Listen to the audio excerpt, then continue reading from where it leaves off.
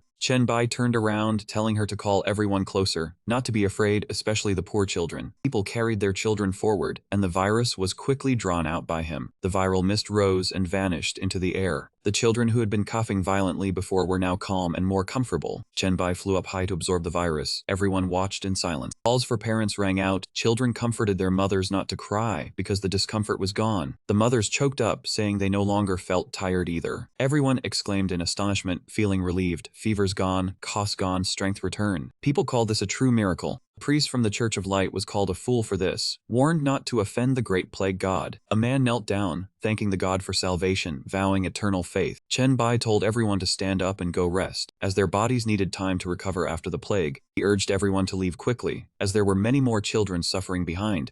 Bai turned away, saying what he wished for was not worship, but that people would no longer be troubled by the plague. Huinium sobbed uncontrollably, not knowing how to praise his greatness. Elena raised her hand, urging everyone not to disturb the Divine One anymore, to follow her away from the Arnold Bridge to spread the god's compassion throughout Florence. Suddenly, a formidable foot stepped into the square. People's joy quickly turned to worry and panic as they realized the knights of the church had arrived. A shout rang out accusing someone of claiming to be divine and spreading heresy. The captain pointed at Bai, asking if he was the one claiming to be the plague god. He drew his sword and charged forward, shouting that the plague was a punishment from the gods. There was no plague god, you foolish heretics. The corner of Bai's mouth curled up. The opportunity had come. A group of knights slashed at him simultaneously, swords piercing through his body. This was the chance to fully become a deity. The captain raised his sword high, declaring the heretic eliminated, ordering everyone to kneel and repent for being bewitched, saying this was the reason they suffered the plague. Suddenly, a knight stammered, calling the captain, pointing at Bai. Everyone was astonished to see Bai still unharmed, without a scratch. Elena picked up a stone, raised it, and shouted at the damned men. Bai raised his hand to stop her, telling Elena to stand down. He was not hurt. She looked up, saying the plague god naturally would not be harmed by mere swords, but they dared to lay a hand on him. Elena gritted her teeth, believing the god should punish the foolish knights of the Church of Light. Elena's words stunned the captain and his men. Bai said softly she was wrong. He would not hold a grudge, bear resentment, or punish them. Even if stabbed how many times, he would continue to help people escape the plague. The crowd simultaneously raised their hands and shouted, calling him the true god, the merciful Lord, vowing to follow him forever. All three knights stood frozen, eyes wide in disbelief. The scene shifted to the Church of Light. Haken leaned on his hand with an annoyed voice. In just 3 days, that heretic had gotten 90% of the city's population to follow him. On Sunday, only 7 people came to the cathedral. He should have been killed that day. John replied, maintaining his viewpoint, reminding Haken of what had happened over the past 3 days. He recounted the young man appeared suddenly, demonstrated the ability to dispel the plague, and in just 3 days had gone throughout the city healing people. John continued, he also taught the believers how to prevent disease, care for and treat those who had just recovered but were not yet healthy. He frowned, although the young man's teachings were hard to understand, full of new words like tiny organisms, hygiene, and germs. He did not restrict or demand offerings from believers. John added, the young man also said a merciful God would not let good people fight over beliefs. If they had acted that day, in everyone's eyes, who was the God and who was the devil would have been clear. Haken sneered, saying John sounded like he was already a follower of the plague cult, then gritted his teeth in frustration, and asked if he cared about the church and their master. John answered frankly that the master was a true God of high wisdom, no need to worry. What needed concern was oneself, and he had already written a letter reporting everything to the Pope. Chen Bai raised his hand to look at the condensed virus mass. This was the plague live seed. In a noble's room, he thought the virus in Florence had condensed into this form. Knowing how to collect it was good news, but the progress was too slow. The system reported condensation progress, and 0,001 gained the plague suppression pillar ability, setting up a plague pillar that allowed those who prayed to transfer their disease into the pillar. Chen Bai pondered. It seemed he would have to travel the world to fully condense it. Lena entered, interrupting his thoughts, saying the faithful believers were waiting for him. He nodded, saying he knew. After that, Chen Bai slowly stepped outside, with all eyes fixed on him in utmost admiration. He bowed and kowtowed, all things withered, yet living beings endured forever. Chen Bai smiled lightly, saying that the plague in Florence had been purged and now he had to set off to other places. Before leaving, he would leave a gift for everyone. He raised his hand toward the virus and plague spirits, explaining that this was the plague pillar. Those who prayed and received baptism before this pillar would have their illnesses removed. The crowd was moved and cheered, thanking the great deity for bestowing a miracle.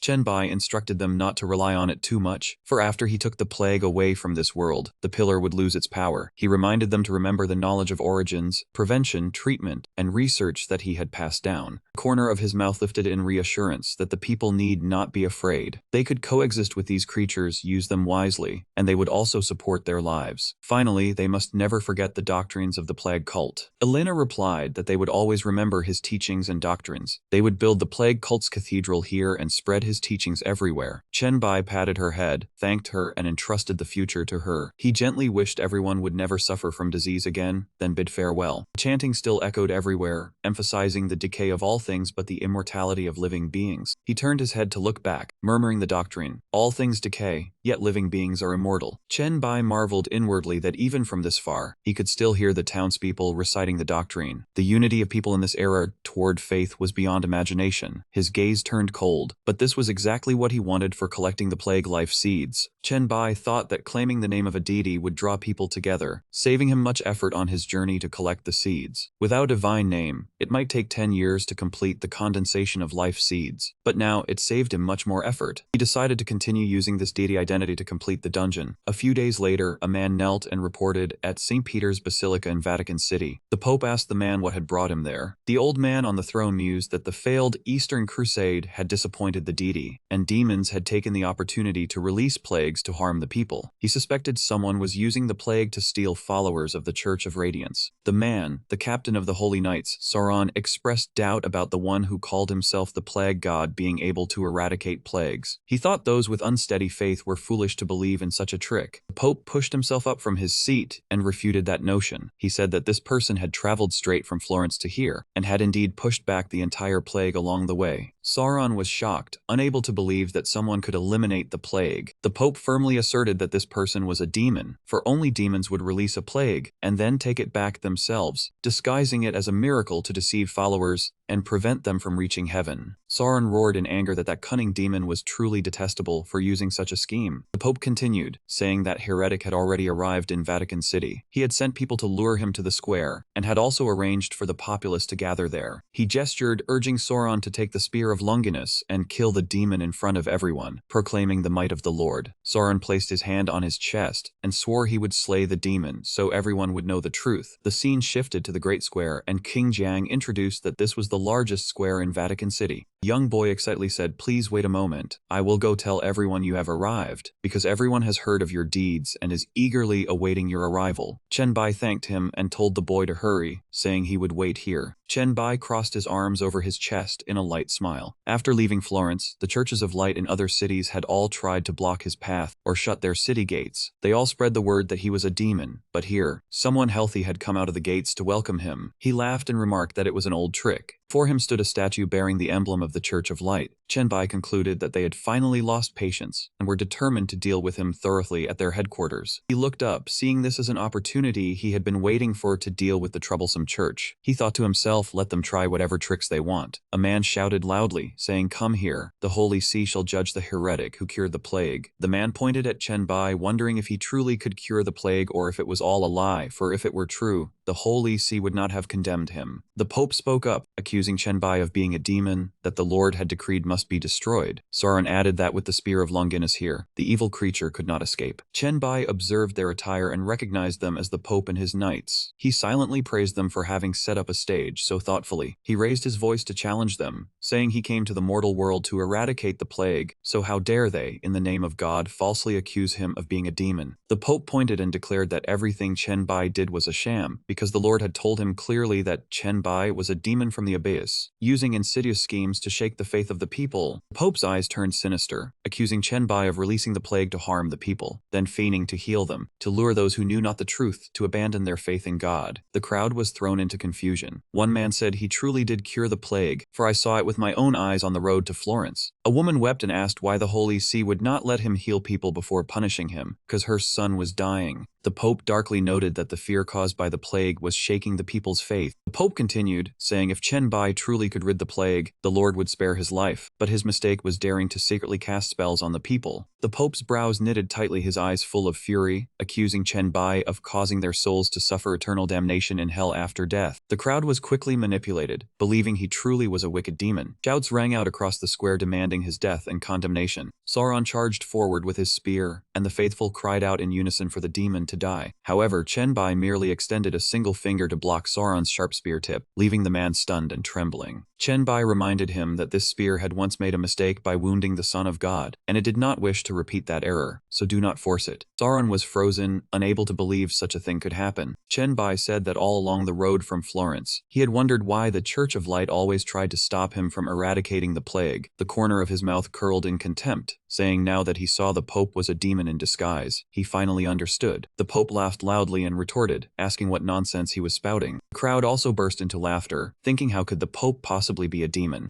Chenbai clenched his fist and lunged forward, saying whether the Pope was a demon or not, everyone would soon know. With that, he threw a punch straight to the old man's neck. The guard shouted in panic, saying the Pope had been killed. Someone hurry and save the Pope. Sauron swung his spear and charged again, growling that he had been a fool to be distracted by Chenbai's questions. He declared Chenbai was indeed a demon. Chenbai said softly, demanding the demon usurping the papal throne to reveal its true form. Sauron was dazed, not understanding what was happening. Suddenly, on the head of the aged Pope, a horn sprouted, and his teeth transformed into unimaginably sharp fangs. Everyone cried out in fear, saying that was the horn of a demon, not knowing what had happened to the Pope. The Pope gnashed his teeth and spat out each venomous word, saying he would kill Chenbai. Chenbai laughed inwardly, for that was exactly what he wanted. He thought that his own power was too terrifying for the people of this era, and if he used it, everyone would fully believe the Pope's slander. Chenbai recalled that arguing with the Pope had been foolish. Even releasing the virus to kill him would not have fully convinced the people. Fortunately, he had this item, the distilled essence of an A-grade demon bloodline, condensed when he went to pick up Meng Meng. He planned to use the memory filter when injecting it into the Pope's body and crushing it, while also injecting zombie virus as a dual insurance measure. The system notified him that the item, Acma A+ bloodline essence, had been used. Whichever took effect, the Pope would be regarded with suspicion by the congregation and truly seen as a monster. At that moment, the Pope opened his mouth wide, holding a ball of fire, ready to spit it out. Everyone screamed in alarm, shouting that it was a demon. Run away quickly. Chenbai crouched into an attacking stance, saying the demon's fireball was an effect of the bloodline essence. The overall situation was set, but the requirements to use this A-grade demon bloodline were very strict. Sauron was astonished to see the Pope was truly a demon. Chenbai judged that the old man's body would soon collapse completely, for it could not withstand the power of such a bloodline.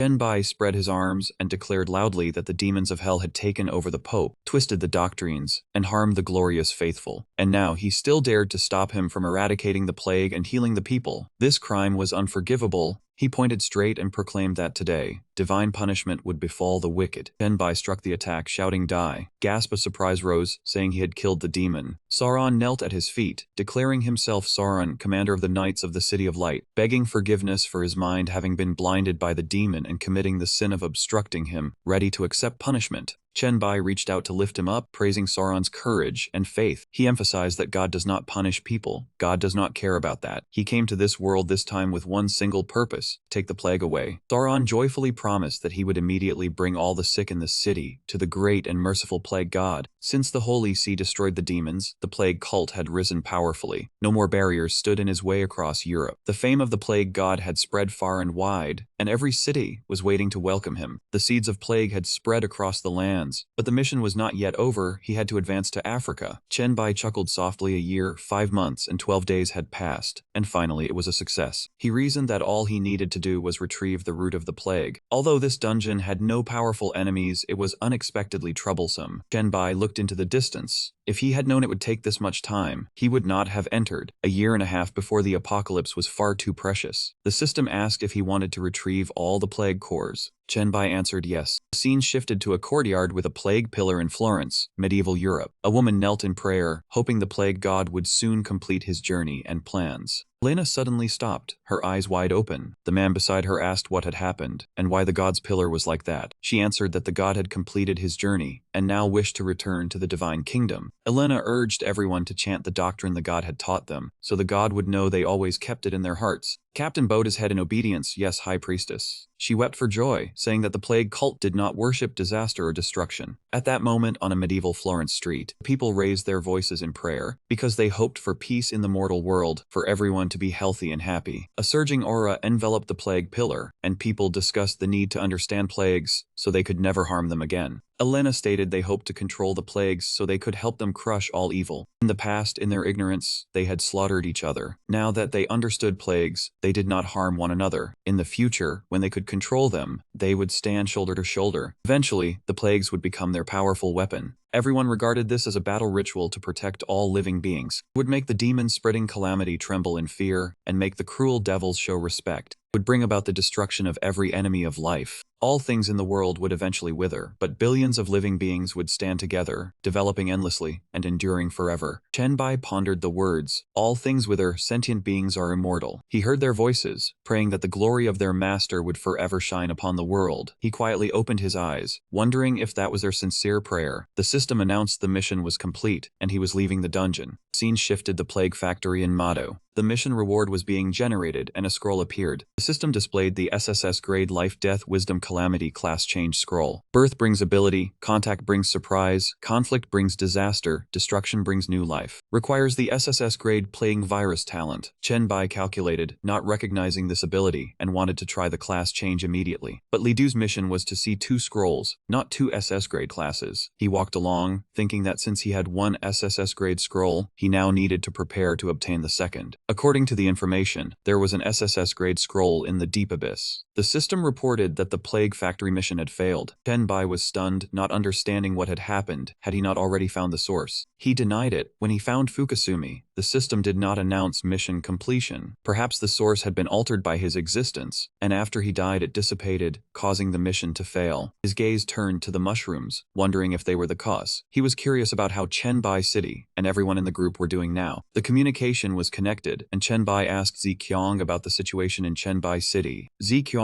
said everyone was rebuilding, and she had chosen the location for the supercalculus center and production lines. After his guidance, everyone had a direction to strive for, but their strength had not changed since it had only been 4.5 days. Chen Bai's eyes widened in surprise. He had clearly been in the dungeon for a year and a half. Looking down at the necklace, he realized the time watch had merged with his body, appearing or hiding at his will. It had manifested on its own in the dungeon, and only it could make a year feel like a day. The system displayed the chat. Han Xiao announced that his and Chen Bai's Plague Factory mission had failed. Everyone asked about the SSS grade scroll and Chen Bai's safety. Liu Hui reassured them. A failed mission did not necessarily mean something had happened. Chen Bai chuckled softly. It turned out Han Xiao had also received a mission, but it was certainly different from his, because he had the plague mark. He helplessly reviewed the group messages from the past few days. Yizi asked if Chen Bai was sad and offered a warm hug. Liu Hui teased him, making Yizi want to duel. The conversation continued, everyone consoling Chen Bai, saying he was the strongest person they had ever met. Han Xiao explained that the dungeon was opened by a 7th level boss sacrificing himself, so failure was normal. The information on the SSS grade Life Death Wisdom Calamity class change scroll appeared. Chen Bai had not failed the dungeon. The failure was due to a key NPC being sacrificed. Everyone in the group group happily congratulated Chen Bai, and Han Xiao suggested upgrading the chat group to an alliance. Yi Zai explained the benefits of upgrading, though the fee was a bit high. Chen Bai said he had intended to do this for a long time, but wanted to ask everyone's opinion first. One person's prosperity meant everyone's prosperity. The chat group would be much better off. Chen Bai created a poll about upgrading the chat group to an alliance, and if more than 2/3 agreed, it would proceed. Han Xiao suggested he go back to his place to rest. Chen Bai declined the warm bed, just needing a villa in Mado to clean a room and rest. The scene shifted to an upscale villa area, and he praised the wonderful space. He observed his surroundings. His heat tracking and virus tracking found no living creatures, so it seemed safe. At that moment in the basement, Yen Su stammered that someone had entered, frightened. Yen Kai reassured her, intending to deal with that man, but Yen Su stopped him, begging him to just chase the man away, not kill him.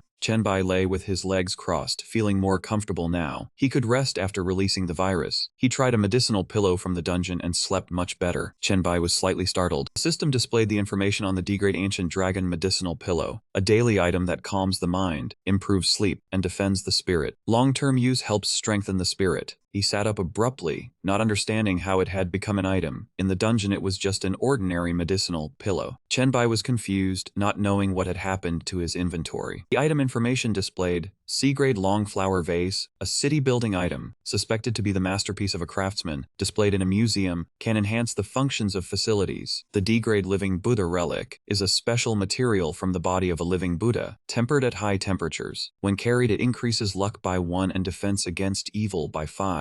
The D-grade Marabbit coin is a city-building item. When displayed, it increases facility income. The C-grade Eye of Horus is equipment that can be restored, activating a shield charged by moonlight. He was confused, wondering if more than half of the things he brought out from the dungeon had turned into items. He had never heard of such a thing. Chen Bai suddenly remembered he had also brought back the Spear of Longinus from the dungeon. Because he had seen this SS-grade weapon in his past life, he had looked at it a few more times. He reached for the spear, remembering that Sauron, the captain of the Holy Seas Knights, had gifted it to him when he left the Vatican. Chen Bai was delighted. The Spear of Longinus had also turned into an item, and the system displayed it. The S-grade Unawakened Spear of Longinus is a long weapon, increasing all attributes by 3, repelling darkness and unclean creatures, and dealing an additional 200% damage. Killing evil creatures will gradually awaken it, with more than 10 kills remaining. His gaze became profound. Items like the Spear of Longinus had existed on the blue planet, but had become items due to the universe's will, each possessing their own hidden characteristics. Chen Bai was doubtful, though he did not know the reason the only spear was now in his hands. Without it, could Mr. Raka still become a powerful emperor? Suddenly, his hand felt a sensation like an ant bite, and he wondered why it hurt a little. Chen Bai turned his palm over. The whole hand was red. Was the Spear of Longinus repelling him? He pondered. It seemed he belonged to one of the 5 types of wickedness: darkness, downfall, abyss, and filth in its eyes. Chen Bai confirmed. At F rank it could already burn him. At S rank it would surely melt him, truly a counter weapon. He reached out to withdraw the flame and store it away. This world would have one less threat. Suddenly the room door opened on its own. Chen Bai was puzzled. He had clearly locked the door. A sharp knife flew in from nowhere. He quickly caught it between his fingers. His gaze turned cold. He sensed no virus or heat. It must be a creature using mental power to control the knife. Its level must be very low. He swung his hand to bring the knife down. Using his gaze fire to incinerate it could kill it instantly but would also destroy the room. Chen Bai thought it was a headache, possessing nearly 300 mental attributes, but only one skill that dealt spirit damage. He looked at the system screen, planning to use the virus points he had collected to find a more effective skill. The black light virus was not strong against the spirit, so what about the spirit virus line? Chen Bai slowly stood up. Without a pathogen, he could not unlock the skill tree. Still, he would see if any virus in his possession could evolve into mental power. He quickly discovered there was one, and his current points were enough to use it. The system announced the zombie virus evolved into the progenitor virus, then into the T virus, and finally into the T virus mental enhancement type. He glanced at the knife lying on the floor. Chen Bai's voice turned cold. Why not strike again? Ran away, did it? Let me see what kind of spirit body it is. The system displayed the telepathy skill, telepathic perception, and telepathic vision had been unlocked. At that moment he fell into a focused state. Yen Xiu hugged Yen Qi to stop her. Sister, please don't. Let's go. She screamed fiercely. Sister will kill him, that wicked man who just ran into our house. He pondered. A complete spirit body with such high intelligence should not be low level. Why would it only know how to attack with a kitchen knife? Chen Bai looked indifferently. Now he could use telekinesis to lock them in place. Let him try using mental perception to see. Yen Qi was determined to kill the intruder to protect her sister. The system reported Yen Qi, an evolved human, talent type dual Evil Spirit, Level 5 Stage 2, Spirit 15 Abilities Object Control, Evil Thought Intrusion. Yangsu tried to convince her. He doesn't intend to hurt us, sister, please calm down. The information displayed, Yangsu, an evolved human, talent type Dual Spirit, Good Spirit, Level 5 Stage 2, Spirit 15 Abilities Object Control, Good Thought Comfort, Flock of Sheep. He crossed his arms and pondered, so the two of them were evolved humans, with a form-changing talent type. He had never met so many of them before. Yanqi swung the knife and charged forward. Chenbai used telekinesis to grab her hand and said softly, Yanqi, right, calm down, I won't hurt you. My mental power is 20 times stronger than yours. This is your last chance. Yanqi grunted while Yansu begged desperately, sister, please don't hurt her. He made a request, I won't hurt you too, but you must listen to me. She shouted, you damn bastard, what kind of brother are you? What perverted thoughts do you have? Come at me. Don't bully my sister. Chenbai chuckled lightly. What perverted thoughts do I have? Or is it you who are thinking about that? Yankai retorted angrily, go die. He reached out and asked, you two stay there, I have a few questions. Do you know what happened to this world? Do you know how to use the evolve human mask? She replied, brother, we know what happened. We also know how to use the evolve human mask, and we often browse the forums. She showed a look of disgust. Of course I know. Many people have died, a bunch of pests, they deserve to die. Chenbai wondered, then why are you two only level 2? Not daring to go out and kill monsters for experience? Yansu spoke up. It was me who held my sister back. She stammered, they were also humans before, I couldn't bear to hurt them, besides they can't harm us anyway. Chenbai's voice turned cold. Foolish. Those who can hurt you will appear sooner or later. And then what, are you going to deal with them with your level 2 strength? Remember, your talent is very dangerous, because it comes with emotions. He said angrily, don't let your emotions turn you into foolish saints or weak, crazy fanatics. Chenbai guided them. Close your eyes, feel your own power carefully and try to control it, then use your reason to think about what you should do. A tremor erupted, causing Yansu to wail. I should help others, be a good person, help everyone. Yanqi shouted, kill all the dogs in this troublesome world. Anyone who bullies my sister must die. He observed the two trembling girls. It seemed their reason was severely invaded. Chenbai said sternly, if they don't receive serious training, they will quickly turn into low-level spirit bodies acting on instinct, becoming pure monsters. He pondered, to train spirit bodies affected by emotions, he first had to minimize the impact of energy on them. Chenbai reached out, might as well play with them a bit using telepathy. It could also train his control ability. He lowered his hand, let him try full suppression. The two were pushed back and shouted, what do you want to do?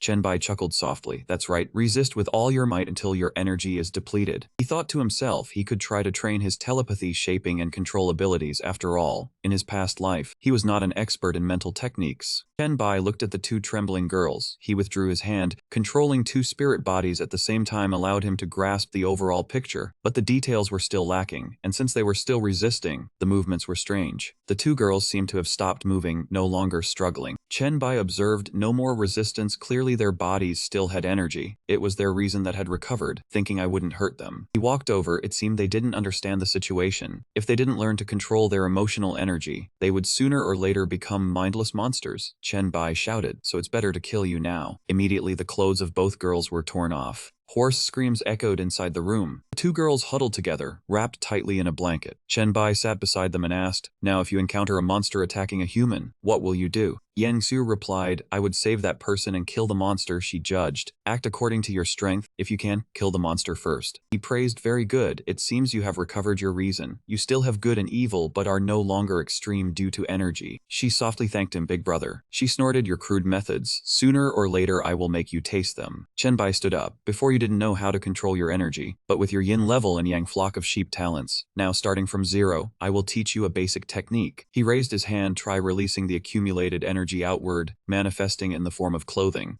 Words left both girls stunned. They looked at the equipment on their bodies. Chenbai turned and said, the energy you reserve must be based on your own ability. Once you master it, I will take advantage of the days off to level you up a few times. The scene shifted to the Ma-Du Instance Dungeon, Hong Sing Mental Hospital. Yansu activated her skill, Good Spirit Remnant Heart Liberation. Yanqi did the same, Evil Spirit Evil Thought Melody. The two girls coordinated, Yin level Evil Thought Extraction, Yang Flock of Sheep Good Thought Convergence. The system announced, the mini-boss head nurse had been eliminated. She clung to his arm and asked, how do we do, big brother? Chenbai reminded her, don't secretly infuse evil thoughts into me, it won't work. Yanqi was caught off guard, turned away sharply. It must be because you're some deep-rooted creature so evil thoughts have no effect. Suddenly, the system screen displayed something that caught his attention, a message from Meng Meng. A message appeared, Meng Meng sent a request. Chenbai Master, the Sword Immortal wants us to help clear the evil grade secret realm dungeon. He replied he truly was not the Sword Immortal, but if he had the time, he would certainly help. Chenbai accepted the introduction introduction through a private message, then nodded in agreement. The party still had one empty slot, and Yi Zi was hesitating over who to choose. The evil Grade Shu Mountain Path dungeon was described as more difficult than reaching the heavens, with endless mountain roads, thick clouds and mist, and every step being a trial. Without the Immortal's permission, intruders would fall into the abyss. Only the immortalized Avar number 098 as the party leader could enter, with a maximum party size of 4 and a total level not exceeding 10. Chen Bai smiled faintly. So the level limit was why they were in such a hurry. He thought to himself the sword immortal in his past life had probably fallen here, because he could not find trustworthy teammates. Another message arrived. Chen Bai arrived just in time. I have not changed classes yet, so my level is stuck at 10. Let us party up together. Ba Wang grabbed the last spot. Yi Zi agreed, and Liu Hui said cheerfully, I am coming now. Fellow cultivators of the sword immortal path have already announced on the channel. This time I will accompany you. Please forgive me, everyone. Ba Wang sneered mockingly. How much did he pay you? I will offer double. Yi Zi spoke up. Do not discuss the chrysanthemum matter anymore. He sighed softly. This matter concerns the traditional path of cultivation in this country, so I brought Zhengxu along. Next time there is a dungeon, I will definitely prioritize everyone. He spoke up. Alright, let us stop here for today and head home. Yan Qi was slightly surprised. Are we not continuing? I still have the energy to fight. Chen Bai replied, never mind, the monsters behind are not something you all can handle. The boss attacks with mental force. Rushing in now would just be throwing away your lives. She let out a light snort while Yan Shu happily obeyed. I will listen to you, big brother. At this moment inside the dungeon, amidst the Shu mountain range, a thatched cottage stood at the foot of the mountain. Seeing him appear, Meng called out Master. She introduced Master, this is Zhen Xubuxu. The friend nodded slightly. Chen Bai Sr., just call me Zhenxu. Suddenly, behind Zhenxu, another person appeared. Bai Qiang patted his shoulder. Chen Bai, finally able to meet you. He awkwardly corrected, my name is Su Ziqiang. I truly am not the sword immortal. Chen Bai waved back, greetings, everyone. Zhengxu Ziqiang was slightly surprised. Oh, Ziqiang, you carry so many swords. You must have a special talent for weapons, right? Ziqiang confirmed. That is right, everyone look at this. The system displayed clearly. When a sword immortal uses sword equipment, they can activate sword kai, with power depending on their own mental strength. They can also create sword techniques themselves. Each creation will permanently increase all attributes, with the amount of increase depending on the rank of the move. Chen Bai nodded slightly, not a bad talent. Ziqiang smiled sheepishly. It is just average, Chen Bai flatters me. He turned to everyone, since we are all here, let us set off. The group moved to the start of the mountain path amidst the Shu mountain range, and Ziqiang reminded, have everyone accepted the mission prompt? Climbing from here to the peak completes its Shu mountain path. Meng judged, judging by the brief description, the mountain path is definitely not easy to traverse. Chen Bai spoke up, I am looking forward to the surprises on this climb. Let us go up.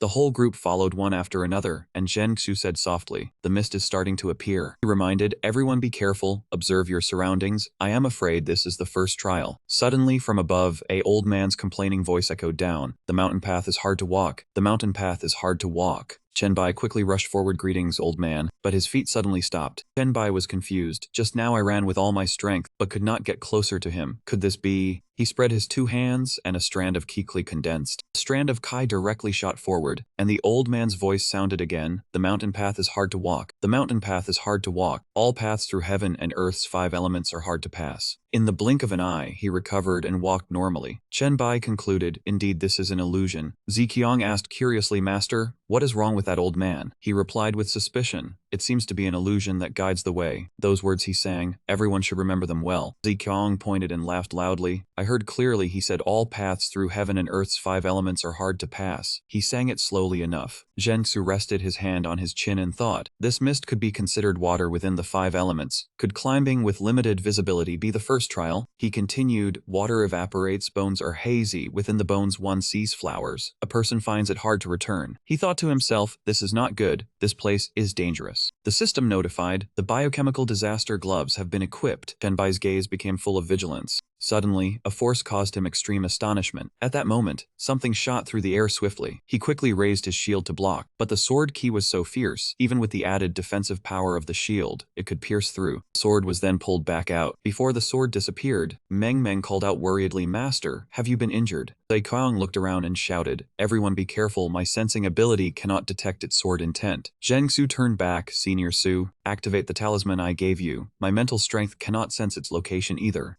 Ziqiang held up the talisman in his hand and a layer of golden protective barrier immediately expanded, the golden light defense talisman. Zhenxu determined, it is coming, direction due east, lead with the thunder technique. At that moment, a sword shot out and stabbed straight into protective barrier right above Chenbai's head. He observed, truly a fine sword. Zhengxu shouted, Chenbai, be careful, the golden light barrier will not hold for long. The protective layer shattered, Chenbai caught the sword with his bare hand, no worries, I have subdued it. Meng Meng praised, master is truly formidable. Zhengxu and Ziqiang were both astonished, unable to understand why this flying sword was so obedient. Chenbai smiled faintly, let me show everyone how powerful this sword is. The system displayed, 5-element sword spirit, water blue jade, level 12, strength 60, speed 120, constitution 60, mental strength 60. Skill Azure water wandering dragon, the more water vapor, the greater the power. While in water all attributes are multiplied by 10, armor piercing attack power plus 10, when dry all attributes are reduced to 1/10. 5 elements generate and overcome, when fighting against a metal attribute sword spirit, it gains additional metal sword spirit attributes. The system repeated the details. 5-element sword spirit, water blue jade, level 12, strength 60, speed 120, constitution 60, mental strength 60. Azure water wandering dragon, the more water vapor, the stronger the power. In water all attributes are multiplied by 10, armor piercing attack plus 10, when dry only 1/10 of its strength remains. 5 elements generate and overcome, gaining additional attributes against metal sword spirits, restrained by earth, and when gathering all 5 elements, more skills and special rewards are unlocked. Zhensu scratched his head, the more water vapor the stronger. No wonder my golden light barrier only lasted half a second. In this kind of mist the power could be amplified 3 to 5 times. Ziqiang exclaimed, a good sword, and a good sword spirit too. He replied, if this sword spirit were in Ziqiang's hands it would perform better, but I had to use special methods to restrain it, so I cannot hand it over to you. Ziqiang waved his hand to decline, no need, I will nurture my own sword spirit. That way it will be more intimately connected. Meng Meng asked curiously, master, this path is hard to traverse with the 5 elements. We must probably need to collect all 5 types of sword spirits, right? Chenbai sighed softly, unfortunately, I can only control 3. If there is a chance later on, I will return to collect all 5 sword spirits. The system displayed the skill. Biochemical disaster. The brain of a high-level lord can permanently control 3 creatures with mental strength lower than its own. He turned around, the danger has passed. Let us continue on our way. Ziqiang followed behind. Chenbai Sr. is both powerful and all-capable. This poor cultivator feels that this kind of dungeon will definitely succeed. Now I understand why Wia handed over equipment and skills and demanded a spot in the party. 10 minutes later the group gathered together, and Chenbai spoke up. The mist has dissipated. It seems the first trial is over. Meng Meng stretched, with the mountain path this long and the 5 elements hard to pass. Have we only walked 1/5 of the way? Suddenly Ziqiang pointed ahead. Everyone look. He observed, there is a woodcutter. He looked in the direction Ziqiang pointed. The man spoke, the Shu road is hard to walk. The Shu road is hard to walk. All paths through heaven and earth's 5 elements are hard to pass. In the forest there are monsters. Even the grass and trees become soldiers, truly terrifying. Chenbai smiled slightly. It seems this time it will be a chaotic battle, not bad at all. In front of them, countless monsters began to appear. He smiled sinisterly, because this is the moment I like the most. Zhen Enxu observed, according to the lyrics, this trial probably hides many monsters within the forest, and the sword is probably hidden there too. Ziqiang interrupted, no need to guess wildly about the woodcutter's song. Suddenly he froze, it is already over. In that instant, Chenbai had already swept through the entire horde of monsters. The system displayed, 5-element sword spirit, wood hidden in water, level 12, strength 50, speed 120, constitution 70, mental strength 60, skill vast woodland calm when in a place with lush vegetation. All attributes are multiplied by 5, can hide within plants to accumulate power, and when full fires out with 10 times the power and penetration. He nodded slightly, water generates wood, very good, it can merge into plants. Meng Meng waved her hand, stop staring blankly, let us continue on our way. Ziqiang scratched his face, what exactly did I come here for again? That person continued to mutter, the road to Shu is difficult. The road to Shu is difficult. The barriers of heaven, earth, and the 5 elements are hard to pass. The road is full of dangerous rocks and gravel, bones crushed, and bodies shattered, falling into the deep abyss. Suddenly, a burst of sand and wind descended from above. All 4 people hurriedly lowered their heads and covered themselves with their hands.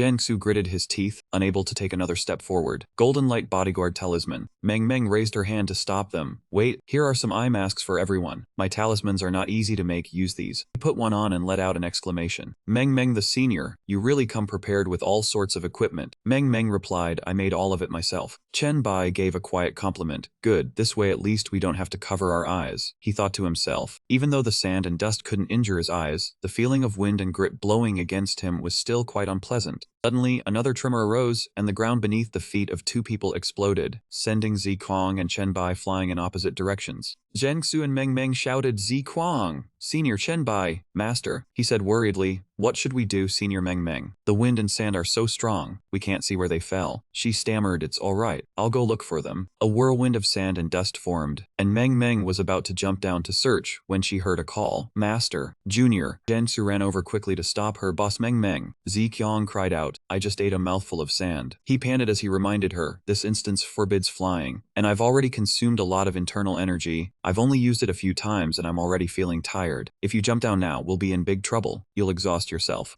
Jiangsu crossed his arms and stated, I think we should find a way to deal with the precipice breaker sword, to avoid being pushed down. He looked up, because the sand and dust block my spiritual energy. I can't predict the timing or position of the next attack. Tenbai replied, it's simple. Before it attacks, it will create a tremor for about half a second. Use your heart to sense it. Don't let the wind and sand affect you. The moment you feel the tremor, dodge immediately. Ziqiang said gratefully, truly worthy of the name Senior Chen Bai. You grasped the key detail after just one encounter. Chen Bai turned around and instructed, alright, you all stand here and wait for the next attack. If anyone can't react in time, stand close beside me. Meng Meng acknowledged, yes master. Both of them answered in unison, yes, Senior Chen Bai. Suddenly, at that moment, another powerful tremor occurred. Everyone quickly ran forward. He chuckled softly, good, it seems we found a way to dodge the precipice breaker sword. So, let's quickly pass this barrier. Meng Meng asked curiously, master, this place should be the earth spirit sword, right? Don't you need it? Chen Bai shook his head in denial, no need. Jiangsu explained the Earth Spirit Sword not only cannot synergize with Senior Chen Bai's Water and Wood Twin Spirit Swords, but on the contrary, it also counters the Water Spirit Sword. He looked around, that's right, I can only control 3 swords, so the remaining choice must be metal or fire. A moment later, the woodcutter appeared again and sang, the road to Shu is difficult, the road to Shu is difficult, the barriers of heaven and earth and the 5 elements are hard to pass. The scorching sun burns fiercely, making one dizzy and speechless. Jiangsu couldn't catch his breath. This is bad, I'm about to get roasted to death, I can't sweat anymore.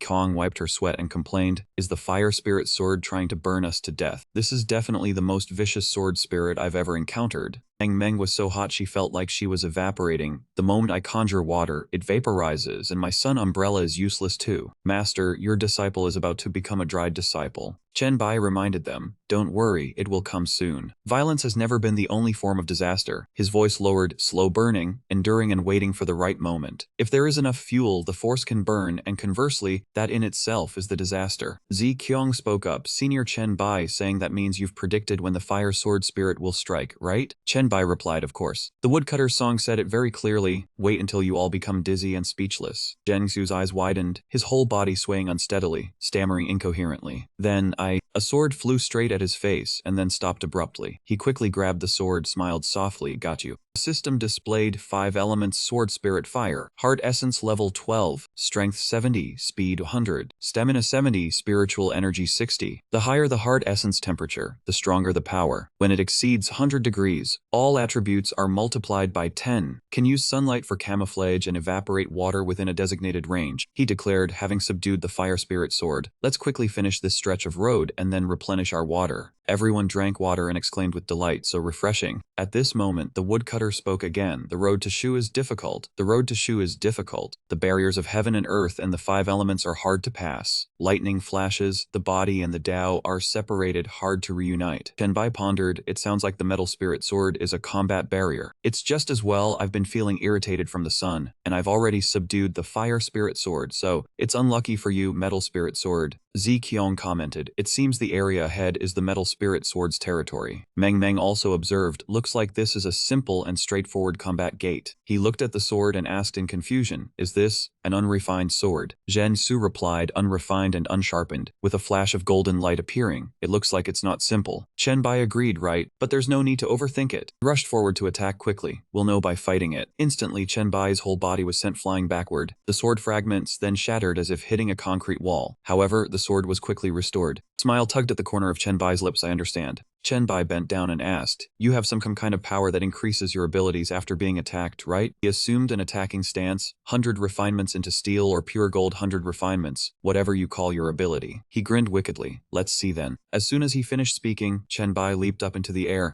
clenched his fist, preparing to unleash a punch filled with internal energy. A resounding explosion occurred directly. Shen Su asked, did you all hear what Senior Chen Bai said? Ziqiang replied, I heard it. I was just thinking whether that sword could level up infinitely. He was stunned. I was thinking the same thing. After the smoke and dust cleared, the sword appeared gleaming brightly as if it had just been dipped in water. Chen Bai held up the trembling sword in his hand. Is this the golden glint sword? It's as thin as a cicada's wing, but its resistance is very strong. He chuckled lightly. I estimate its strength is approaching 200. It probably sacrificed stamina to boost strength and speed, right? All swords have a total attribute of 300, but your stamina has been converted into strength and speed. Chen Bai gripped the sword tightly. So what is your stamina value? He broke it quickly. The system announced that he had destroyed the 100 refinement metal spirit sword and received 25,000 experience points for his combat contribution. He was a little disappointed. This feeling only has 10 points. Good thing I didn't choose the metal spirit sword. I don't like the feeling of being constantly beaten and pushed into a corner. Besides, this guy died too easily. Meng spoke up. The old woodcutter has come out. The woodcutter intoned, the road into Shu Mountain is difficult. The road into Shu Mountain is difficult. The barriers of heaven and earth and the 5 elements are hard to pass. Pass by them, the 5 elements are spread across the entire mountain. The endless road is even harder to traverse. This old man advises you not to go on. If your Tao heart is not firm, the road will not open. The woodcutter went inside. Only by turning back can you seek the immortal path. Only by turning back can you seek the immortal path. She was bewildered. Master, what do we do if he says that? Chen Bai concluded, this is bad. He instructed Ziqiang, from now on we have to walk a long stretch of road, you must go in front. Zheng Xu spoke up, I understand. The endless road, the unsteady Tao heart, the road will not open. This instance of yours is named Seeking the Tao, only you have it. Chen Bai praised this fellow cultivator has high comprehension. So tell me, what is the meaning of the woodcutter going down the mountain? He chuckled softly, I can't say that for sure. His voice lowered, I feel this is a deceptive statement, trying to trick those taking a shortcut. After a long stretch of the journey, the real path lies below. Chen Bai's eyes sharpened. Moreover, when the fake old woodcutter passed by us, I felt a chill run down my spine. He could kill anyone who tries to go down the mountain. Li Qiong scratched her head anxiously. Damn it, how come I can't see anything? Is it that I'm not worthy of passing this gate? As long as you have a heart seeking the Tao, just stay firm. Why would you want to stay on this endless road for too long? Of course I have a heart seeking the Tao, and it's extremely firm. Time passed, and 4 hours later the system announced that the Shu Mountain Path secret instance had been completed and cleared. At that moment, streaks of light suddenly appeared, flashing like divine beams descending. Fell towards everyone's hands. The members who passed the gate received a special reward, the Shu Mountain token. A chest appeared, and the system displayed the rewards have been distributed. You may leave the instance at any time. This instance will not be re-enterable and will be converted into a one-time regular instance for all evolvers to use. The Shushan token was a special item. Holding it granted the title of Shushan Disciple, allowing entry into a special map of the same name. Level 1089 tokens were bound to the individual, non-transferable and non-lendable. Chen Bai mused over this. Level 1089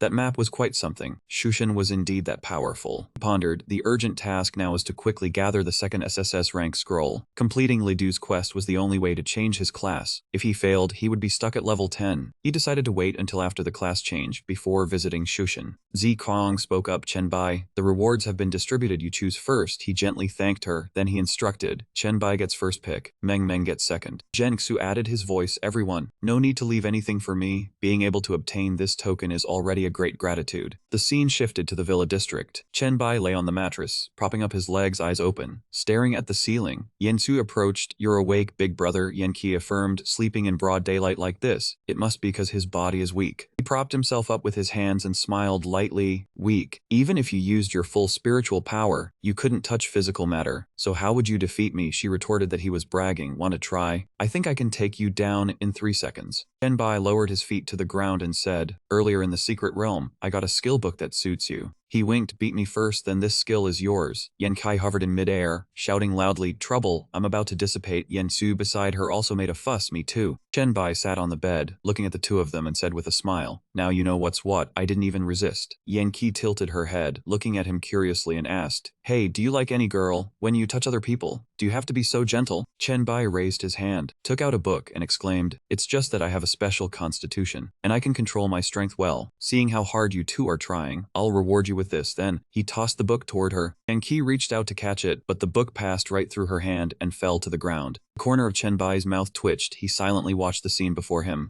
Yanqi held her chest with both hands and said with a laugh, "We'll learn it after we recover. The skill book isn't going anywhere." He immediately stood up and said, "You can learn it anytime. It's also time for me to go handle my own business." Yanku's eyes widened when she heard this. "Brother, you're leaving. Didn't you promise to take us to Jiangcheng?" Chen Bai took out a quest scroll and replied, "This matter is quite important. Once I get back, I'll take you to there." He heard this and beamed with joy, exclaiming, "Then we'll wait for you to come back." The system screen displayed a notification. Akma S rank Hunter class change quest scroll. He looked at it thoughtfully. The notification had reached its limit. It was time to go get the SSS rank class change scroll in the abyss. In his mind, Chen Bai thought of him, mulling it over. After all, if he didn't complete Li Du's quest, he would be stuck at level 10. Immediately after, a selection panel appeared. The S rank Demon Hunter class change quest scroll only drops from the first pure-blooded demon creature killed. There is a unique special class change scroll. Completing the quest within can convert it into a Demon Hunter class change scroll. Yes, no. He stared at it, calculating. Actually, when I first got this scroll, I never thought I'd go for that other class change scroll. After all, it was a trial said to be impassable even by gods. Chen Bai reached his hand toward the agree option, thinking, but now there are no other leads for the SS rank scroll, so I'll just have to try. Immediately after, his figure was teleported to the first level of the abyss. The demons around immediately started chattering noisily. A human,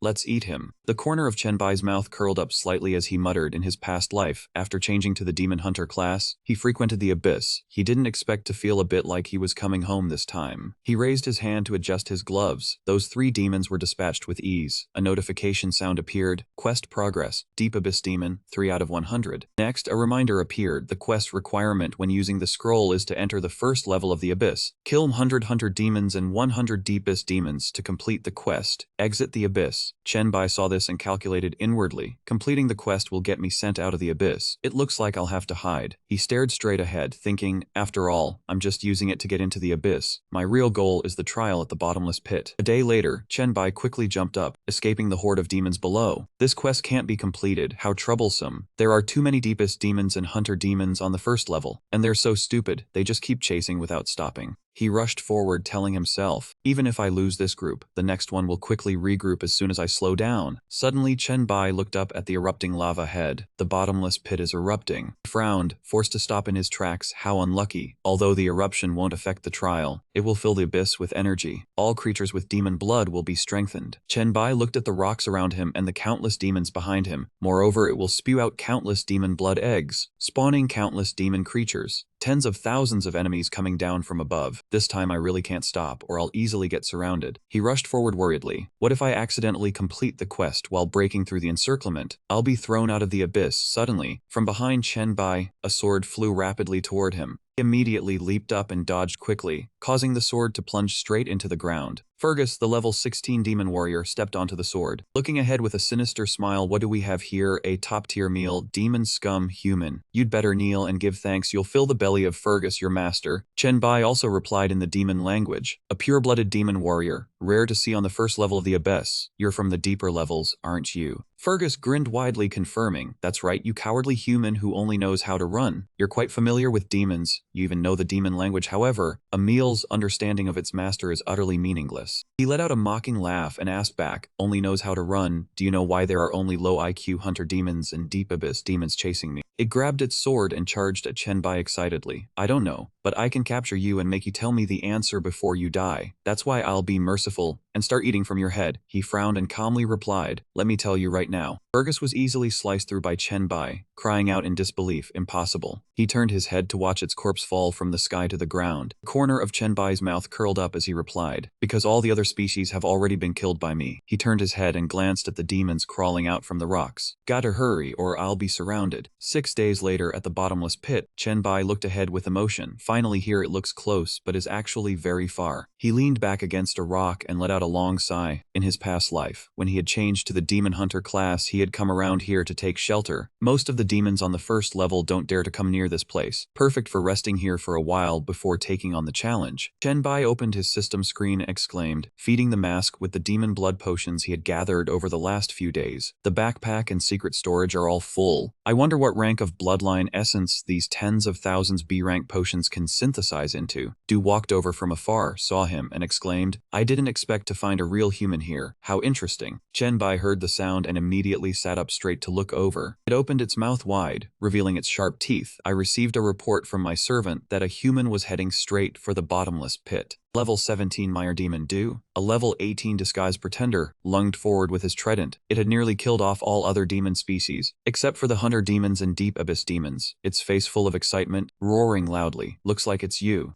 Chen Bai looked at it thoughtfully. A Mire demon was something that shouldn't exist on the first level. He immediately stood up and asked, what's this? Do you all like to come for a stroll when the bottomless pit erupts? Du heard this, sped up his charge, and shouted loudly, this demon prince came here specifically to kill that human. You puny human. How dare you act so boldly in the abyss? Du swung his trident up, used Water Blade Storm, firing off waves of water blades. Facing him, Chen Bai's entire body burst into flames as he looked at the water coming at him. He used Refining Fire Clone to counter the water it created. Chen Bai watched the flames on his body being extinguished by the water stream and asked, a demon prince, which lord are you a descendant of? Du immediately opened his mouth wide and roared excitedly, my father is the lord of the 17th level. It thrust its trident forward fiercely, but Chen Bai sidestepped it and shouted, you're just a worthless piece of trash using a cheap infernal flame slash. Scared shitless. He raised his hand, quickly hardening his muscles, and let out a light laugh. Chen Bai's hand shot straight toward Du. With a gentle force, he smashed its entire face down into the ground, the earth immediately cracking into many pieces. Chen Bai stood up, looking at the swords floating around him. I was just about to enjoy a delicious meal, and you had to show up and interrupt. The one in my storage is quite displeased about this. He stood still, watching the swords pierce different parts of Du's body. Chen Bai said with a calm face as an apology, use your blood as an appetizer for it. From its mouth, bottles of blood potions quickly flew out. He looked at those potions being collected into his backpack with emotion. Tens of thousands of blood potions are probably piled up in the backpack in storage now. I wonder what kind of good stuff they'll synthesize into. After a while, the system screen displayed a notification. C-rank Seawater Trident, a polearm weapon, power plus 25, agility plus C5. Beneath the sea water, when holding this weapon, you gain the effects of underwater breathing and dark vision. Wave Stomper level 1 uses the power of water to unleash a powerful attack. Equipment requirements, strength 60 level 15. The corner of Chen Bai's mouth curled up slightly. Can breathe underwater, not bad. I wonder when I'll ever to use this kind of ability. The dark rock stalactite had stopped spewing treasures, the tribulation had passed, and it was time to begin. Chen Bai stood silently at the edge of the abyss, gazing down below. After a moment he couldn't help but voice his realization. Focusing on the abyss, he had understood that warning. Chen Bai looked at the purple light along with the bright red text that appeared. When you gaze into the abyss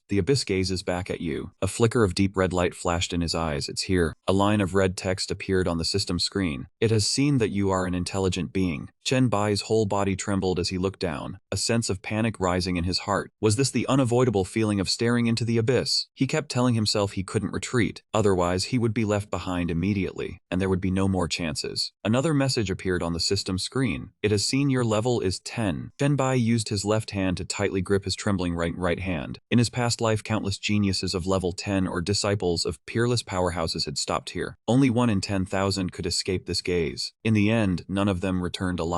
Lines of bright red text kept flashing up. It has seen that you have not yet changed your class. It has seen that you have no bloodline. Chen Bai stood still, forcing himself to face those words. It has seen that you have no S rank or higher equipment. It has seen that you have no external temporary enhancements. It has seen that everything you have was seized by you. It has seen that your power belongs to you. It has seen that you have enough strength to control yourself. It has seen that you don't know what you are about to face. It has seen your name. It has seen your fear and your vengeance. It has seen that you have no strange shield. It has seen you staring silently back at it, letting out heavy breaths without retreating a single step. After a moment, a line of text appeared before him, judging him to be a qualified candidate and opening the path to the abyssal trial for him. Chen Bai startled, lifting his head to look towards the abyss. He braced his knees and looked at the flashing notifications. Upon completing the abyssal trial, you will receive the SSS rank Abyss Lord class change scroll. This scroll is bound to the one who completes the trial. Chen Bai smiled excitedly, thinking, success. Next, a line of instructions appeared. Jump into the abyss to begin the trial. Retreating will be considered a permanent forfeit. He braced his knees and quickly stood up, shouting, "Here I come." Dust and smoke quickly rose high, and Chen Bai's figure had vanished from the spot. A description panel immediately appeared before him. The trial content is to defeat the level 10 illusory incarnation of the Demon Lord. Each floor has special conditions, and after passing each floor, you will have a rest period of 1 minute to 1 hour. If there is no Lord on a floor in the abyss, the image of the previous floor's Lord will be extracted. The notification sound continued to echo in his ears. All states of the trial participant will be restored to their original limits. All items and skill cooldowns will be reset to 0, and all equipment will be repaired. After completion, the trial will begin. Chen Bai was startled and thought excitedly, a full cooldown reset, then even the 70-year clock skill could be used. Immediately after, a line of text appeared stating an error had occurred, unable to restore the trial participant to their peak state. Seeing this, he couldn't help but curse, not expecting such an unexpected event.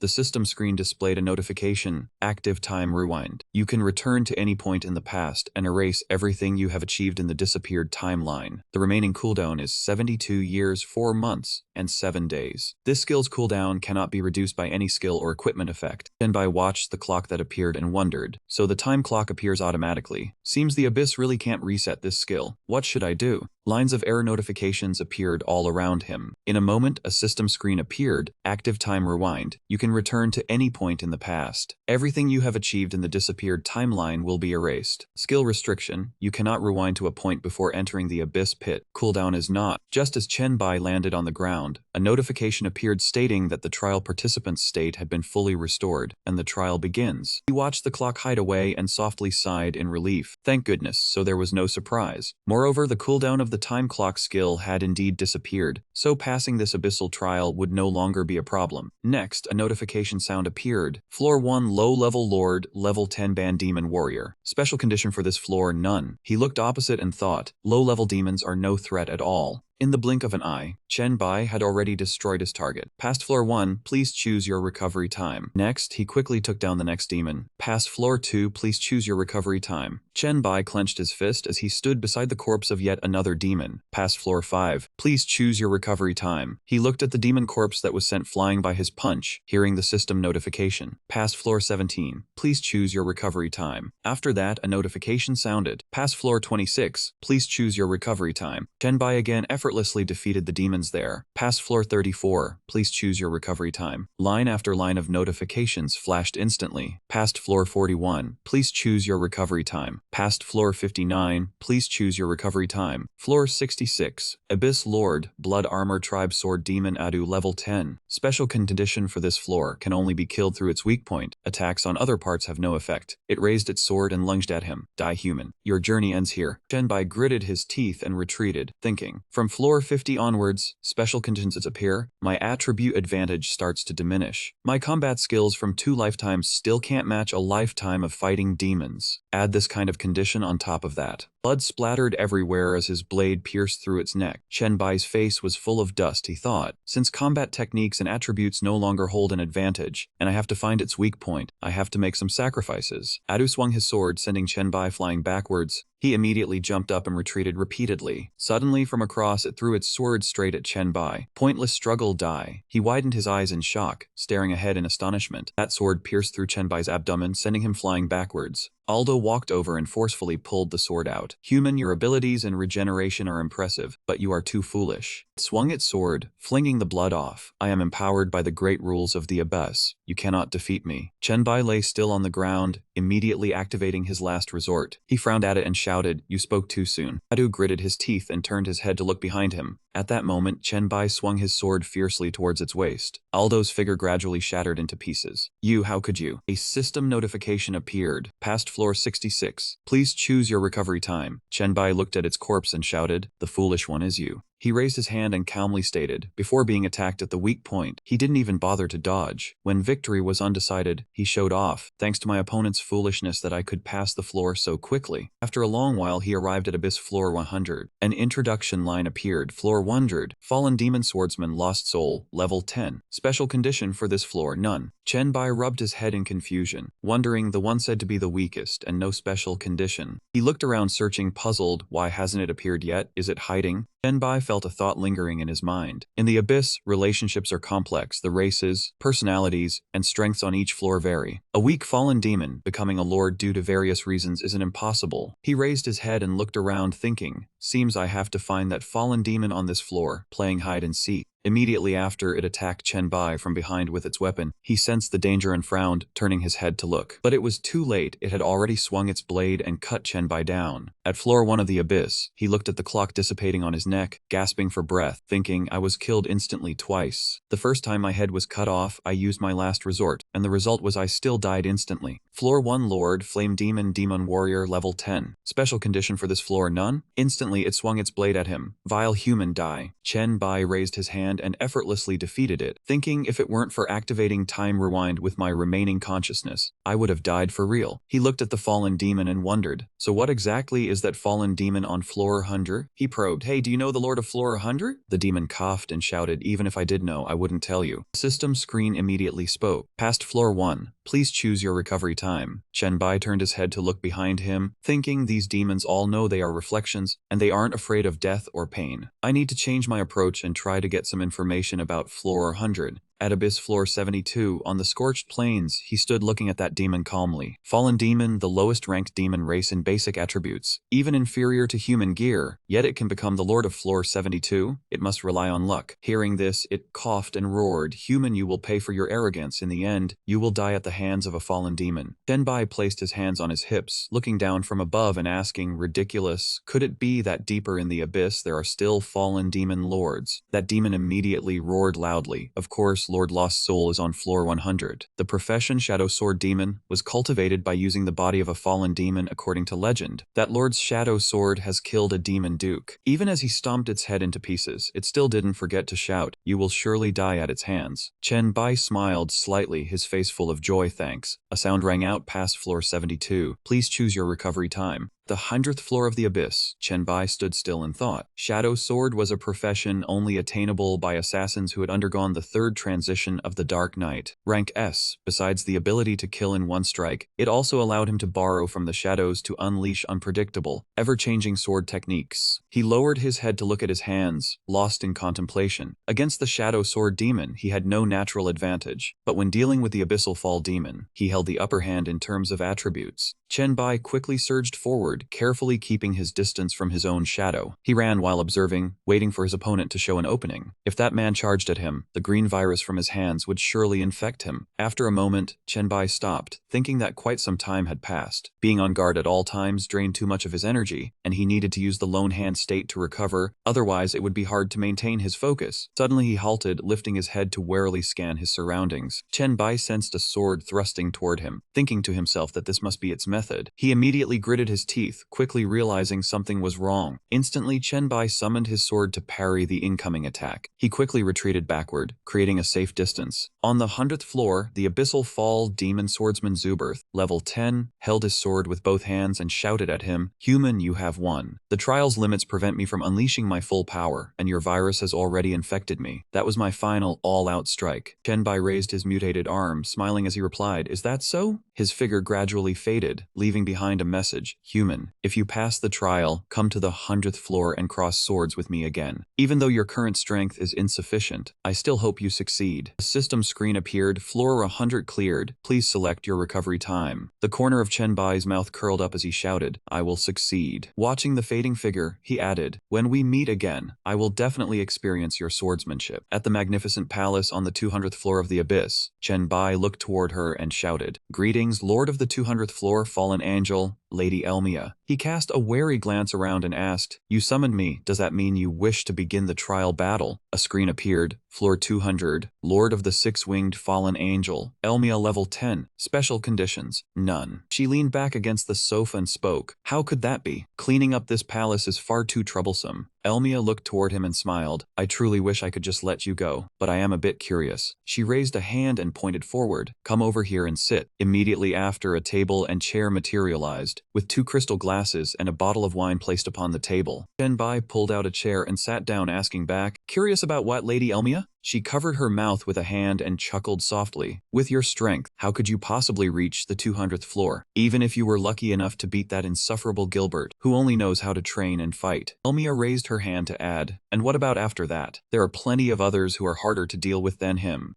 Bai rested his hand on the back of his chair and smiled. "My winning card cannot be revealed to you, Lady Elmia." She propped her chin on one hand and asked, "I have no intention of digging into your secrets. It's just that I'm a bit bored today. How about you sit and have a drink with me, then tell me how you got through, and after that I'll let you go. What do you think?" He picked up the wine bottle and poured it into the glass, asking, "So, Lady Elmia, what would you like to know?" She touched her chin with her hand and looked up and thought, "I want to know about that detestable creature on the 105th floor, that slimy monster." Bai immediately recalled the 105th floor, the lord of the abnormal insects, the amalgamation of flesh and blood, Cerebus, level 10, of the abyssal swamp. He looked at her calmly and replied, "That thing is like a puddle of slimy flesh covering the ground. The moment you touch it, you get swallowed whole. Its swallowing speed is much faster than mine. By the time I realized it, it had already eaten half my body." The scene of being bitten and devoured flashed in Bai's mind. Elmia leaned back into the sofa and asked, "So how did you manage to win?" "Cheers." He maintained his composure and replied, "If it likes to eat, I just let it eat. After all, I'm not an easy thing to digest." Bai raised his right arm high. "I let it eat hundreds of my arms. In the end, it died from food poisoning and turned into a puddle of mud." She held her wine glass, lounging on the chair as she laughed. "How amusing. I never expected you could take him down so easily." He gently rubbed his arm and replied, "It wasn't easy at all. Tearing my arms off my body was extremely painful, after all." The corner of Elmia's mouth twitched as she asked further, "What about that smelly old man named Fingu? He must have been hiding under the sea, refusing to come out, right?" The scene instantly flashed through Bai's mind. The 136th floor. Lord of the demon race. Lord of the subterranean trench, Fangu, level 10. He held up 3 fingers and replied, "As for that one, he can blame his own grandson for giving me such excellent equipment." Elmia laughed upon hearing this, praising him for knowing how to take advantage of a situation. She added, "But the girl on the 153rd floor had no such weakness to exploit." Bai recalled the 153rd floor, the lord of the abnormal species, the flame spirit Hatley, level 10, of the lava lake on the mountainside. He raised his wine glass and gave it a gentle swirl. "That's right, she truly is very strong. I was killed by her a total of 15 times in a row." Bai lowered his head and continued, "Her high temperature doesn't affect my virus, but her lava body made it difficult for me to attack." He watched the flowing river of lava and cursed inwardly. "Damn it, she's hiding again. Whenever she gets hurt, she hides in the lava to recover." Saying this, Bai let out a sigh. "It took me and her a full 5 days of hunting down that entire lava lake before I could drain the enthusiasm out of her." Recalling that moment, he couldn't help but lament, "She is the toughest opponent I have faced in these 200 floors." Elmia sat up and shouted, "If we're talking about tough ones, the one on the 186th floor is no less troublesome than her." Bai crossed his legs and looked toward the opposite side. "In this pleasant conversation, let's not bring her up." The image of that figure immediately appeared in his mind. The 186th floor, the Queen of Toads, Mandi, level 10.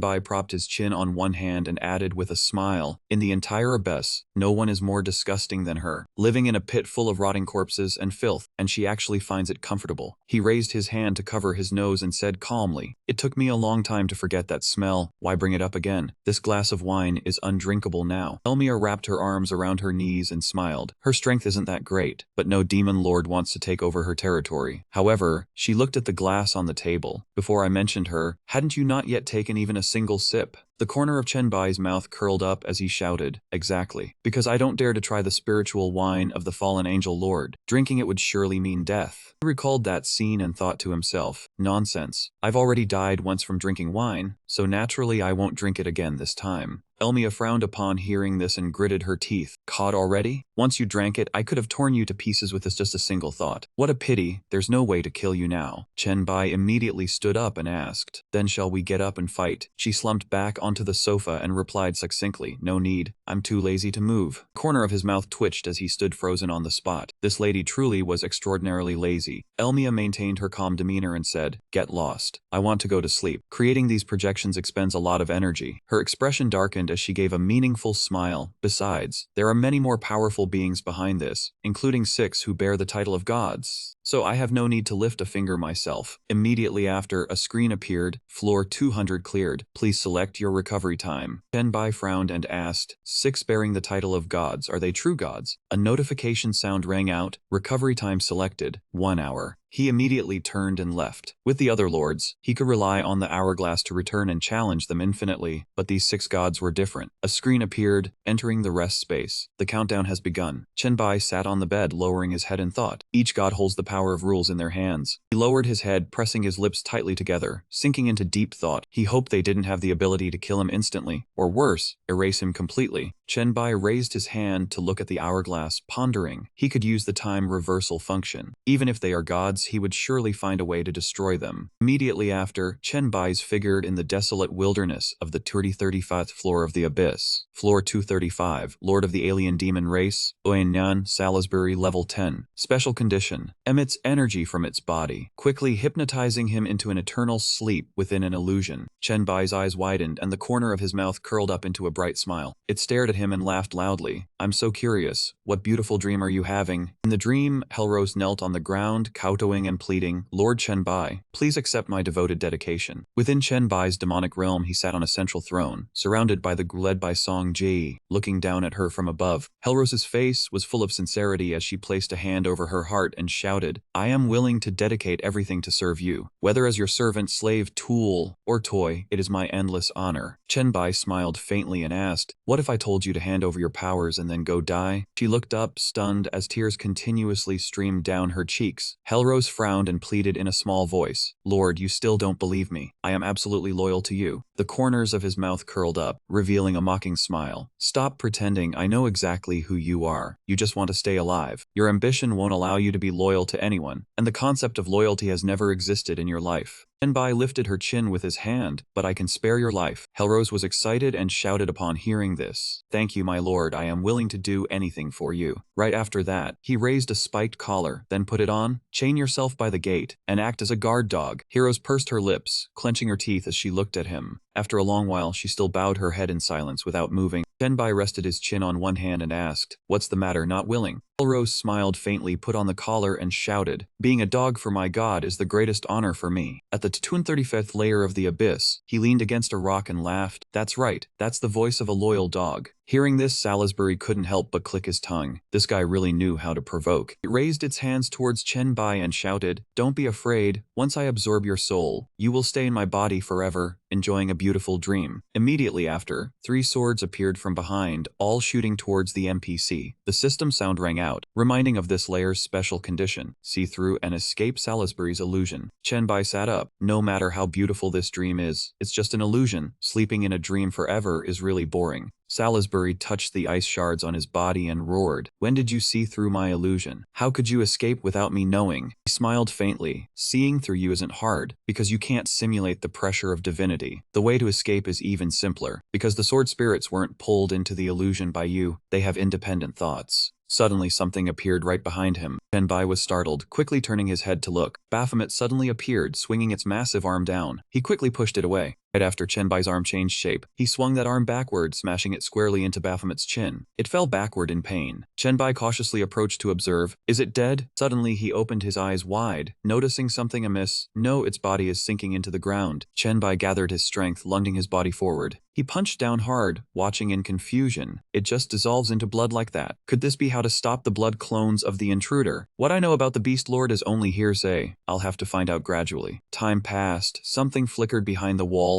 10 minutes later, Chenbai showed a bright, excited smile. "It's here again." At this moment, he fought with a relaxed attitude, his spirit surging, and his strength much greater than before. The monster status panel appeared. Baphomet level 2, strength 150, agility 25, constitution 175, spirit 150, innate ability, divine gladiator's battle hormone. The more eager for battle, the higher the strength and agility. The more one enjoys the fight, the higher the constitution and spirit. Maximum 5 times. Chenbai backed off, stunned, just level 2 and the innate ability is already this broken. It became ferocious again and continued its attack. He observed the battle pattern, quickly deducing, so when I first entered the maze, that Baphomet was only level 1. In no time at all, it leveled up quickly, Baphomet level 3. Facing it, Chenbai gradually noticed the pattern, Baphomet level 4. The deeper we go, the higher its level gets. The system displayed the stats of the Baphomet lying on the ground. Baphomet level 5, strength 450, agility 375, constitution 550, spirit 450. He was panning. Tense, looks I have to fight 10 of them. But this level 5 one already has stats equal to mine. Chenbai bowed his head and muttered, "What if it's level 10? No, this isn't the time to worry about that. Let's just keep moving forward." 30 minutes later, he stood in one spot, extremely tired. This monster gets much bigger with each level up than I imagined. Before he could observe it, it had already rushed out, Baphomet level 7. Chenbai noticed something. Because my spirit power is weakening, I can't sense its exact stats anymore, but when fighting it, I feel its attributes are 1.5 times, even nearly double mine. It suddenly crashed straight into the wall. Chenbai racked his brain, calculating against the overwhelming numbers. Using the virus to weaken it will take too much time. What should I do? He hugged the wall, cautious and wary. I need more information. I have to find a way to defeat Baphomet. With a determined look, Chenbai returned to the maze entrance to start over. He frowned, showing clear determination. This time, I'll try to see what happens if I don't kill that low-level Baphomet. He flew forward quickly, letting out a sigh of relief. Baphomet level 1, I escaped it. Chenbai looked to one side, quickly realizing, ahead is where the level 2 Baphomet appears. He stopped, looked around, then shook his head. It's not appearing? Could it be? Then he used his full speed to rush forward, arriving at the area of the level 7 Baphomet. This is an area I've never set foot in. He frowned again, cautious. Could it be that, just by not killing the level 1, I can pass through easily? I have a feeling this isn't so simple. While Chenbai wasn't paying attention, Baphomet appeared behind him. He widened his eyes, gritting his teeth as he turned his head to look. A pool of blood immediately splattered out. Chenbai looked at his palm, panting. That was close. I almost lost even the chance to revive. Its speed has exceeded my reaction limit. He felt shocked and confused. That was definitely a level 8 Baphomet or higher. But why did I encounter such a high level one directly? Clearly, the low level ones didn't appear. After a moment, it dawned on him. I understand. Maybe there's only one Baphomet in this maze, and it's been chasing me. He stood observing, carefully calculating. If I kill it at a low level, it will respawn deeper and get a level up. But if I don't kill it, it will always be following behind. Chenbai tried to recall, stating with certainty, when I first entered the maze, its level was very low. Its attributes were also weak, so I could easily escape it, but it will level up as I go deeper. He smirked. Moreover, its attributes will also increase, so it's only a matter of time before I'm caught. Chenbai touched his chin, thinking, if that's the case, I have time to use the virus to weaken it, but when it levels up, it will gain many new stats. He turned to look at the monitor, on guard. I need to see what abilities I can upgrade with my remaining virus points. A notification panel appeared. The mind worm can convert spiritual power into worms and infect a target. The target's mental stability will plummet, simultaneously generating negative emotions that trigger mental outbursts, even showing self-destructive tendencies. Chenbai smiled with interest. I never noticed this before. It's a new skill unlocked after opening my psychokinesis. He stepped forward, declaring confidently, negative emotions and mental problems will definitely suppress Baphomet's battle lust and reduce its stats. Baphomet, get ready to die. Chenbai looked down, taunting, what's wrong? At level 1 you're too weak. Baphomet surged straight up from below. It licked its lips, drooling. Baphomet level 1. He kept rushing forward, turning back to provoke. Wait a minute, you'll level up soon enough. After a while, Chenbai lured Baphomet deep inside before stopping. We're here. Suddenly, its eyes lit up, and it gritted its teeth. Baphomet flung him far away. Baphomet level 2, strength 45, agility 36, constitution 54, spirit 45. Innate ability, celestial gladiator's bloodlust hormone, currently amplified by 3 times. It raised its head, its teeth clenched tightly. Then Baphomet knelt down, its face contorted due to the mindworm infection status. Chenbai observed, satisfied, just as I deduced. Leveling up doesn't restore status or remove negative effects, it's just removing a limit. He crossed his arms, a confident smile on his lips. This time, I've got this in the bag. Time passed. Chenbai dragged Baphomet to another place. An hour later, the central Mekong arena appeared. He immediately threw Baphomet down and held it in the air while it leveled up. Even while falling, the monster managed to level up. Baphomet reached level 9. At that moment, Chenbai did not hesitate, using his strength to launch himself upward. The two sides clashed head-on. He frowned nervously when he was blocked. Clearly it was dying, but when it reached level 10, it received a huge amount of attributes. On the other side, Baphomet let out another fierce roar. Level 10 Baphomet with 600 power, 560 agility, 640 physique, and 600 spirit. It possessed the innate ability of the battle god's war blood. Chen Bai landed on the ground and realized why its attributes were so superior. Suddenly, Baphomet sat down and calmly asked him why the two sides had to fight. Baphomet insisted that fighting was truly boring and meaningless, accompanied by a mental worm state enveloping its presence. Chen Bai was satisfied and raised his hand to calmly propose, "If you think so, then let me pass through the gate directly." Baphomet back on the ground, admitting its whole life was only about fighting, having destroyed 44 floors of the abyss. It complained about a meaningless life, only wasting air. Chen Bai smiled lightly and proposed, "Then let me help you be released." It calmly reminded him that killing it here was also useless. Hearing this, Chen Bai was confused and asked why. Baphomet explained that in the maze arena, anyone can revive infinitely upon reaching maximum status. It believed that making the opponent admit defeat was the true victory. Chen Bai scratched his face, admitting this was a bit insane, but if he let it revive with full status, he would be instantly obliterated. Finally, Baphomet declared its defeat and wanted to think about the meaning of life, wondering what else it could do besides fighting. A notification appeared confirming the passage of floor 279. Chen Bai sat stretching in the restroom, astonished at the opponent's 3,000 attributes, compared to his own average of just over 500. He raised an eyebrow curiously, wondering who the next god would be after dealing with the first one. A dangerous red warning appeared, announcing floor 350 of the abyss, a place made of thick pillars holding the continents together. The scene shifted to abyss floor 350. Chen Bai put his hands in his pockets and waited. Thanks to the useful mental worm skill, he had only turned back 3 times and was curious about the floor's lord. From a distance, he keenly noticed the opponent had arrived. Winifred stretched out and lunged forward, introducing herself as the lord of floor 350, the serpent demon. He looked at it with a wary gaze, realizing this was the second god, the legendary 9-headed serpent holding the power of devouring. Chen Bai feared he might have to die a few times. It leaned close to his face and praised him as the most handsome human. Chen Bai tactfully returned the compliment about its beauty, from its smooth scales to its bright eyes. Winifred flicked out its long tongue happily, saying he had passed the trial thanks to his keen eye. Chen Bai bowed politely in thanks, which pleased it enough to close its eyes in delight. Then Winifred called head number 8 awake to perform the next trial. Number 8 poked its head out and asked him a simple question. "What is 1 plus 1? Chen Bai, though confused, quickly answered 2. Number 8 heard this and immediately declared congratulations on passing. Chen Bai helplessly commented that this one was even weirder than the fallen angel from floor 200. The devourer suddenly appeared with a bored look, telling number 8 to move aside. Number 6 also followed, sticking out its tongue as a sign of preparing for the new trial. The devourer introduced itself as the holder of the water-devouring power. Number 6 also quickly spoke up, emphasizing it held the fire-devouring power. Chen Bai looked up and asked about the trial of the two. The water devourer complained that number 6 never admitted defeat, even though water naturally counters fire. Number 6 fired back, criticizing in return and asking him for advice. Chen Bai saw that attitude and kept sweating profusely, feeling this was truly a life or death matter. He looked at them nervously, understanding the test was to support the water devourer and make the fire devourer admit its weakness. He was drenched in sweat, knowing that failing the trial meant certain death. The water devourer urged him on, pressing why he was still standing there dazed. Number 6 poked its head out with an annoyed attitude, emphasizing that clearly it was stronger, asking if he was blind or not. Chen Bai nervously looked at them and decided the only way was to kill one to break the deadlock. He unleashed his move straight at both of them, making them scream in panic, calling him a bastard. Number 3 then stepped in, mocking the other two for being slow-witted. Number 4 even laughed gleefully, saying that giving such a hard question deserved getting slashed. Number 6 heard this and turned to insist that their trial was not hard at all. The devourer widened its eyes, realizing the problem, and asked if the other side thought any answer would be wrong. Number 6 also gradually realized and agreed, making Chen Bai force a smile. The water devourer declared he had passed the trial and needed no further thought. Number 6 also agreed, simply asking him who he thought was stronger. Began to feel irritated and utterly confused, wondering why these devourers of the world were so childish. Chen Bai raised both hands and proposed strength can be tested with a single fight. The devourer explained that the two were one being. Using full power would be no different from offering their own lives. Number 6 chimed in, insisting that if not for that it would have burned the opponent to death long ago. The water devourer, angered, turned its head back and snapped that it was the one who drained the opponent's corpse. Chen Bai, still sharp, quickly suggested, "Isn't this a good opportunity? The two of you can use your your projections to test your full strength. He pointed at himself, emphasizing that this method was much better than asking him, since he couldn't understand the two of them anyway. The devourer excitedly agreed and declared it would teach him a lesson. Number 6 also shouted, hoping that after this loss he would learn to respect the strong. Number 1 turned back excitedly, reminding them to wait until the trial was over before fighting. The other two quickly obediently agreed. Number 6 summoned a book and began the trial, introducing itself as being born in the universe and receiving an invitation to travel among the stars. It excitedly asked him to tell a story or the history of Lamten, since it had never set foot there. Number 7 the poison also leaned in, excitedly asking about the beautiful scenery and delicious food, promising to consider the trial passed. Number 2 from behind also stretched out and appeared. It quickly stated it enjoyed deep thinking, asking if humans had any famous thinkers or philosophers. If he could name one, the test would be considered passed. Number 3, seeing the situation, angrily snapped at how long the others were going to hold this chat festival. It opened its mouth wide, showing fangs and a dark sphere, declaring it would make the first move. Number 3 confidently challenged that when it reached level 10, it created its first unique skill using the devouring power. A despicable human. Take this, do not dodge. Chen Bai looked up in admiration, silently acknowledging that creating a unique skill at level 10, no wonder it was a god. He tensely prepared, noticing the skill flew slowly despite its immense pull. He tried using his psychokinesis to block it, but helplessly realized this power far surpassed the light black virus that only knew how to devour flesh and blood. Number 3 showed clear arrogance, reminding him that this was only the first version of the devouring bomb, limited to level 10, asking if he could withstand it. Chen Bai warily retreated backward. Number 2 approached closely, reminding that he was combining speed to retreat, using his regeneration ability to cover the skill. Number 3 flicked its tongue in praise of that cleverness, but warned that the energy would explode upon reaching its limit. He was horrified to look up as he saw the sphere begin to crack. Number 3 turned away gleefully, reminding that its damage would be triple the energy absorbed. Winifred stared in shock, worriedly asking if the third brother had blown that man to death. Number 7 turned away, squeezing its eyes shut in endurance, being a peace-loving being that could not witness bloodshed. But when it looked toward the dust cloud, it breathed a sigh of relief because that man was still alive. Chen Bai calmly emerged from the smoke, casually remarking that the explosion was quite powerful but not enough to be lethal. He looked at the third brother and asked if the trial counted as passed. Number 3 was not willing to let go, mouth agape in astonishment and admiration that the man was completely unharmed. Excited, he proposed doing it again with greater power. Number 2 suddenly appeared, reminding that Chen Bai's trial had ended, and ordered Number 3 to step aside and stop causing trouble. Number 3 was indignant but agreed, only regretting not having used a stronger version from the start. Number 4 and Number 7 eagerly demanded to hear about human history, especially the delicious food and beautiful scenery. Chen Bai winked confidently, replying that was far too simple. After a while of conversation, everyone praised and acknowledged that Chen Bai had passed the test. He eagerly looked up and asked what the final test was. Number 1 calmly stated that he needed no further trials. Chen Bai's only task was to survive until the battle between Number 5 and Number 6 determined a winner. Chen Bai glanced at the vast space, confidently assuming that simply staying away from the battle would be enough. He began to doubt the previous tests, they were too easy. He wondered whether they were being lazy or had some other scheme in the background. Deep in the abyss on floor 350, the nail biter laughed loudly with great excitement, leaning close to his opponent's face and asking if he was ready to admit defeat. Number 6 answered irritably that the victory only happened at level 10, when they were both young, so he did not accept it. The nail biter stuck out his tongue and laughed happily, refusing to acknowledge excuses like levels or circumstances. Suddenly, Number 3 turned and shouted angrily, demanding both of them keep quiet. Number 3 growled that the second brother and fourth brother had deliberately let the human pass. He was very annoyed and threatened to scold them if he was disturbed. Number 4 gently calmed the third brother down, saying that investing in letting the human pass would only benefit everyone. Number 4 looked down at Chen Bai and analyzed that if he had passed Baphomet's trial, his chance of succeeding in the abyss was very high. Number 2 agreed, emphasizing that a Lord of the Abyss owing a favor would bring enormous benefits. Number 2 mentioned floor 375 and the werewolf god of assassination. Number 3 doubted Chen Bai's ability to pass against someone with such dangerous power. Number 2 worriedly emphasized the danger of that treacherous one, especially the ability to vanish, without expending any energy at all. Number 3 shook his head, insisting that the kid could hardly get through. Meanwhile, Chen Bai had already set foot on Abyss floor 357. He touched the screen intently, looking at the information about the werewolf lord, and sighed, because this trouble was truly too big. Chen Bai carefully observed his surroundings, worried because an assassin with a hidden identity was the most difficult type to deal with, where a single strike decided victory or defeat. Suddenly, a rope wrapped tightly around his leg. Chen Bai quickly reacted, transforming his hand into a sharp blade. He decisively cut through the rope that was tightening. Chen Bai glanced around nervously as a series of sharp spikes began to grow from the ground. He agilely flipped back and forth a few times to dodge, then stood upright and retreated to defend. High above, something like a spider web appeared. He slashed at it with a decisive sword stroke, frustrated that the opponent kept hiding and refused to show itself. Suddenly, the thing he had just cut exploded violently, creating an unexpected large blast. Chen Bai quickly used his agility to escape the danger zone. He crawled close to the ground, gritting his teeth nervously because he had not even seen the main foe yet, and had already used his single-use state once. Chen Bai turned his head and looked around in annoyance, wondering how many traps this place actually had. He looked up and roared, exploding with power as hellfire enveloped his body. Instantly, the ground beneath Chen Bai's feet was filled with blazing power. He charged straight ahead with sharp eyes, sneering that this was hardly a werewolf god of assassination. Chen Bai's face darkened, criticizing the one who set such vicious and filthy tricks. Suddenly, a voice from behind thanked him for the compliment. But when he turned around, there was no one at all in the empty space. Chen Bai narrowed his eyes and used his heat-sensing tracking technique combined with his psychic probing to search for any trace. At that moment, something came diving down from above, shouting that the human must die. He was attacked unexpectedly from behind. Time reversed, Chen Bai looked at his hand, unable to help feeling worried about the greatly disadvantageous ability to go back to the past. He realized the enemy's core attributes were far higher than his, and with countless traps and a stealth ability so superior that even heat-sensing tracking was useless. Chen Bai cautiously surveyed the area, recalling that last time, due to the chain traps, he had not been able to release the virus. This time, he decided to release the virus first to pinpoint Jin Oku's location. He took out his sharp claws, mentally preparing to use them to deal with the treacherous traps. Chen Bai poured all his strength into smashing the ground with his ground-piercing energy strike, unleashing all his power. The dangerous traps were destroyed everywhere, opening a safe path for him to carefully venture deeper. Chen Bai gritted his teeth as he read out the names of each dangerous trap, such as thorny spikes, nooses, snare nets, and spiked launchers. He glanced around in surprise, discovering that within just a few dozen meters there were nearly 100 different traps, none of them alike. Jin Oku's figure flickered in and out of sight behind him, speaking up to say he had tolerated the human releasing poison. But this forest of his was very troublesome. Chen Bai was attacked unexpectedly. He stared at his palm in shock, realizing Jin Oku had known everything from the start and had always been lurking beside him. Chen Bai nervously glanced behind him, wondering how he was supposed to break this situation. The image of Jin Oku landing a punch on Chen Bai repeated on Abyss Floor 375. The time chain rewound for the 5th time, with a necklace flashing brightly. A massive explosion happened unexpectedly, and time turned back for the 8th time. That strange necklace appeared once more, marking a new loop. Chen Bai sneered, realizing the harsh truth that even though this enemy was not as strong as Baphomet, he was still 3 times stronger than himself. He warily looked into the distance. Chen Bai frowned and made his final decision. The only way to win was to use the virus. But the moment the enemy sensed the attribute drain, he would kill him instantly. Even so, he was confident in his strategy because the mind worms not only robbed the enemy of their will but also made them lose patience. Chen Bai accelerated, agilely leaping up to a high mountain, beginning to scatter lung infection viruses and mind worms across the entire area. He stood still, vigilant, looking into the distance, sensing his opponent was about to arrive. Strange tentacles sprouted from beneath his feet, ready to use traps to obstruct and drain the enemy's strength. From afar, Jin Oku slowly approached. Chen Bai looked back, a satisfied smile curling at the corner of his lips because his plan had succeeded. He took long strides forward, continuing to set up more dangerous trap positions and creating a perfect path of movement. As long as he dragged the opponent's attributes down to his level, he could confidently finish the fight. Jin Oku chased close behind, angrily roaring that the human dared to provoke him. He stretched his long arm forward, declaring the end of his opponent's life, while Chen Bai quietly smiled with satisfaction. The pocket watch pendant flashed again. Chen Bai put his hands on his hips and turned back time for the 10th time. This time he confidently declared that every time he went back the enemy ran further away. Jin Oku would surely lose. Chen Bai repeated the same trick, going back to the past for the 15th time. Broken Watch kept doing its job steadily. He glanced behind him to observe the situation. Everything kept repeating in a vicious cycle, and by the 23rd time, Jin Oku was startled and looked up, staring intently. A huge explosion suddenly happened right at that spot. It opened its mouth wide and charged straight forward, screaming that it would torment humanity to death. Seeing that, Chen Bai became even more certain. He muttered that the more hasty the monster, the easier it would fall into the trap. Right at that moment, he keenly noticed that the opponent had arrived without hiding its killing intent, charging in like last time. He stopped, turned around and observed carefully. Chenbai backed off a considerable distance to stay safe. He frowned while analyzing the opponent, noticing that its punching power was double his. Chenbai was hesitant, wondering whether it would charge into the trap or ignore it. When it was blasted far away, he smiled with interest and said it had arrived just in time. He swung his hand and knocked it far away. By now the opponent's stats could no longer overpower him, and it was also carrying many wounds. After that, Chenbai jumped high up, feeling that it was time he could take a risk. The huge Jinoku from afar also leapt up, refusing to lose and quickly chased after Chenbai. He lay on the ground, panting heavily but feeling satisfied in his heart because he had finally won. A notification appeared, confirming that he had passed level 350 and asking him to choose a recovery time. Chenbai smiled, lucky that even though the opponent's stats were higher, their direct combat ability was not too strong. An update notification popped up. He selected a 1-hour recovery time. He looked at the bed and saw that his belongings were shredded. Though not indestructible, the plague suit was gone. Chenbai put his hands on his hips and calculated, out of the 6 gods, only 3 remained now.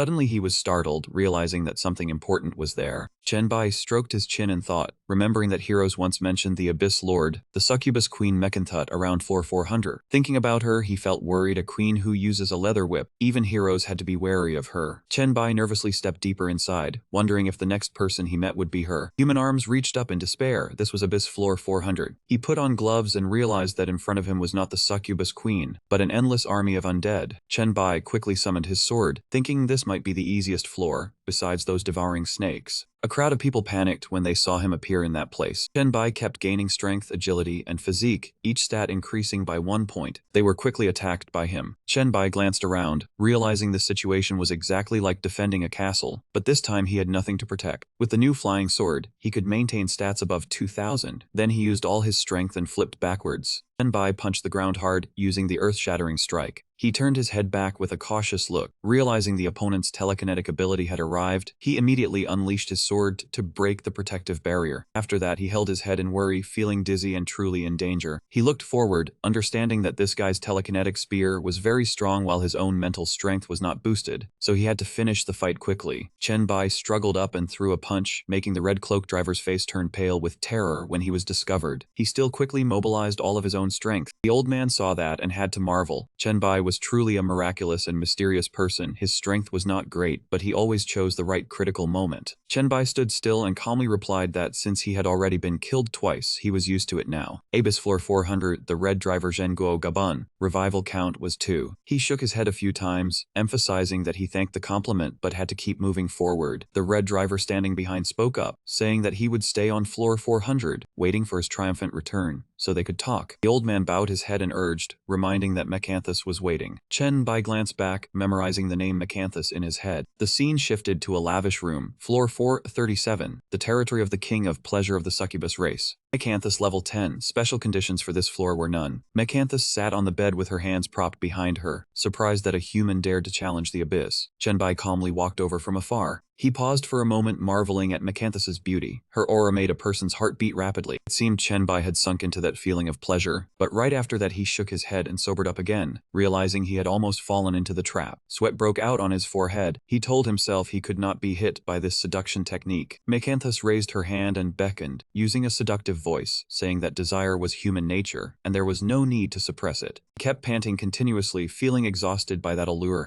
Mecanthus did not hesitate to suggest that if he would not come over, she could come to him. She even emphasized that his desire was about to shatter his body. Mecanthus licked her lips and reminded him that suppressing like that was not comfortable at all. It was better to kneel down and be her pet. Mecanthus continued to command, telling him to kneel and kiss her toes to be marked, to call her master, and well-behaved pets would be rewarded by their master. She used her tail to sweep across his face. That sight made Mecanthus burst into mocking laughter, saying that he was truly a male. No matter how persistent he was, he would still willingly give up everything to satisfy his desires. And so Chenbai obediently knelt down according to her command. The scene shifted elsewhere. He honestly admitted to Heroes that the method of controlling desire she taught was truly useful, helping him not be threatened by that succubus. Hearing that, Heroes was not surprised, because that was something she had researched to deal with the goddess of desire, Mecanthus. She even smiled and shared an interesting detail about the female demon living in the abyss, which made Chenbai curious and ask. Heroes smirked and explained that when Mecanthus inherited the power of desire, the man she admired had fallen for her charm, then was eroded and behaved in ugly ways to please her. She emphasized that this mentality made Mecanthus disappointed with the opposite race. Heroes crossed her arms, closed her eyes and shook her head, telling that from then on, each time she met someone she liked, she would test them with seduction. But very few people knew that the goddess who controlled desire was actually a pure succubus who had never tasted life. Chenbai was quite surprised after hearing that. Heroes propped her chin on her hand, leaned in close, and warned that if one day he was enchanted by her, many interesting things could happen, because Chenbai was someone who would rather have nothing bow his head and beg. Chenbai was quick-witted and retorted that she misunderstood. He knew how to submit and would be loyal to those with great power, for example Heroes herself. Heroes coldly leaned back in her chair and asked again, expressing doubt, while Chenbai did not hesitate to confirm. Returning to the past, Chenbai charged straight in without any hesitation. Of course he would not submit to anyone. Acanthus was stunned, his mouth agape, his entirety falling backward. She lunged forward, swinging the whip of power. Acanthus still maintained a confident tone as he commanded, "Human, you cannot defeat me, kneel and seek pleasure at my feet." Chenbai braced himself and declared bluntly, "Enough talk. Either success or death. I will not grovel and beg you." She did not hesitate in her resolve, deciding to draw out the game. "If that is the case, then let me see how long you can hold out. I am quite lonely. Having a good dog to play with is truly entertaining." His entire body began to tremble. Chenbai looked down and understood the cause. Damn it, this tree. He grew increasingly anxious. Clearly it was only wrapping around his body, but why could he not move at all? And these thorns, the feeling of pain had turned into an itch. The situation was truly dire. Acanthus licked the handle of the whip and praised, "The taste of this whip is not bad at all." She confidently introduced, "This is the whip of love's punishment, enhanced by my power. It strongly controls those who wish to unleash their instincts." But he remained steadfast in spirit. "This little bit of strength is not enough to make me submit." Chenbai, drenched in sweat, waited and asked, "What move will you use next? Please be a bit more forceful. Such a lackluster performance makes me rate you poorly." Meccan. Santos grew angrier upon hearing this and approached with the whip. "Human, it seems your blood is still hot. Being so stubborn with your words is quite amusing." She did not hesitate to give him a kiss. "It seems I must add a little spice for you to understand the situation." Chenbai's eyes widened in surprise, unable to anticipate this. He seemed to be thrown into a different space by this sudden turn of events. Chenbai seemed to begin to concede. After all, Acanthus was still a god. They truly met. He would not be able to escape her control. Elrose appeared with her arms crossed, reminding him, "The thread of reason does not need to be bound to death within instinctual desires. Relaxing and being satisfied is not a bad thing." She grinned and offered key point, "As long as you can pull it back in the end, it is fine." A beam of light appeared in Chenbai's hand. He gradually regained his senses. "I am ready. The desire of the reproduction virus is the most intense." Chenbai regained his confidence and shouted, "Let's go." Acanthus gritted her teeth, her face sweating in confusion. Why did it turn out like this? My charm should have made him crave pleasure until he lost his fighting spirit. Never before have I met someone so stubborn after being seduced. Before her eyes, Chenbai had completely disappeared. Then he suddenly appeared behind her back. Acanthus was counterattacked and cried out in pain. "It hurts. He has so many hard thorns on his body." Both of them leaped high into the air. They moved together up onto the bed. Acanthus, her face flushed and breathing heavily, made a decision. It seems the only option is to kill him. Acanthus raised her tail forward, but she hesitated strangely. "Do I really have to kill him? He is the first one who was not seduced and submitted." Chenbai grinned excitedly, having waited for this opportunity. "Stopped your hand, have you? Since you have given me the chance, I will not be courteous then." Acanthus turned her face away, reminding herself, forget it, after all, it is just a projection clone. Her gaze shifted as she made a demand. "I am curious what you will do if you lose your reason. Human, show me." A long time passed. 3 days later, Chenbai lay back, lamenting in exhaustion. That was truly a fierce battle. The system updated the information. Abyss floor 437, Queen May Acanthus, death count 0, status withdrawal count 21. The system continued to present choices. You have cleared floor 437. Please select a recovery time. Chenbai did not hesitate to sit up and choose 1 hour. Acanthus stood up with difficulty and listed the bull-headed one, the 9-headed serpent, the werewolf, the undead, and Acanthus. He grinned in anticipation. "I have already defeated 5 gods. Each of the first 5 had something that allowed me to win. I wonder what the 6th one will be like." The maid returned and asked in confusion, "Noble queen, what is your command?" "The true abyss floor 437, and the beauty palace." Acanthus reached out a hand, somewhat regretfully, holding back. "I never expected my projection to experience such an interesting encounter." Her eyes now only held infatuation. "So this is the feeling of being conquered." Chenbai. Acanthus sat up and had a thought. Why not go down to abyss floor 500 and kill that guy once and for all? She wanted to do it for the simple reason to let him pass the trials and go straight to the god's floor. That way she could experience that feeling once more. Suddenly a bolt of lightning flashed across Acanthus' head. Finally, Acanthus came to her senses and emphasized, confused. Going to kill that one Abyss Floor 500. How ridiculous. I am fundamentally no match for the king. Then she sighed in sorrow and exhaustion. Forget it. It is truly a pity. The scene shifted to a deeper floor below Abyss Floor 500. A figure from above spoke. Human, you have managed to come all the way here. If you pass the final trial, your miracle will become a legend. Agaris declared with full confidence and bluntness, but you will never become a legend. Agaris, because your journey will end here. Floor 500 of the Demon Royalty. The Eternal Night King Agaris, level 10. Special conditions for this floor, none. But Chen Bai, unafraid, charged straight ahead. Spare me the talk. Yet he suddenly stopped in his tracks. Strangely, Chen Bai's eyes changed color as he observed thermal vision, spiritual thermal vision. He began to heighten his guard against danger. This is bad. Thermal vision cannot see through the darkness, and neither can psychic sense. With this situation, I will probably die quite a few times. Chen Bai frowned again, feeling it was strange. It has been so long, and he still has not made a move. At that moment, the system sent an update. You have cleared floor 500. Please select a recovery time.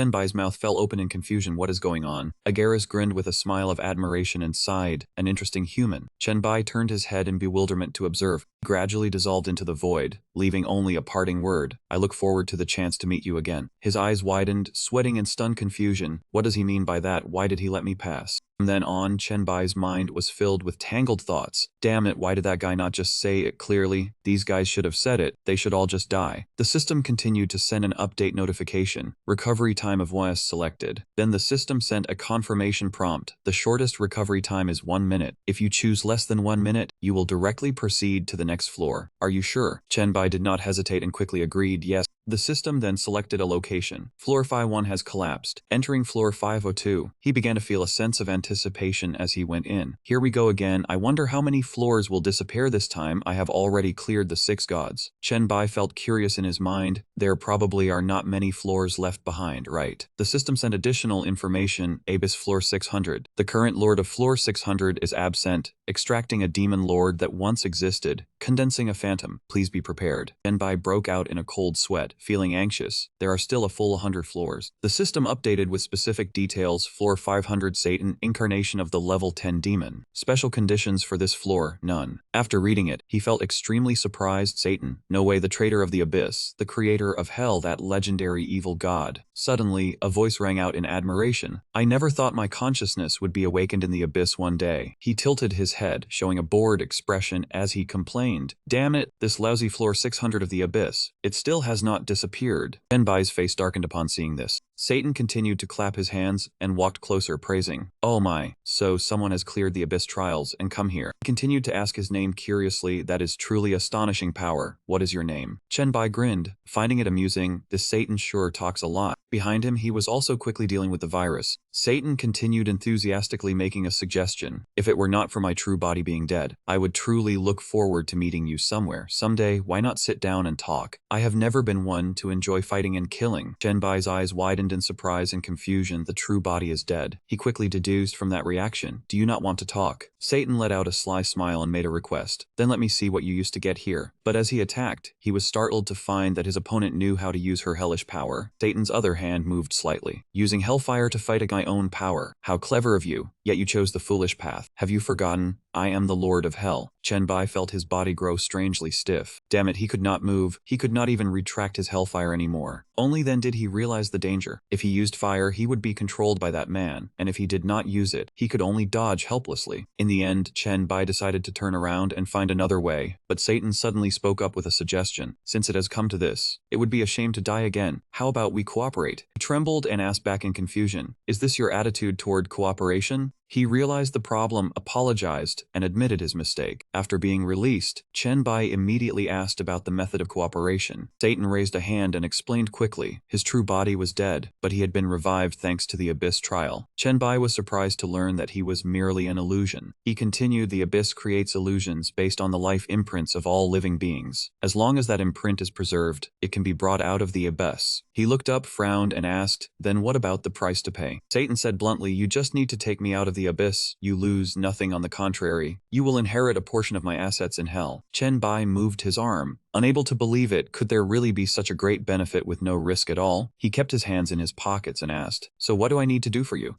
Satan took out a ring, explaining that his life imprint would slip into it. All Chen Bai needed to do was carry it out of the abyss and it would be done. He handed over the ring with an offer. After leaving the abyss, this thing will belong to you. Chen Bai carefully observed the object. It was the SSS Ring of Solomon, an accessory that increased strength, agility, and physique by 50%, spirit by 2%, contained 72 demon gods, reduced cooldown time by 80%, reduced minor skills by 50%, and the Hell King form increased all attributes by 100%. Chen Bai's eyes widened, unable to understand why he would give him something so good. He hesitated. He absolutely could not trust that man, but he could not beat him in a fight, and he did not know his true purpose. What should he do to break this deadlock? Even so, Chen Bai still put the ring on his hand, muttering under his breath, Hell King form. Nothing changed. He suspected the ring was a fake. Satan calmly explained, because it does not truly belong to you yet. At present I have nothing to prove my sincerity after all. I am just a remnant soul from a life imprint. This thing can only be used by me alone. With no trust left, he charged straight forward. Sorry, I cannot trust you. This action only made Satan smile faintly. He waved his hand to counter. Do you think you can escape by not using hellfire? As long as you still have that power within you, you can never resist my commands. Chen Bai knelt down, understanding clearly what would happen if he refused to cooperate. Satan raised his chin in annoyance. You still dare to test me? I do not wish to kill you, because waiting for someone to pass the abyss trial, who knows how long that would take. He offered another choice, but I can stay here with you forever, until someone else arrives and agrees to cooperate. Chen Bai decisively turned his face away. Fine, no more wasting time, I agree. The system immediately displayed a notification that he had passed floor 600, completing all the trials of the Abyss Lord. Chen Bai calmly set his feet on the ground. He opened his eyes wide and stared around in a daze. This place is... Chen Bai stood still and observed carefully. He suddenly noticed the void fire scroll right before his eyes. A wave of dark power from Sabu shot straight toward Chen Bai, gathering together. Suddenly it halted. He understood that this thing needed time to condense. If so, he had to arrange everything first. Chen Bai closed his eyes for a quick assessment. Status was normal. He could return to the past. He raised his hand and spoke up. Are you out yet? We have already left floor 600. From inside the ring, a surge of power crept out. Satan suddenly appeared up ahead. He raised his hand to introduce the Abyss Lord class change scroll, smiling with delight as he declared that Chen Bai would be praised across the myriad realms for completing a trial that no god had ever accomplished. But Chen Bai understood his position well and reaffirmed, no, I did not truly defeat you. I even fell for your schemes. Satan raised a hand in praise. No, no, no. The fact that you could defeat Macanthus is already incredible. Chen Bai smiled in confirmation. As I thought, Agaris on floor 500 was one of your men. He nodded without hesitation. That is right. Among the 72 demon gods I have conquered, the second one's real name is Agaris. He raised his hand to remind him, you have already left floor 600, so can our cooperation come to an end now? But Satan raised his hand to stop him. There is still one final step. He asked back, you still do not have the ring, and you have not inherited my legacy in hell, have you? Chen Bai asked suspiciously, are you really going to give me those things? Satan closed his eyes and affirmed, of course, I am a demon of my word, I guarantee it. He emphasized every word. I guarantee your body will enjoy those things. I can even use your body to conquer the highest realm. After hearing that, Chen Bai's mouth fell open. Damn it, his goal was to devour his soul and take over this body. He wanted to seize his body. Satan burst into hearty laughter. Finally, I have done it, Lord of the Abyss. This will be my new beginning. Chen Bai gritted his teeth and reacted quickly. His soul was not protected. He had to turn around and flee immediately. Seeing that, he charged straight at him. Impossible, the soul of a mere mortal. How could it? What is this thing? The ring suddenly went dark. Chen Bai clutched his head and realized his soul was still safe. It must be that the chrono watch was bound to his soul, which was why Satan had failed. But he fell into another predicament. He still did not know if that man had been completely destroyed, or if he was still lurking somewhere in secret. Chen Bai raised his hand and asked, are you still all right? I am waiting for you to use this body to rule the myriad realms. At this moment, he confidently made his choice. There was no reaction. It was better not to gamble on whether Satan was dead or not. This ring was where he had stored his soul. Chen Bai took off the ring. He could not be greedy. He had to destroy it to feel at ease. To recall this gloomy ring, it is an accessory of the Lord of Hell, the incomplete Ring of Solomon, which increases all attributes by 3 points, but due to the destruction of the 72 seals, its current power is only 1/10,000th of its original. To unlock its strength, one must collect the souls of 72 demon gods, and then the gates of hell will be opened. The cooldown time is 10 days. It requires level 5 equipment, wear it to sit upon the throne of the Lord. He skimmed through the information panel, unable to hide his surprise at what he had just seen. Chen Bai laughed, mocking this defective item, but on second thought, destroying it wouldn't be a loss either. Suddenly, Satan emerged from the ring and hastily begged, wait Chen, if there's a problem, we can discuss it slowly. He even asked back enthusiastically and confidently, don't you think what I said is right? He calmly glanced down and asked, What do you want to talk about? Satan bowed repeatedly, praising Chen. You are the most noble existence in all the myriad worlds. Your power terrifies me. Your wisdom is beyond my grasp. He clasped his hands to show his sincerity. I am willing to dedicate everything to you. Just spare my life. He tilted his head and waved his hand to command. Stop the nonsense. You are not trustworthy. Hand over all your items. Satan's face was covered in sweat, and he suggested, you can see I have nothing in my hands right now, but all the legacy I left in hell is still there. Please trust me. Shenbai looked down and emphasized, a blank check. He hurriedly replied, no, you can verify my words. You will definitely receive those things. Finally, he agreed, all right, when I want to take it, I will let you out. Until then, rest in the backpack. Satan rubbed his hands and pleaded, Chen, can't you take me with you? Shenbai reminded him, you think too much. Only the storage of the universes is safe. I guarantee you will be fine. You have no choice. He picked up the scroll and excitedly realized, success. The second SSS class job change scroll. The system displayed information. The SS class Abyss Lord job change scroll. The end of all things. All despair originates from here. This place is insane, tyrannical, and bloody. The dark side of the universe, where even the universes cannot penetrate, and gods dare not step in. Requires level 10 to change jobs. Must pass the Abyss trial. Shenbai muttered to himself and decided, it's not safe in the backpack, so I'll put it in the same place as the disaster of living beings. He turned around and made a decision next. Just summon Li Du to complete the mission, and I can change to a dual class. So he returned to the original location, the first floor of the Abyss. Shenbai had calculated carefully he wouldn't leave the Abyss for now. Summoning Li Du on the first floor was the safest. Something was quickly launched. A structure appeared in that place. Li Du appeared with a confused look. Kid, why did you call me to this godforsaken land? He approached and explained, there is a branch of my merchant guild in hell, but in this abyss, those simple-minded demons know nothing about trading. Shenbai chuckled, realizing, seems you really don't like this place, huh? Li Du confirmed without hesitation, besides the demons, there's nothing to like here. He pointed behind him and asked, kid, what did you call me here for? Shenbai replied, this coin is for the investment deal upon completing the first mission. Li Du stroked his chin. If you use this coin to ask for help, then asking for another will incur a fee. Shenbai smiled and asked, I wonder if Mr. Li Du has prepared the contract and rewards for the first mission. He replied confidently, of course, and moreover, it is recognized by the universe's will. Li Du lowered his head, surprised. Could it be that you've already completed it? Shenbai smiled gently and presented 2 SS-class scrolls. The scroll quickly appeared in front of him. He excitedly introduced, this is the power of that interesting virus. Li Du asked curiously, you found a scroll that suits you, impressive. So where's the second scroll? He took it and began to be confused. Wait, this place is the Abyss. Don't tell me you... He shook his head repeatedly, impossible, that SSS class job change scroll cannot exist in the Abyss. No living being can do this. Even Satan has failed. But Shenbai immediately took out the scroll and asked back, Mr. Li Du, do you mean this one? He was dumbfounded, then shouted in amazement, damn, is this the Abyss Lord?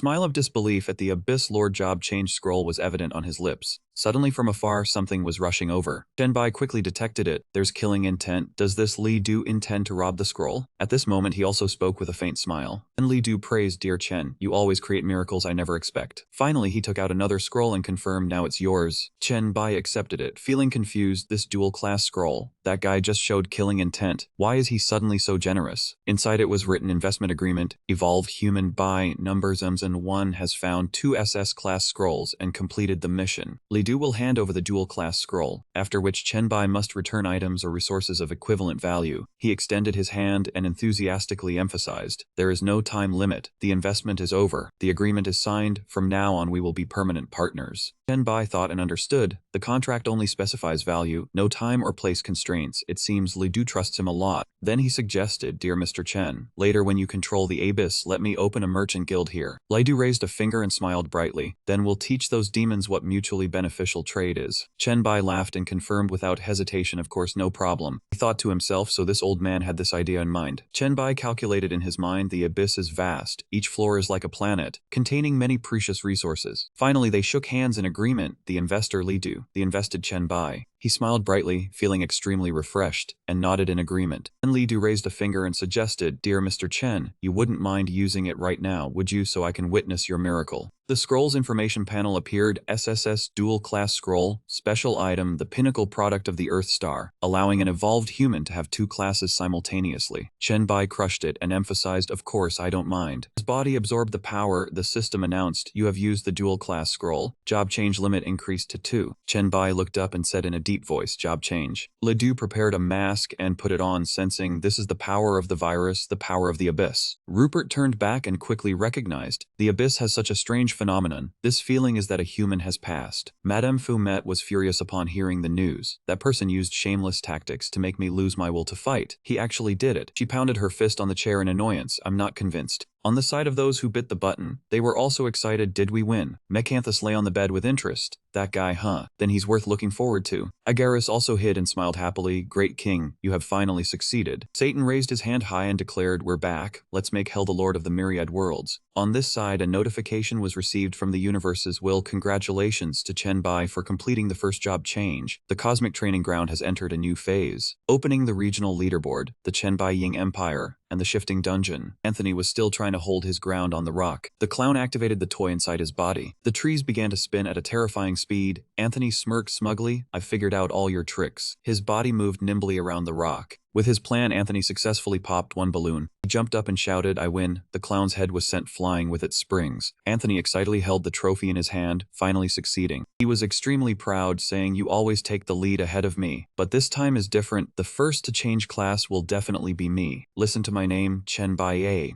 Anthony crushed the item in his hand. A notification panel immediately appeared. The will of the universe congratulated the evolver. Chen Bai became the first to complete the class change. The Cosmic Trial Arena will enter a new phase, opening the regional leaderboard. Anthony was shocked. What is going on? This made him extremely angry. Damn it, he was one step slower again. The system continued to notify, class change successful. You have received the profession S-Rank Circus Clown. The group chat was bustling at this moment. Yizai said, Chen Bai has changed class. It must be the SSS rank profession he mentioned before. Han Wang replied, of course, it's just a pity that my experience is still lacking, so it's still too early to change class now. Bao Wang was annoyed. Xiao Han, stop your nonsense. You already have a class change scroll anyway. As for the rest of us, we don't even have a single class change scroll. Why is this rank Shu Mountain Disciple profession so hard to get? I'll say another word and I'll block you. User Lion Xian also dropped in. Didn't you receive the investment quest from Ledoux? I'm the one who's pitiful here. I still don't have a reliable profession. I don't even have a lead. Ding Ding wondered, everyone after Chen Bai successfully changed class. Have you all seen the new leaderboard function? Han Wang replied, yes, I've seen it. On Chen Bai's side, the system notified that the class change was successful. By default, your faction is designated as Dragon Nation. You can adjust your faction within 10 minutes. Please note, once the faction is confirmed, changing factions will come at an extremely heavy price. He read it with some confusion, then confirmed joining the Dragon Nation faction. The system added, only those above level 10 and who have completed the class change can enter the leaderboard. Note, the top 10 will receive an additional 1 reputation for all evolvers in the faction. The system updated the title interface, leading the world. When using the title of number 1 on the global evolver leaderboard, the item drop rate will increase by 20%. Chen Bai evaluated, not bad. Having an extra drop rate boost will be great for the final settlement. He knew clearly that no matter what method was used to increase the drop rate, he would gain an extra boost. However, the benefits of this leaderboard were not fully revealed yet, and Chen Bai understood that because the further along it got, the greater its effect would be. He continued to open the system panel. For now, let's quickly look at the profession's powers and skills. Profession panel, Profession, Calamity of Living Beings, SSS1 True Transmission. Each time you level up, Strength, Agility increased by 10 points, Physique, Spirit increased by 15 points, receive 20 free attribute points. A bit of information, Profession Power, Plague Control. All plague-causing organisms and plague-infected organisms whose attributes are not higher than the host can be controlled at will. Each time a plague organism is controlled, the profession skill Calamity of Living Beings can bring many benefits to the effects of viruses and fungi. Plague Immunity, the holder of this profession will not be affected by any special abilities such as plague and deadly poison. Virus can spread instantly, continuously providing mental strength to maintain the size of the plague sun. Misfortune never comes alone. Black Death. Targets infected with any type of virus will also be infected with the Black Death. Black spots will appear on their bodies. Each time a spot appears, it will cause virus damage and has a low chance of causing instant death. Each time the virus infects, each black spot will increase its damage by 1 level. Chen Bai began to deduce, the added attributes are indeed not bad, but are there only 2 skills? The introduction isn't clear enough, so it's better to test it out. Immediately he summoned the Plague Sun. A group of aliens was thrown into chaos by this move. What is this? A sun that's green. They began to clutch their bodies and gradually collapsed. What is happening? After a moment, Chen Bai retracted the move. Ledoux, seeing this, evaluated, impressive. In just 3 short seconds, the demons friends within a radius of several thousand meters have been reduced to just a few. Chen Bai added, "You flatter me, Lord Li Du." Li Du responded, "No flattery, look at what this is." Chen Bai was a bit surprised. "You got infected too?" Li Du confirmed, "That's right, but I'm not worried at all. Your ability is indeed very strong, but it also has a flaw. Your current mental strength isn't enough to completely control everything within the Plague Sun's range, so use this skill with caution." And Chen Bai silently acknowledged he wasn't wrong. "I can't see the battle situation clearly from hundreds of meters away, so it's very easy to accidentally harm my own troops." Then he spoke up, "I understand. Thank you, Lord Li Du." Chen Bai continued with the quest. The next one is the Abyss Lord. Combining these two professions will definitely have unexpected surprises. The system stated profession Abyss Lord, special SSS, does not receive any attributes when leveling up. No class change. The increase in ability that the profession receives depends on the number of abyss floors controlled. Chen Bai was extremely shocked. Nothing at all? Even so, he still had faith. "No worries. Let's see what the profession's powers and skills are like first." The information appeared: profession power, Boundless Abyss. Each time you level up, your current attributes will be permanently increased by 2%. Endless Abyss. The level cap of this profession is equal to the current number of abyss floors. Abyss Lord. Each time you conquer one floor, you will achieve the highest authority of the corresponding floor. At the same time, attributes will be permanently increased according to the number of abyss floors conquered. It was then that Chen Bai understood. So that's how it is. Is this the future to look forward to? The level cap is hundreds of times higher than others, the attributes get stronger and stronger, and there are also hundreds of major and minor authorities. Accordingly, he calculated, so the attributes gained from conquering floor 600 are over 180,000. The system said, "My profession skill is the Abyss. You can enter any floor of the Abyss from anywhere and can also leave the Abyss at any time. If you do not actively harm Abyss creatures, no Abyss creature can harm you. This skill has absolute priority. No other control skill can override the Abyss or prevent the Abyss Lord from using this skill to enter or leave the Abyss. Except the Abyss, the effect of this skill is determined by your own level." Blood of the Abyss passive. The Abyss can devour everything and shroud everything. It can possess 9 different bloodline powers at the same time and eliminate bloodline conflicts. Undying Abyss. After death you will be resurrected in the Abyss well without any loss. As long as the Abyss is immortal, nothing can stop it. Chen Bai immediately smirked, freely entering and leaving any floor at any time in the Abyss, and with 9 bloodlines and resurrection abilities that rival the Hourglass. He assessed the current situation. Except for the ability to accept the Abyss, which is still not very clear, everything else is very strong. Li Du suddenly reached up and took off his mask, as if he had been waiting for this moment for a long time. "Chen Bai, my friend, it seems you have taken stock of what you've received today." Li Du raised his voice in invitation. "So then how about a drink? Here's the information on this thing.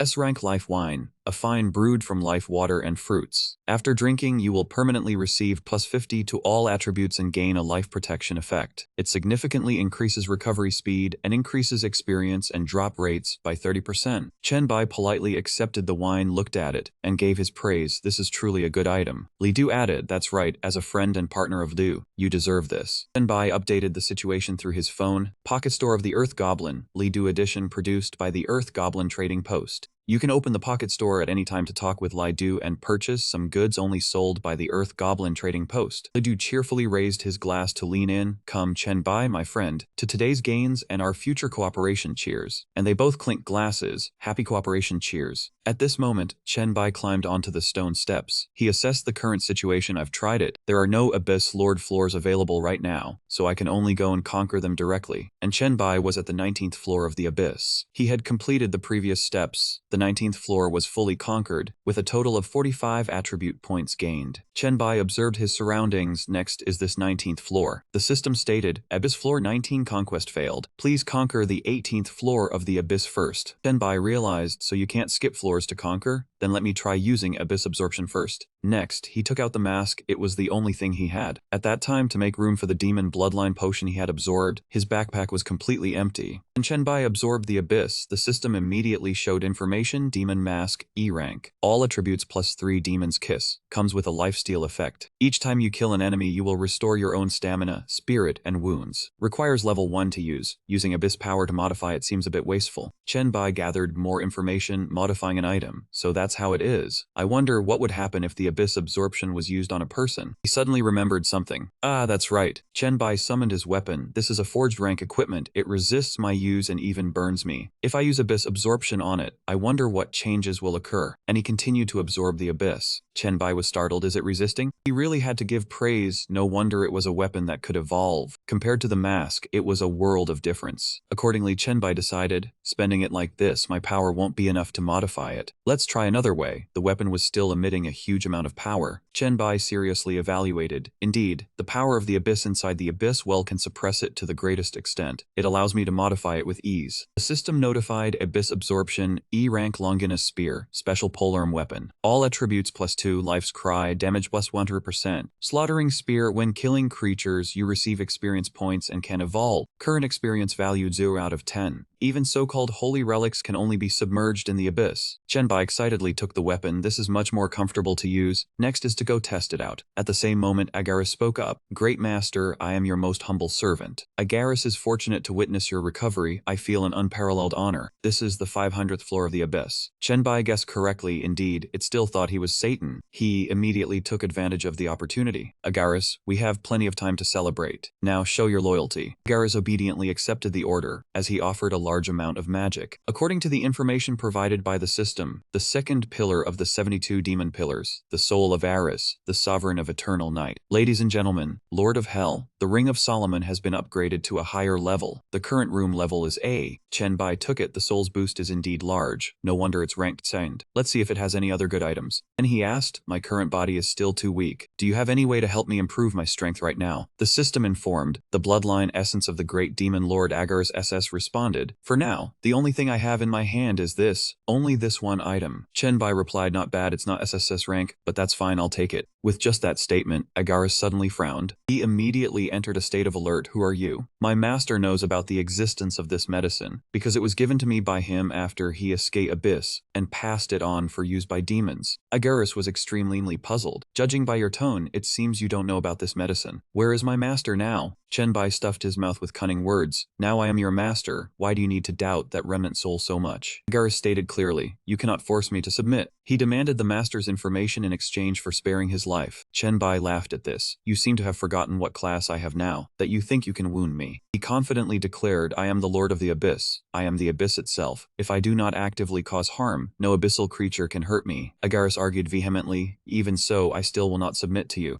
Chenbai assessed, your methods are not bad, having subordinates this loyal. Satan observed from some corner, God of demons, I sense Agaris, you are talking about him, are you not? He expressed interest. This matter needs no extraordinary methods. Once you reach that level, Dragon Center City is the only thing that helps ascend to a higher step. The atmosphere fell silent for a moment. With sharp instincts, Agaris was certain, I just sensed the master's breath. He is still alive, is he not? Chenbai confirmed, that is right. Satan is still alive. You may have a chance to become my servants. But for now, wait here for a while. And he moved to floor 437 of the abyss. Upon seeing Chenbai, Mecanthus immediately spoke, I knew you would come. Chenbai made a request. I want to find someone who understands the abyss to answer some questions. He hinted with a meaningful tone. I wonder if Her Majesty the Queen would be willing to answer. Mecanthus, of course, did not refuse. Naturally, you are the abyssal lord with infinite potential. But she set a condition. It is just that I do not like boring conversations. So you must think of a fun way to get me to talk. Then Mecanthus brought out a long whip. Chenbai took the interesting whip. Let me show you my methods. Mecanthus revealed her hot body and asked, do you not want to ask anything? I know much more, Chenbai said. These are already enough. Is that not meaningful enough? He continued, besides, without this whip, I could not have wounded you at all. Mecanthus moved closer. Chenbai, then you can try harder. She showed excitement, the experience the avatar had. My true body wants to experience it again. Chenbai spoke. That is hard to say. How long can you wait? Mecanthus said softly, this interesting matter took me many days to discover. Only the two of us need to know. I trust you will not make me wait long. She bit Chenbai's hand. If you truly make me wait too long, the one who suffers will be you then, Lord of the Abyss. That made him laugh with delight. Very interesting. At this time in Mado, the high-class villa area, the man looked at the two before him and exclaimed, truly unexpected. He could not help but be pleased. This place actually has two little treasures. This is the evolved Nguyen Hao. Yanqi sternly warned the person beside her to quickly leave, or they would be seeking death. Yen Su agreed. Right,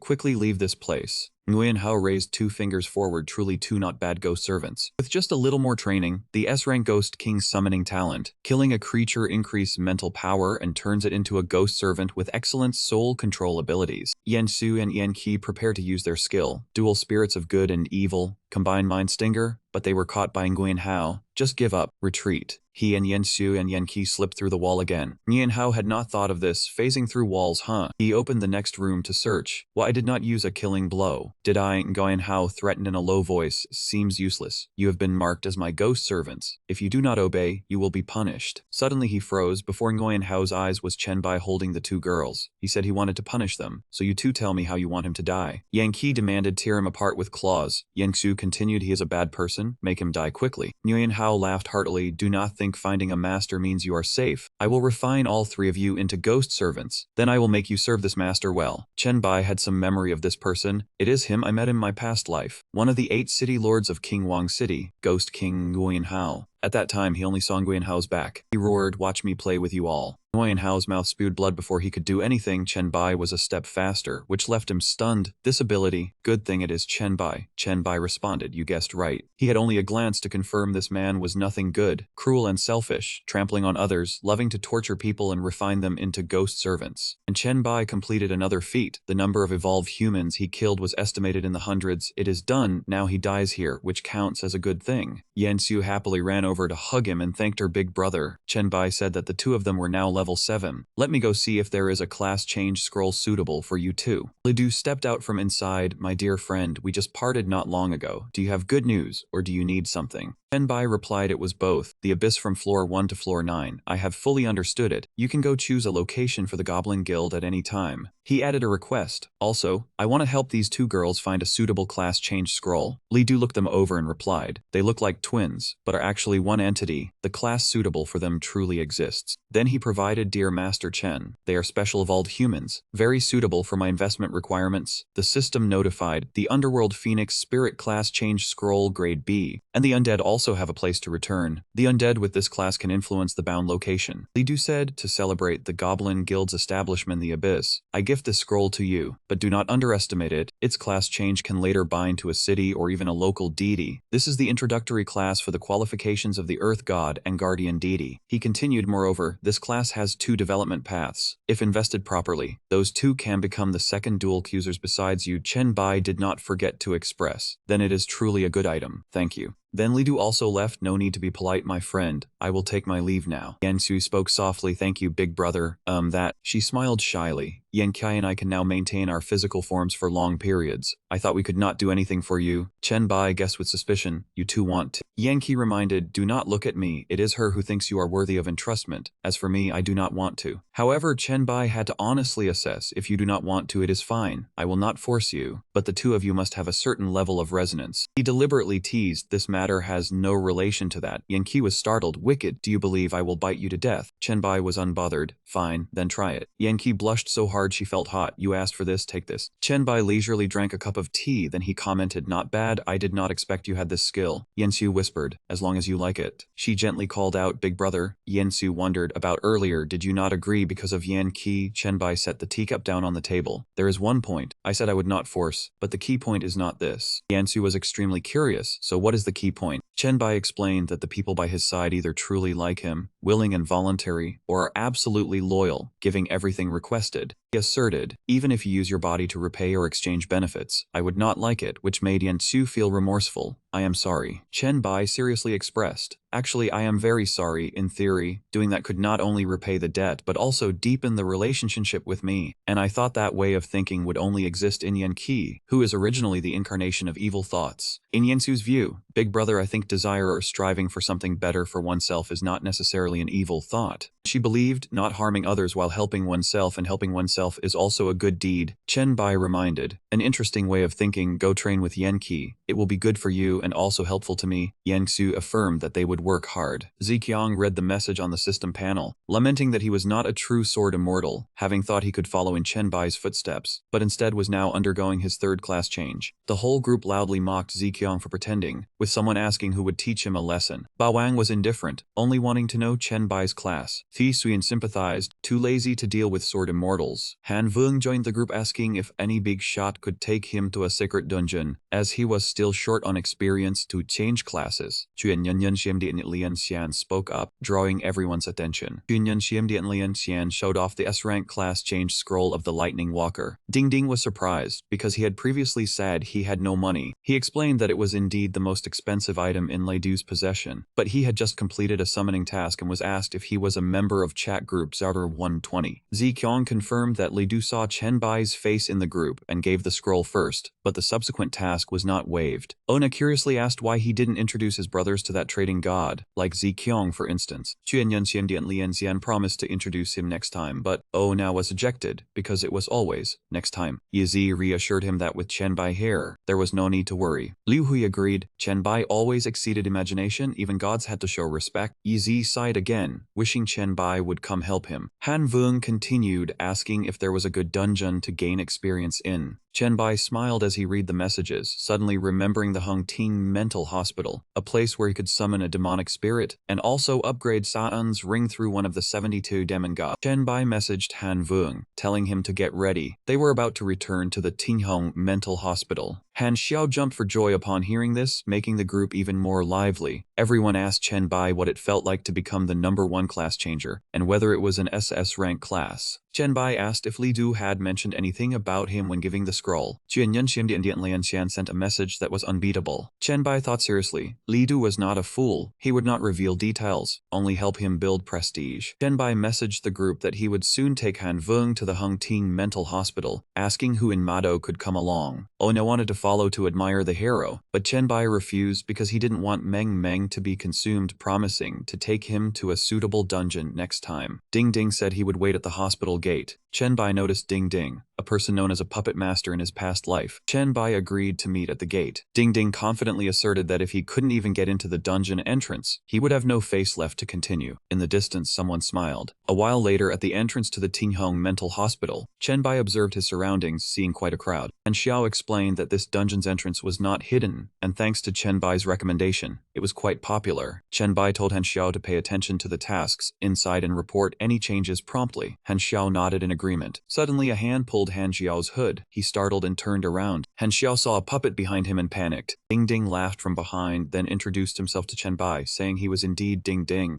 Xiao scolded Ding Ding for not scaring Chen Bai instead of him, calling it bullying the weak. Ding Ding replied that scaring Chen Bai would probably make his paper puppet vanish in an instant, so he had to bully the weaker one. Han Xiao quickly defended himself, saying he just didn't sense any killing intent, so he couldn't react in time, otherwise he would have turned that toy into shreds. He asserted he was a man of iron and blood, not weak at all. Chen Bai spoke up, saying if they were all ready, they should start going in. At that moment, someone blocked the group's path, asking them to stop. Han Xiao asked blankly what was going on. The man introduced himself as Along, asking if they knew him. The whole group was clueless. Ding Ding explained that the recent dungeons in Mado, including a hell dungeon, were all cleared by a man named Along. Along introduced himself, saying everyone could call him Longka. He boasted that only a few people could get through the Hung Ting Mental Hospital, and his group was one of them. Some of his members were busy, so there were spots open, asking if they wanted to join. Chen Bai casually turned and walked away, saying no need, a group of 3 was enough. He inwardly remarked that this man had no ill intent but was confident to a frightening degree. Along was confused, saying chat group Diaozhen was full of big shots, going with a group of 4. Would 3 of them really be fine? Han Xiao coldly replied that it was none of his concern. Awaken whispered to Along that this man was the non-player character from the chat group's Onwan's Dungeon clear video.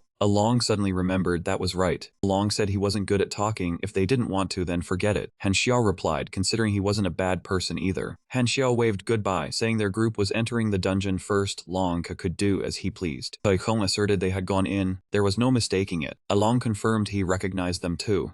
Along told the brothers around him that even the big shot from Chat Gruzer 1 called him Longka, so following him would guarantee fame. Inside the dungeon, Chen Bai said these small monsters gave too little experience, leaving them for Han Xiao and Ding to handle. Han Xiao enthusiastically agreed. Ding Ding was also excited, ready to make a move. Chen Bai suddenly remembered there was another helper. Yankai excitedly rushed out, gleefully saying she was about to massacre. She loved this. Yankai had been waiting for this chance for a long time, wanting to try the new skill she had learned. Chen Bai was surprised to see she had learned a new skill, recognizing the flame carrying the hellish aura of Tree Hua. He looked down at the ring on his hand, thinking of Satan. After leaving the abyss, he had placed the soul inside the ring, cause it couldn't stay outside for long. Chen Bai understood that Satan teaching Yanqi a skill was probably a gesture of goodwill. He decided to lift the ring's barrier to ask about it. Chen Bai's consciousness entered the ring, asking Satan if he had taught Yanqi the skill. Satan replied that the girl's talent was very high, her pure malevolent intent even surpassing the original bloodline of hell. Yanqi's body radiated a large amount of power. Satan shared that this was very rare, so he took the liberty of teaching her a few skills. He apologized for not informing him beforehand, as the day of the seal prevented communication with the outside. Chen Bai said he would lift the shield when appropriate and mentioned Han Xiao's bloodline. Satan asked doubtfully, did he mean that child carrying the hell bloodline? Satan revealed that what he sensed was not only that, but also the aura of Z3 within this secret realm. Chen Bai confirmed that was the very purpose of his visit. Yanqi had finished off the monsters outside. It was time to go deeper. Han Xiao curiously asked who she was. Ding Ding remarked she looked like a spirit entity. Chen Bai introduced that Yanqi was also an evolved being but had a special form. He reminded Ding Ding and Yanqi to leave 10 monsters behind as he had used for them. Ding Ding wondered what the point was of leaving monsters behind. Yanqi complained about not being able to kill them all. Han Xiao explained that Chen Bai wanted to summon the 16th demon god of the 72 demon gods, D3, and a big battle with the boss was coming up. Hearing this, Ding Ding's face showed a bit of discomfort when mentioning the demonic spirit summon. Chen Bai reassured him that the highest level in this dungeon was 12, so Zippa's strength would be limited. He asserted that even if the difficulty increased to hell level after the summoning, as long as he was there would be no problem. Ding Ding worriedly thought about the demon god and the hell difficulty. Han Xiao teased Ding Ding if he was scared. Ding Ding gritted his teeth and replied, scared maybe, but he still trusted Chen Bai. Han Xiao waved his hand to lead the way, urging everyone to quickly go fight the boss. Yanqi also enthusiastically responded. At the corridor outside the director's office, the monsters had been taken down. Han Xiao looked around, done, next step. Chen Bai praised him for doing well, much stronger than last time. Han Xiao humbly said it was thanks to Yanqi and Ding Ding's support he couldn't have won so surely alone. Yanqi asked who to kill next. Chen Bai reminded her to only keep 16 monsters, telling her not to cause chaos and to go inside and rest. Yanqi was indignant but still retreated to the back. The group advanced to the secret chamber. Ding Ding looked around. This place to summon Zeppaha was dark and gloomy, with a strong stench of blood and strange, eerie energy. Chen Bai explained that thanks to his strong mental power, he could create objects, but he hadn't mastered it yet, so he had to handle them one by one. Han Xiao thought it was because his mental power was too strong, making it difficult to control. Chen Bai agreed. Chen Bai summoned the magic circle and tossed it up to the central hub. The ground suddenly showed fresh red streaks of blood. Hanging upside down from a tree branch was a woman.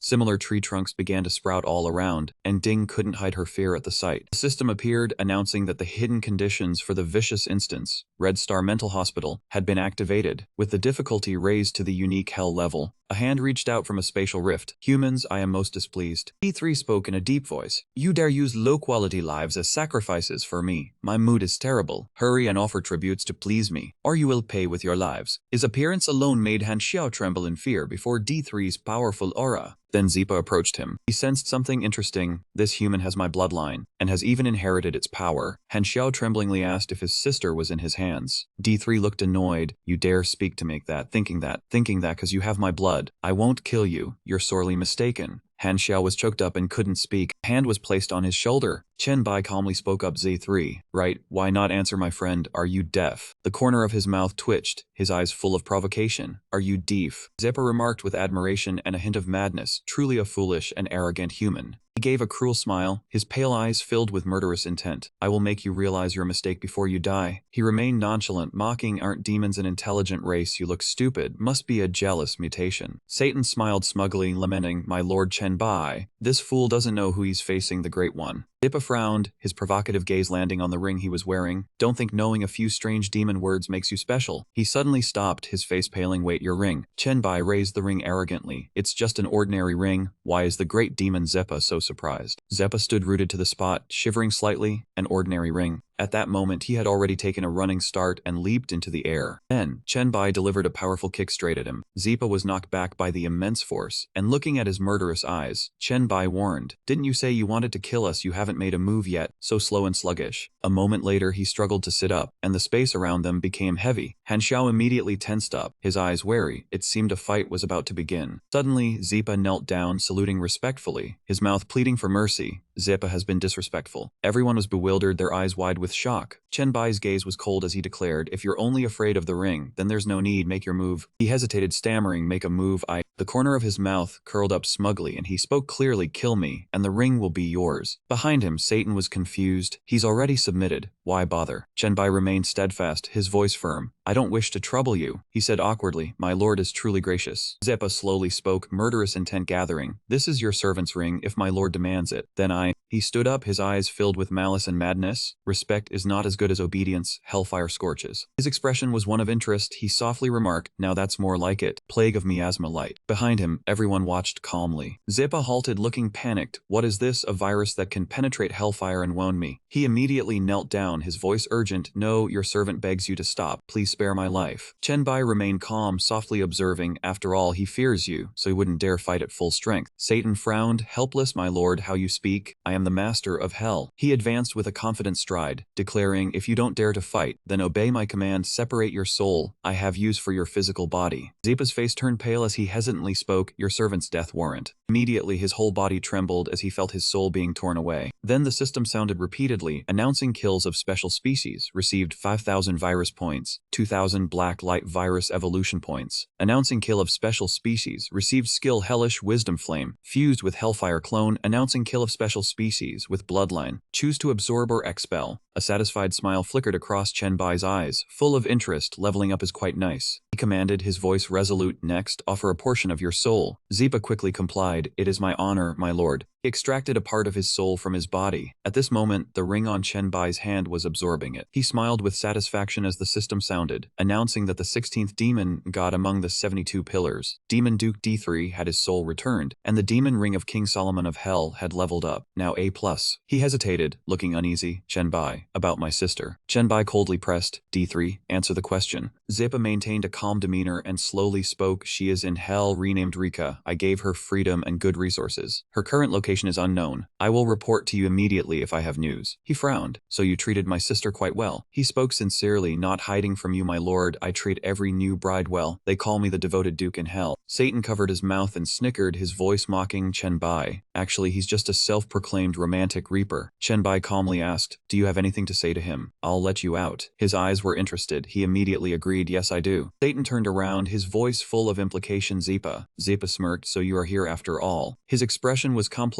D3, tell me the current situation in hell. Zeppa's gaze was hesitant, stammering, hell right now. Satan frowned, questioning with dissatisfaction. What's with the stammering? Speak up. He shuddered slightly, looking uneasy. Right now hell is ruled by that Beelzebub, sir. He has taken your palace and inheritance, and calls himself the new master. Zeppa spoke with a heavy voice, sighing. He has also erased all evidence of your existence. Many new demons don't even know your name. His expression shifted, his eyes burning with intense murderous intent. Beelzebub, how dare he? Satan's gaze was displeased. He questioned, has hell forgotten me? Zeppa knelt down to report. Due to Beelzebub's propaganda, hell now calls him the greatest emperor, the sole leader leading hell to a period of prosperity. His expression changed. Only the 72 demon gods who followed you from the beginning know of your existence, but they had to remain silent or submit. Satan's eyes were bloodshot with rage, veins bulging. Chenbai frowned, his voice provocative. King of hell. He helplessly interrupted. Stop mocking me, Chenbai. Satan gritted his teeth, his eyes complex. Zeppa, how many gods are in hell? Zeppa hesitated, stammering, aside from Beelzebub, there is Lord Lucifer the fallen angel and Lords Vasago and Paimon. They were imprisoned for openly opposing Beelzebub. He frowned, muttering softly, I see. He remained calm, declaring, you may return now, D3. From now on, report to me immediately if anything happens in hell. He knelt down respectfully, understood. At this moment, the system sounded, killed hidden boss Z3, received 0 experience points. Chenbai was complicated, no experience. Well, at least he isn't truly dead. The screen continued to announce, successfully cleared the hell level instance Red Star Mental Hospital, received 1,000 experience points. He slowly rubbed his chin, not much experience, but after the class change the accumulated points helped him reach level 12. A moment later, Chenbai smiled contentedly, whatever, that's good enough. Level up to 13, strength plus 17, agility plus 17, constitution plus 22, spirit plus 23, and free attribute points plus 20. He turned around and calmly asked,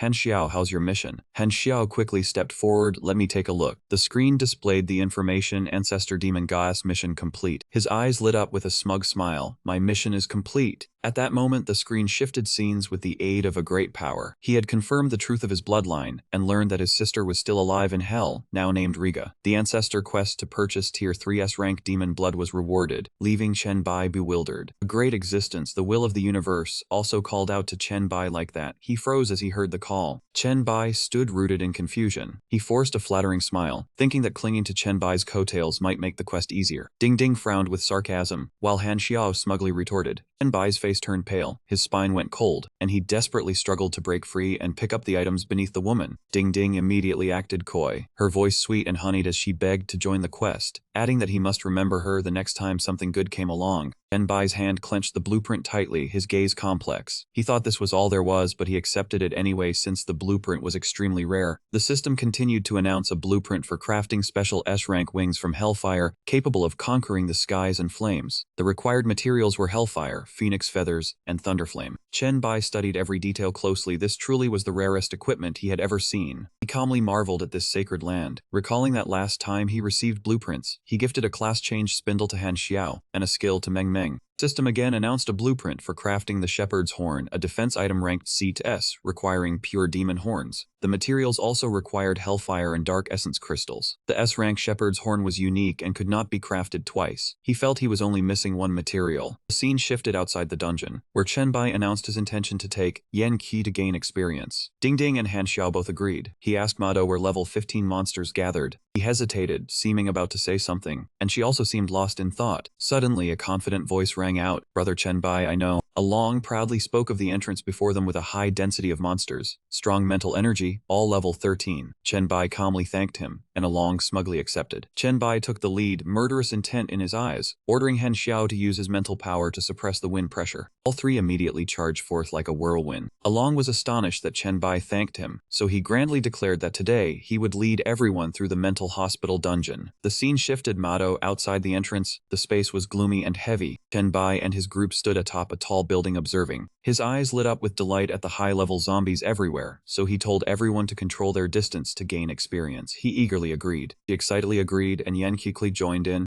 Chen Bai rushed forward, thinking that if he used all of his Plague Sun, he could wipe out the area, but Yanqi's three-person group would be in danger. He decided to train his unrefined ability, mutating his entire body with the Black Light virus, temporarily calling it Full Body Enhancement. His hand gathered immense power, also infused with Hellfire. Chen Bai assumed a ready stance before the zombie horde, Hellfire blazing fiercely around him. S-rank encompassed the power to reverse Hell itself. The skill could boost attributes by 50% for 3 minutes, and burn the target's soul. He raised his fist, throwing the first wild punch. Overwhelming power engulfed them. One punch cleared them all. The zombies vanished instantly. Ding Ding and Han Xiao were stunned by the strength. In the group chat, everyone was buzzing about this leveling spot. Ziqiang looked at the screen helplessly. Was the damage of a normal attack comparable to her ultimate move after class change? She wondered if this just a small skill of Chen Bai's, but it still felt abnormal. King Han, do not be too anxious. The scene shifted to the Ngan family villa. Chen Bai relaxed in thought. Having led the two to level 10, preparing for their class change, he tossed a treasure onto the table. The radiance it emitted left everyone astonished. Chen Bai noticed the space beginning to shift. He froze, realizing the area was being assimilated by the power of the class change. The Earth Phoenix spirit would bind to the villa. Yan Ke and Yan Su were merging into the glow. Satan frowned and smiled smugly, confirming the Earth Phoenix spirit was a perfect fit, praising Chen Bai's keen eye. He eagerly lauded the power of Hellfire and his ability to train subordinates, certain he would stand at the pinnacle of the gods. Chen Bai coldly cut him off, saying that since leading the leveling, Satan had started flattering. Satan let out a helpless wry laugh, praising his observational skills. Satan remarked that the character of a traitor was untrustworthy, while his own long-term value was certainly higher. Chen Bai coldly replied it was just that he did not want to see Bilzapard for now, and his value was yet to be determined. Satan's expression changed, and he earnestly stated that all his belongings were in hell. Agaris probably still kept some things, and asked Chen Bai what he was lacking. Chen Bai rubbed his chin and thought he needed phoenix wings, a flame core, and dark essence crystals. Satan quickly replied he was certain he had dark essence crystals. Chen Bai calmly decided to wait until their class change was complete before going to the abyss again. He thought about those he had clashed with during the trial, especially the nine-headed serpent. The system announced that the class change to Earth Phoenix Spirit was successful, linked to the Ngan family villa. Chen Bai walked over to ask what the profession and its effects had to offer. Yansu excitedly talked about the Earth Phoenix Spirit. Each level up added one attribute point, with powers like Dual Spirit Dual Bind, Bind Earth as Demon, Spirit Earth Mutual Bind, and other special skills. Chen Bai froze, marveling that there were so many powers centered around binding the Earth. He remained calm, commenting that the Spirit Earth Mutual Bind power was truly monstrous. Yansu hesitated briefly before asking again. Chen Bai explained that building materials were all items. If the villa was upgraded with high-grade materials, its power would be revealed. He thought about how the two could turn an entire city into a Phoenix domain. She excitedly wanted to link with his city to help. Chen Bai promised to bring them back to the city after reaching the abyss. The corner of his mouth curled up meaningfully, asking Yansu if she knew where a library was. In the abyss on floor 350, the nine-headed serpent gratefully thanked the Abyss Lord for bringing books on history, art, and scenery for them. Winifred wore a murderous look, saying they were very curious about the human world, and as soon as he became the Lord, he brought the books right away. It immediately complained discontentedly, questioning the second and fourth brothers who only knew how to say empty thanks. Number 8 excitedly started to sing a poem to thank the Lord. Winifred angrily cut him off, telling him to shut up because it was embarrassing. The others agreed, saying the ninth sister was right. Since the Lord remembered them, they should repay him. The system announced that a treasure had appeared, the S-rank skill, Secret Peeking, capable of analyzing everything and knowing the target's secrets. Chen Bai felt a mix of emotions, because the S-rank probing skill book was truly precious, and it was exactly what he needed. He sincerely thanked them and promised to help them claim everything they needed. He immediately spoke up with enthusiasm, his expression full of reverence. This was not merely a gift of gratitude. Helping the Abyssal Overlord enhance his strength would also benefit the Abyssal Lord. Chen Bai curled his lips into a smug smile, nodded, and said that is true. He used the skill book and obtained the S-rank skill Arcane Enigma. Scene transition. After descending past floor 500, Satan said excitedly, his voice full of conviction, "As you instructed, I told him about Beelzebub seizing power. There is no doubt now. Agaris stands with me." His eyes were bloodshot, filled with madness, and he declared fiercely, "Do also obtained Agaris's god-rank skill, Infernal Blaze Flame, along with the highest grade Dark Crystal." At this moment, amidst the gloomy red moonlight, a roar of dissatisfaction rang out. "Traitor Bill, I will definitely kill you." Chen Bai looked up and asked, "Do your loyal subordinates not matter?" Satan sneered and replied, "No need to worry about it, just venting some anger is fine." Scene transition to the Yen family villa. On the floor there were some items placed on a torn piece of paper. Chen Bai knelt and looked at them. The bone of the cultivator, the fire of Agares, and the highest grade dark crystal. It can begin now, the materials are all complete. He thought to himself, without a doubt, it will definitely synthesize the S-rank Shepherd's Bone. A system notification appeared. Hellish Whale, Shepherd's Bone, commencing crafting. Crafting successful. S-rank equipment, head, unique. Spirit plus 30%. Spirit plus C5, current rank X5. Ghost Bone, casting speed plus 80%. Skill casting speed plus 80%. Power plus 30%. Ghost incantation. When worn, you constantly hear the ghost's incantation. Each day worn permanently gain 1 spirit. The Shepherd controls creatures with spirit lower than your own. The effect depends on the quality of the spirit. A bone of great fortune. Chen Bai held it in his hand and murmured, "This is the first time I've crafted S-rank equipment. Ghost incantation, gain 1 spirit point per day of listening. It doesn't seem like much, but it adds up significantly over time." Then he put it on his head, thinking to himself, "Let me hear the whisper of the ghost." Immediately, Chen Bai's mind and body fell into a dazed state. His eyes showed a look of fear and exhaustion. Just one listen had caused his mind to be in disarray, feeling irritable. The permanent stacking effect is indeed not easy to obtain. Scene transition. At Chen Bai City, Chen Bai was moving slowly. A month later, he appeared in the middle of the room. Meng bowed down, breathing heavily. "Master, I've teleported you here. So tired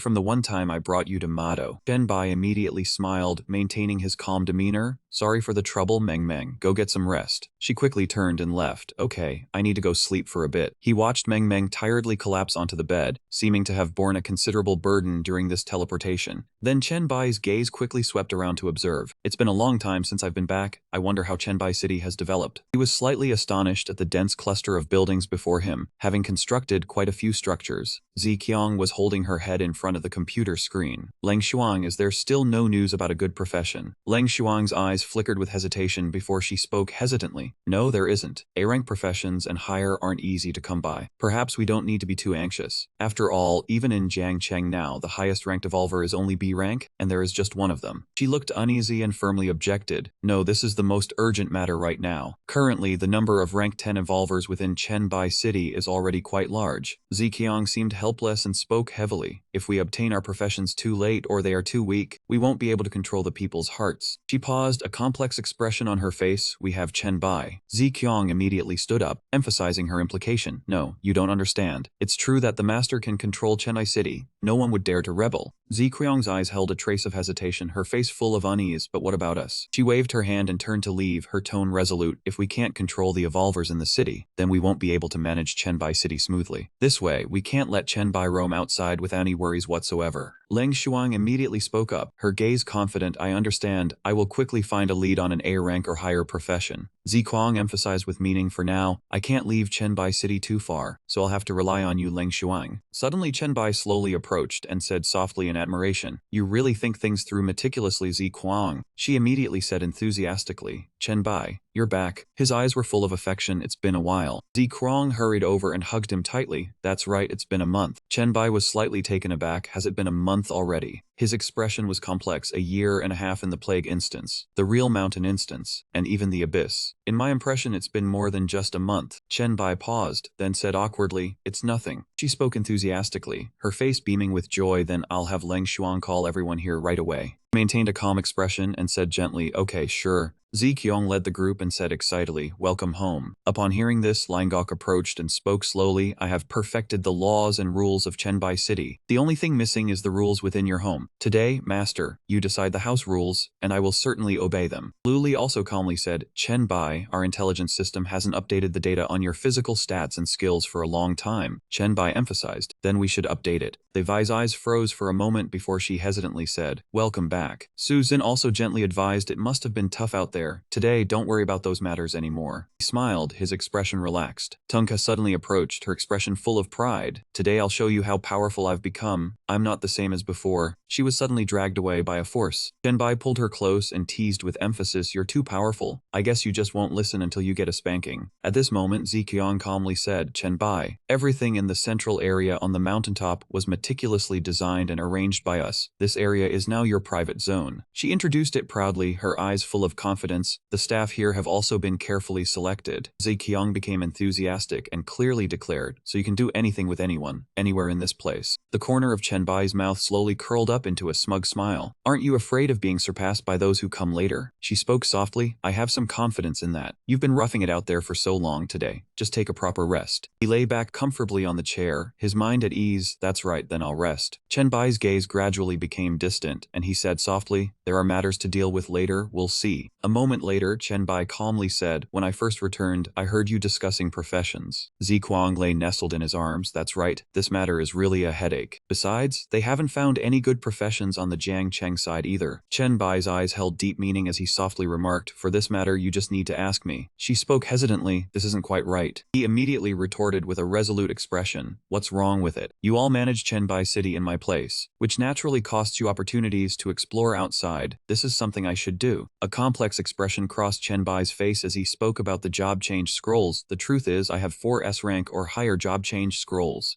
Ziqiang immediately sat up, her eyes full of shock. 4S rank and above job change scrolls. The image of Fukusumi at that time flashed in Chenbai's mind. He thought to himself, the scroll was left behind by Fukusumi after his sacrifice to open the mass teleportation gate. At that time, the scroll in Chenbai's hand was the Demon Hunter scroll completed in the Abyssal Trial. He sat up and looked over, saying, among you, only Ziqiang has reached rank 10. She spoke up in confusion, Chenbai, Leng Shuang is 10 levels higher than me. Is there a job change scroll suitable for Leng Shuang? Also, Leng Shuang is really strong and has had feelings for you for a long time. When are you? Leng Shuang, hearing this from behind, blushed in embarrassment. Chenbai then asked curiously, really? She always has the same expression. I thought she doesn't have any emotions. He smiled and continued, then call her in. I want to see her current strength and stats. Chenbai took out several scrolls and announced, choose the most suitable profession from these 4 jobs for you both. Leng Shuang held the scroll in her hand, her expression full of complex emotions. Demon Hunter, S rank. Ziqiang calmly said, this is Calamity Child, SS rank. Chenbai maintained a calm expression and said resolutely, the time and situation for the job change are unknown, so you two find an absolutely safe place to make the change. She immediately agreed, a smug smile flashing across her face. All right. She also quickly replied, yes sir. His gaze held complex emotions. The rest time should also come to an end. But that Satan is still teaching skills to the Yan sisters, Yan Kai and Yan Tzu. He has to wait until Satan finishes teaching and then resolves the binding contract between the two sisters at the Jiangcheng villa before he can set off. Chenbai paused when a message suddenly appeared on the screen. Your friend, Han Wang, I rank profession, Infernal Envoy. All brothers, I have successfully changed jobs. Ba Wang S rank profession, Fearsome Tiger General. Liu Vuong S rank profession, Little Heavenly Palace. Thi Xuan S rank profession, Nether Spirit Guardian. Lian Jian, the Lightning Geek S rank profession, Thunder Practitioner. Onya, the shame of our group. Little Han and A rank bloodline, high ranking demon count. Where did that come from? Little Han, what about someone without a profession or bloodline? At this moment, Han Xiao sat leisurely on the bed, a smile full of excitement on his face. Ba Wang, Han Wang forever on top. This bloodline, I've never heard of it. Onya, still no profession. Truly the shame of the group. Liu Vuong, I've heard of this bloodline. It's even harder to get than a profession. Onya, still no profession. Truly the shame of the group. Yazi, Liu He. O knelt down in defeat and spat out in anger. Damn it. Seeing this, young master Lian sneered and teased. So Liu Vuong's profession is actually Little Heavenly Palace. We had a pretty good relationship in our past life. His previous profession was an A-rank necromancer. Chen Bai's eyes held a hint of enthusiasm, his expression full of interest. I remember he said he had a chance to get an S-rank profession. He just gave it up because it was too dangerous. It seems that the environment of this group chats on a 1 can really push people to risk more. If not, they will become the shame of the group. The screen continued to show incoming messages. Chen Bai, congratulations to everyone on their job changes. I remember Han Wang once mentioned upgrading this normal chat group to me. Now that the conditions are met, we can directly upgrade to an alliance. What do you all think? Your friend Han Wang, no problem. Chen Bai, I hoped you would ask. Last time I asked everyone privately, no one disagreed. Junyan Simdiat Lian Xian, the 5 immortals all agree. Ding ding, upgrade, upgrade. The scene shifted. Ding Ding was also watching intently. Smirked with satisfaction, looking pleased, Chen Bai said, I will immediately upgrade. The name will still be Zhou Wan on all leaderboards. Everyone can put the Alliance logo in front of their names. Remember to turn it on. Immediately the screen switched to a system notification. Chat group Nerozana 1 had been upgraded to Alliance 01. Alliance ID L1. Chen Bai exclaimed, we have reached the time to shake the world. The system has agreed to display the Alliance. Player names will have the prefix Darazan 1 added. System notification, signature, strategy, Anonsound 17, level 13, current class hidden, faction residing in Dragon Country. Anthony briefly paused when he saw on the leaderboard, Enter to Anthony, Douglas level 11 class, Soul Stirring Clown S, faction residing in Lighthouse Country. List continued to be published, NM3001. I am truly not a sword immortal, level 11 class senior disciple of Shu Mountain, faction Dragon Country, NM4001. Hair of Stale Thunder Lion Xian, level 11 Thunder Practitioner, faction Dragon Country, NM5001. Ba Wang level 10, Sailor of Lake Wu, faction Dragon Country. Liu Hui smiled brightly, saying, your King Han dominates the leaderboard, brothers of Ba Wang, keep it up. Aside from Zhen 1, there are still other people. It looks annoying. Chen Bai saw his name in another alliance. Ding ding, immediately someone secretly built an alliance based on his name. Chen Bai was satisfied with the results. Ziqiang and Leng Shuang had successfully changed classes. Ding looked bewildered, realizing Leng Shuang was the person from the live broadcast. Chen Bai also confirmed it. Ding Ding wanted to join, demanded a class change, scroll SS rank, then helplessly complained, Chen Bai, save me. Messages flooded the screen. Liu Hui teased that it was Chen Bai's harem. Easy called Chen Bai husband, wanting to ask for scrolls and bloodlines. Liu Hui talked about the topic spreading on the forum. Everyone was praising Chen Bai endlessly. And Xiao smiled excitedly. Chen Bai asked why he was happy being praised. Yuzai replied that praising Chen Bai made her happy too. Yuzai explained because Chen Bai was her future man. Han Xiao said he was a loyal follower of Chen Bai. Chen Bai helplessly turned off the screen, sighing softly. Ziqiang opened the door and walked in, sighing in relief as she announced that she and Shuang Shi had successfully changed classes. Chen Bai asked about Leng Shuang. She said she was dealing with troublemakers in the dungeon. Chen Bai's eyes showed a hint of unease. He hesitated and asked what was going on. Ziqiang talked about someone who overestimated their ability and tried to enter the Hell level pipe dungeon, which reminded him of the system description of the dungeon being created. Time remaining 29 days, 23 hours, 50 minutes, 59 seconds.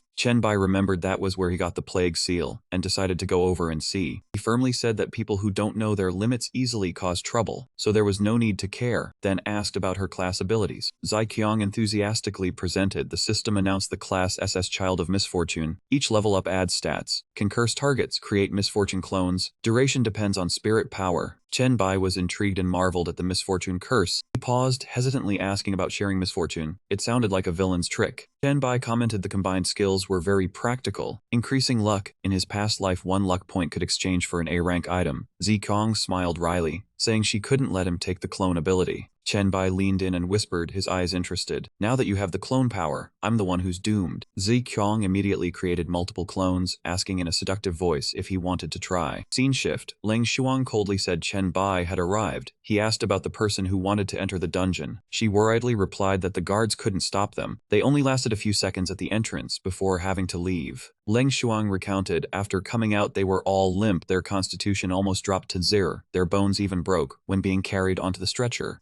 Bai calmly reminded her she was the best person in the villa. She shouldn't worry about trivial matters in the future. She should focus on leveling up. Leng Shuang seriously agreed. Bai said he was entering the dungeon, and to hand over boring matters to others in the future. The system announced he was entering the hell-level Plague Pipe Secret Realm 1535. Scene shift. Inside the dungeon, Bai calmly observed his surroundings. He realized the plague here was so severe that an ordinary person would be crippled or die after just 3 breaths. Suddenly a dark shadow rushed at him. His gaze changed. He used his detection ability. The system displayed information about the level 17 mutant Ratman, mutated by plague fungus, intelligent, with recovery and speed talents, skills claws and plague breath. Bai softly marveled at the plague creature. The mutant Ratman briefly paused, its eyes dazed. It decisively knelt down before him in reverence. The plague control skill can command all infected creatures with lower attributes. Each controlled creature adds virus and fungus effects. Bai admired the power of a creature calamity. Thinking about controlling many plague creatures, he came up with a plan to renovate a floor of the deep abyss. Bai put his hands on his hips, mentally listing the giant plague rat skills. Heavy ram, tearing claws screech. He analyzed the proliferating spores with acid bomb skills, hypergrowth and plague effects. Bai smiled confidently. Nearly 100 of the monsters ahead had already been controlled by him. He was about to reach the place to receive the plague mark. His eyes lit up, discovering a powerful monster that could be a boss. He immediately used his detection eyes. The system announced the Ratman Gunner, origin of the plague, possessing superior intelligence and strength, guarding the sewer entrance. Bai calculated. His attributes were around 650, but its were even higher. He tried using the plague control dominion. He smiled with amusement. The shepherd skill allowed him to control creatures with lower mental strength. The mutant Ratman also seemed excited, licking its lips. The system warned he was trying to control a level 25 boss. The level difference and single boss reduced the judgment attributes by half. The result was failure. Bai put on his gloves, smiling with determination. The level gap was too big. No matter, then let's fight. He charged straight ahead, loudly shouting to use the skill Plague Sun. The mutant Ratman suddenly disappeared from its original spot, then shot an arrow at him. Bai quickly dodged, realizing its constitution was too high. Plague Sun and Black Death had no effect. Only melee combat would work. Bai suddenly widened his eyes, sensing danger when it fired another type of arrow. He stood firmly in place, deciding not to dodge but to face it head-on. The arrows were quickly blocked. Bai had calculated carefully. Although his agility was lower, this was a sewer. It had to guard the deep entrance so it couldn't kite him. His eyes lit up with confusion. He asked why it was retreating. Suddenly it fell into an eerie silence. Bai quickly used his power, crashing impact. The attack knocked the mutant Ratman backward. His spiritual power was 195. Bai seized the opportunity, unleashing the heavy hammer form skill. Hellfire enveloped the surroundings. He attacked continuously, giving it no chance to fight back. Ground-shaking fierce strike. Saliva dripped from the mutant Ratman's eye.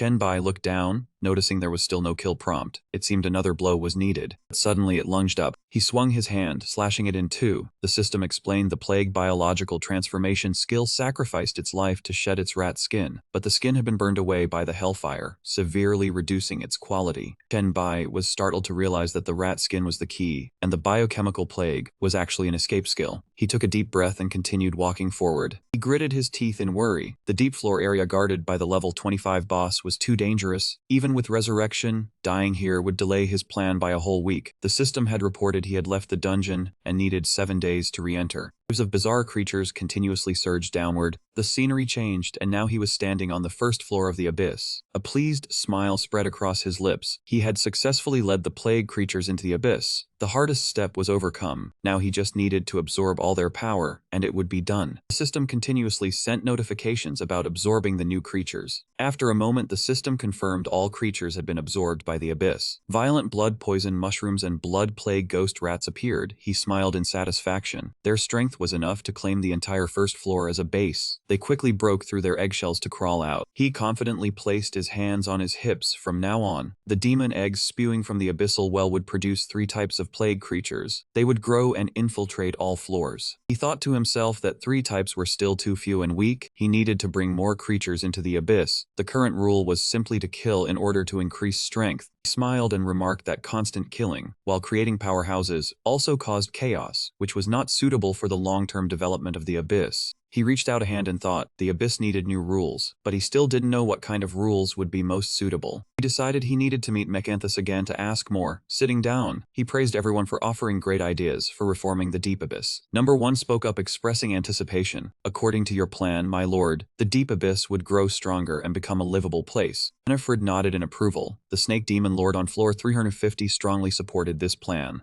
The World Tree's node leader Venifret liked this direction of reform because the deep abyss had never been interesting before, and Mecanthus also liked the idea of building a city and a dwarven trade guild. One person rested their chin and nodded. The specters under his command would have stable jobs and be much happier. Gaibo walked over from afar to praise him. He beat his chest, vowing to wait for the day the Lord had enough strength to reform the deep abyss. Chen Bai smiled confidently, asserting that he would lead the deep abyss further under his command, and promised to reserve a worthy position for them at the peak of the abyss. Solmuk, hearing this, expressed gratitude, thanking the great lord and asking permission to leave. Gaibo also placed his full trust and awaited good news. Mecanthus propped his chin and praised the Lord's plan with clicks of his tongue. The conversation grew livelier, and the location moved elsewhere. One person smiled charmingly, promising that next time he must compensate her well for this trip. Chenbai replied that once he finished controlling the abyss, he would settle that matter. Mecanthus smiled, gave his instructions, and then vanished. Afterwards, he touched the ring on his hand. Everyone had left. Xatang was silent if he remained loyal and helped him wholeheartedly. Chenbai declared he would hand over the position of Hell Lord to him and recreate his godhood after reclaiming this land. He rubbed his hands enthusiastically, pledging to assist wholeheartedly in his mind. He set his main goal as still increasing his strength, collecting gear, and bloodlines. Suddenly, Chenbai's eyes widened, realizing he had just forgotten something important: the bloodline. He immediately opened the information panel. The bloodline fusion mask had absorbed many potions before entering the abyss. On the screen appeared 2 SS bloodlines, the pure-blooded demon lord bloodline and the hellish demonic commander bloodline. He wondered if that was the mask's limit or if the materials were insufficient. He decided to go down to floor 10 to find more bloodlines to try an SS fusion. The teleportation gate was already open, and he could level up along the way. 7 days passed quickly. The 2 girls were already waiting outside. Chenbai walked out, surprised to see the sewer entrance. Su Xin and Lu Li were standing there. He curiously asked why they had come. Lu Li, with a tense face, called out Master as if wanting to say something. After hearing the explanation, he asked again. Rumors were spreading that he had been stuck in the dungeon for 5 days and had died. She worriedly confirmed that Ziqiang was using the rumors to expose the rats lurking in Jiangcheng. He needed to return to the villa in secret, so the plan wouldn't be ruined. She also pointed and laughed, saying Su Xin had come along just because she was worried about his safety. Chen Bai scratched his head, lamenting that he didn't expect some to happen in just a few days. His leveling by farming bloodlines for the mask, which took over 10 hours. An idea popped into his head. The 2 recently graduated Xatang girls could be taken down to the first floor of the abyss to test their new skills. Chen Bai put his hands in his pockets and praised Ziqiang handled things quite well. In the apocalypse, there was no shortage of ambitious people. Did she gain anything? Lu Li placed her hand on her chest and recounted. A few leaders thought Ziqiang had no backing left and wanted to break away. They even dared to threaten Qiang Run. She concluded that they were all cleanly dealt with by Lang Shuang. Chen Bai put his arms around both girls' shoulders, affirming that handing over authority to Ziqiang was the rightest decision. Lu Li didn't hesitate to give him a kiss and say thank you. Su Xin also happily kissed his cheek. He suddenly remembered to ask Lu Li if there was still land to build a villa in the central area. She replied that there was. Sister Ziqiang had kept a large plot. Ziqiang stood with her hands on her hips. Puzzled, Chen Bai spread his arms to introduce the central villa area. Yan Qi and Yan Su were special evolvers from the Fuanglin region. He smiled confidently, emphasizing that they could become the Lin Hothang and Divine Hand protectors of Chen Baithang in the future. Ziqiang raised her hand to greet the two girls. Seeing that they looked very similar, she asked if they were twin sisters. Yansu waved her hand and introduced herself. Before the apocalypse, she was named Yansu Kai. After evolving, her soul was split into two. The good and evil thoughts divided into two people. Two lines of text appeared above her, good thought and evil thought. Bai explained, although she is the evil thought, she has managed to control herself. Just her personality is a bit more fierce. Ziqiang clicked her tongue in admiration, saying they were just like Song Ji. Bai introduced that she was his woman and ordered the two girls to listen to Ziqiang when he was away. Ziqiang reported that Meng Meng had been sleeping for several days, possibly due to the matter of chat group 01 and her profession.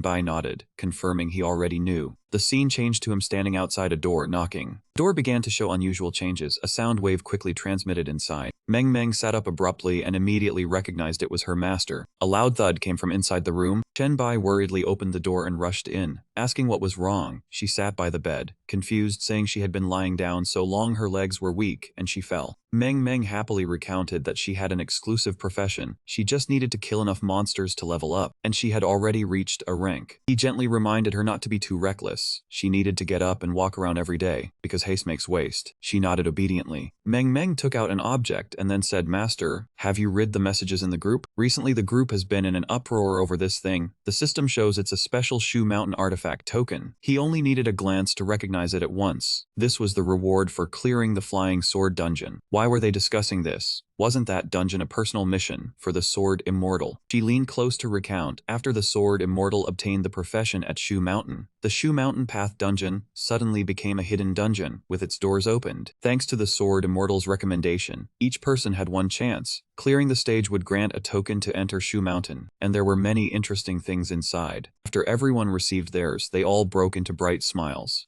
Bai turned around excitedly to question, "Really?" Meng Meng confidently emphasized, "The group talks about this every day, master. Go take a look." Hearing that, he also quickly followed suit. Bai wore an admiring smile. "It really is lively over there." He turned back with a cheerful calculation for a while. An hour later, upon focusing, the virus points and dark light virus points accumulated were quite decent. During this hour, he leveled up several skills, and entering the dungeon later would be a perfect chance to try them out. The scene shifted to a misty place, the special map Shu Mountain level 1089. Bai stood in the middle, hand on his chin as he spoke up. "Hello everyone, all here now, huh?" Su touched his chest in fusion.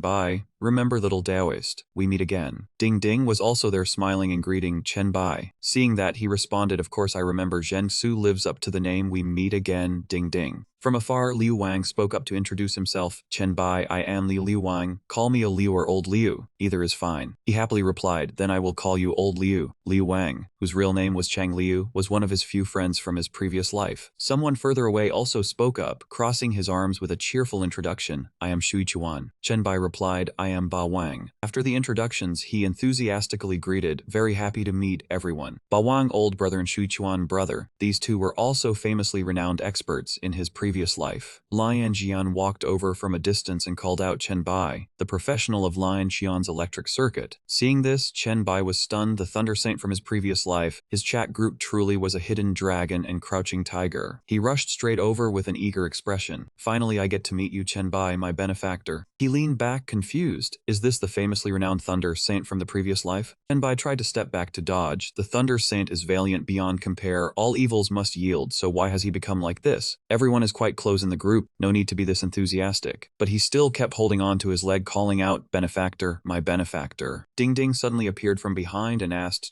Bai, "You still do not know yet?" His smile became stiff. "What?" She explained clearly, "Back then, the Divine Thunder transaction gave face to you, handing over the profession scroll of the Thunder Walker to him first. Otherwise, he would still be risking his life, doing the investment quest now." Lian Jian leaned his face close to confirm, "That investment quest requires one's life. Bai, in the future, whatever you instruct, I will not refuse."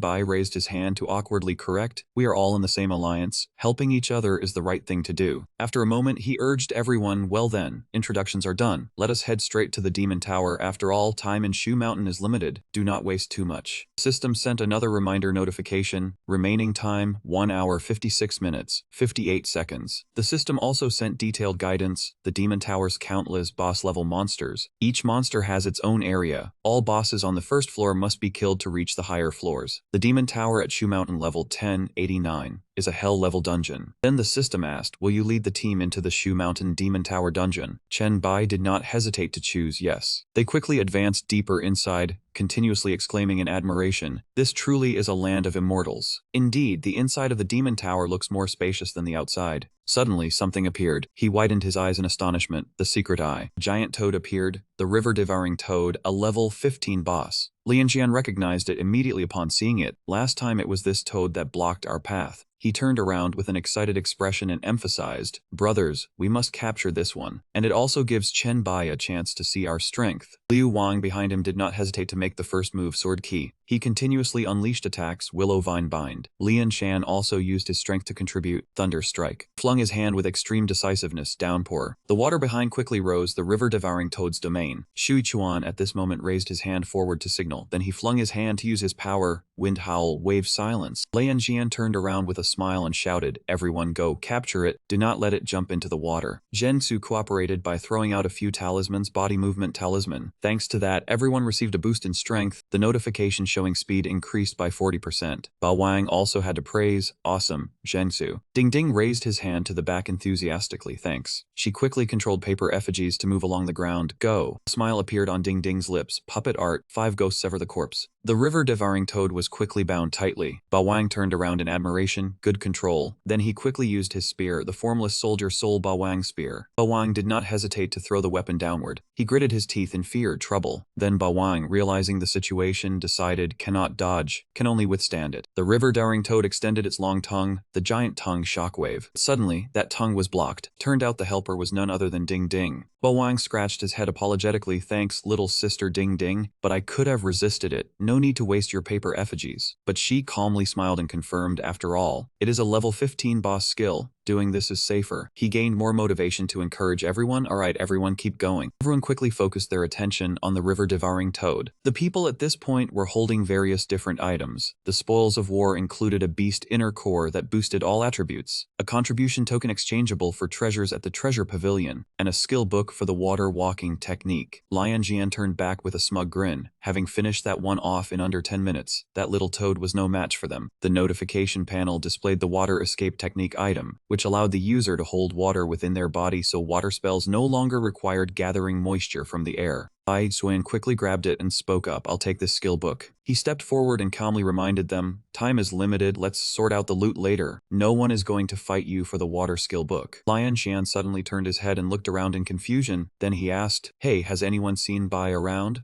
Zheng Su pointed toward a direction and recounted. Earlier when the fight was decided, Chen Bai said he wanted to go deeper inside for a stroll on his own. The rest of us could just keep moving forward. At this moment, Chen Bai had already appeared somewhere else, on the first floor of the Demon Suppression Tower in the mountains. Lian Xian ran over and shouted loudly to everyone, Chen Bai is being surrounded. He stood on a rocky ledge looking worried. Isn't each monster in this tower supposed to have its own territory? Could these three be a family? Hurry, let's go help Chen Bai. He took out an item and announced to everyone, the skill of universal divination scanning. These three are all bosses, level 17, 18, and 19. Lian Jian jumped down anxiously. Chen Bai, hold on, we're coming. Chen Bai gave a faint smile and declared, it's time to end this. He raised a single finger and used a spell, Corrosive Yang. That power shot straight toward the three monsters. Not long after, they quickly fell into a severe state. The space fell silent again. Lian Jian realized in shock. Chen Bai, this is you were just toying with them? He turned his head and explained the reason clearly. I learned a few new skills and wanted to try them out. I was just about done testing when all of you arrived. Ding Ding tilted her head and laughed playfully. I knew Chen Bai wouldn't have any trouble. It was just someone getting too anxious. Zheng Su broke into a sweat and emphasized, I also thought these three bosses were deliberately lured here by Chen Bai, but I just couldn't believe it at first. The system sent additional information. Calcification after infection causes abdominal pain. Permanent muscle inflammation reduces growth attributes by 50%. Chen Bai smiled brightly with satisfaction. A fantastic control skill, a permanent debuff, and it even increases the damage of corrosive yang. But he laughed in amusement and reminded them, you all arrived at the perfect time. If I had kept testing, the whole area would be covered in filth. Absolutely disgusting. Chen Bai stepped forward and instructed, we'll clean up in a bit, then continue the journey. Lian Xian obediently nodded, yes, Chen Bai. He looked at his two arms with excitement. Let's try the ground spike skill after leveling up. The system sent over a detailed panel. The shark claw form skill, enhancing the power of ground spikes. A group of beasts quickly charged straight at Chen Bai. Looked at them with confidence, indeed much more convenient. Chen Bai had already calculated beforehand. Not only that, after releasing the ground spikes, he could still manipulate them and directly drain the monster's blood through them. The buffalo was quickly pierced through its body. Li Wang raised his head and suggested, Chen Bai, can I borrow the corpse of that python for a moment? He agreed without hesitation. Of course, go ahead. Chen Bai smiled faintly as he recalled. Almost forgot in his past life he had an ability related to the snake guardian spirits. Li Wang's lower body transformed into a snake form. He happily expressed his gratitude. Thank you, Chen Bai. Li Wang adapted to his new physique and said enthusiastically, Little Flo has done well. This pure soul helps the 4-star lords take a step forward in strength. It truly feels comfortable. He quickly turned to deal with the green-armored one. Ding Ding tilted her head curiously. Northeast guardian spirits. Zhensu quickly explained. Liu Xian is one of the guardian spirits worshipped in the northeast region. Right after that, his physical form dissipated. Liu Wang knowingly spoke up, You all are too kind. My lady's eating habits aren't really the prettiest sight. He extended his arm forward politely.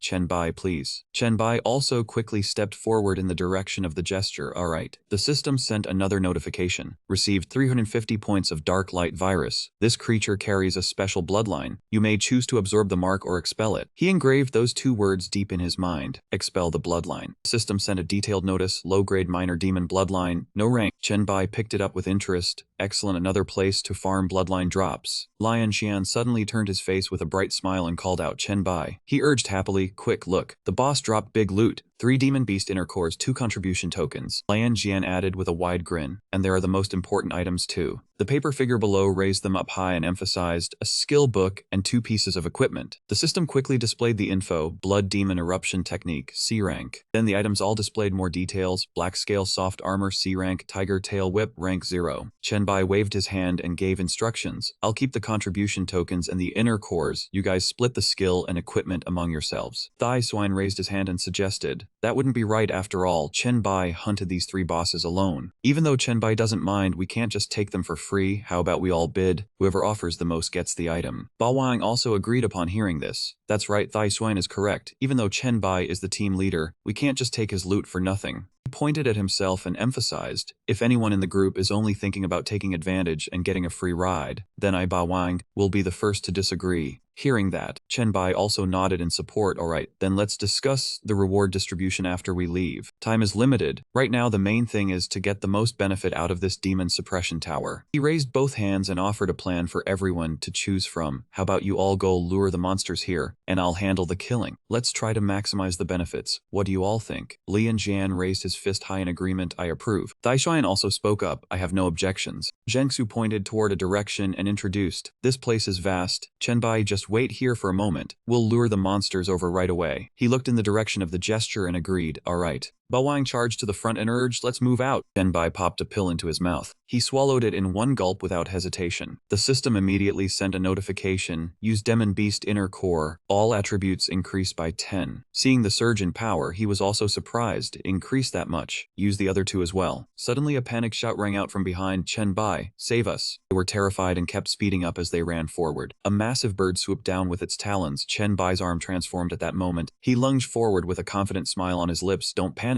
Leave it to me. Chen Bai stood confidently in front of it and delivered a decisive slash. The bird had no chance to resist and fell backward. Liu Wang only then returned, scratching his head awkwardly. Sorry, Chen Bai. I don't know how to fly, and my lady isn't good at dealing with this kind of thing either. I really couldn't help at all. But he still smiled and acknowledged luring it here was already a huge help. From far away, 2 more people were running over. Ding Ding and Ba Wang were giving it their all. Zhen Su was also sprinting back to the original spot. They all shouted in unison, Chen Bai, we're back. Seeing this, he curved his lips into a satisfied smile. Impressive work efficiency. Time flew by. 2 hours had passed. Meng Meng was sitting in the room waiting. When she saw him return, she smiled brightly. Master is back. How did the harvest go? Chen Bai walked in and recounted the situation. The harvest was quite good. I've now reached level 18. If it weren't for the time limit, no one would have wanted to come back. Then he pointed at the bag of items and instructed gently, I heard you've already eaten 2 Demon Beast Inner Cores. I brought these 8 back especially for you. Each one gives 10 points to all attributes. 10 is the maximum cap. Meng Meng saw this and smiled gratefully. Thank you, Master. Chen Bai humbly explained clearly. Don't just thank me, I only took 2 for myself. The rest were given by the others. After all, without you, they wouldn't have gotten the tokens. He leaned in to emphasize. The boss this time dropped a lot of loot. Everyone planned to hold an auction within the group, then reminded them to check the messages later, bid on whatever they liked, and if they were short on money, to tell him and Ziqiang. Meng perked up with an idea upon hearing this. The group auction was boring, so why not pull everyone into the Meng world to find a spot and make it more fun? Hearing this, he asked with a hint of concern, "That's fine, but are you sure you're okay? Don't push yourself too hard." She smiled back with confidence, "Master, don't underestimate me. I'm the mighty Meng with SSS grade win talent." Chen Bai nodded at that and walked forward. "Alright, mighty Meng, I'll wait for you in the bedroom."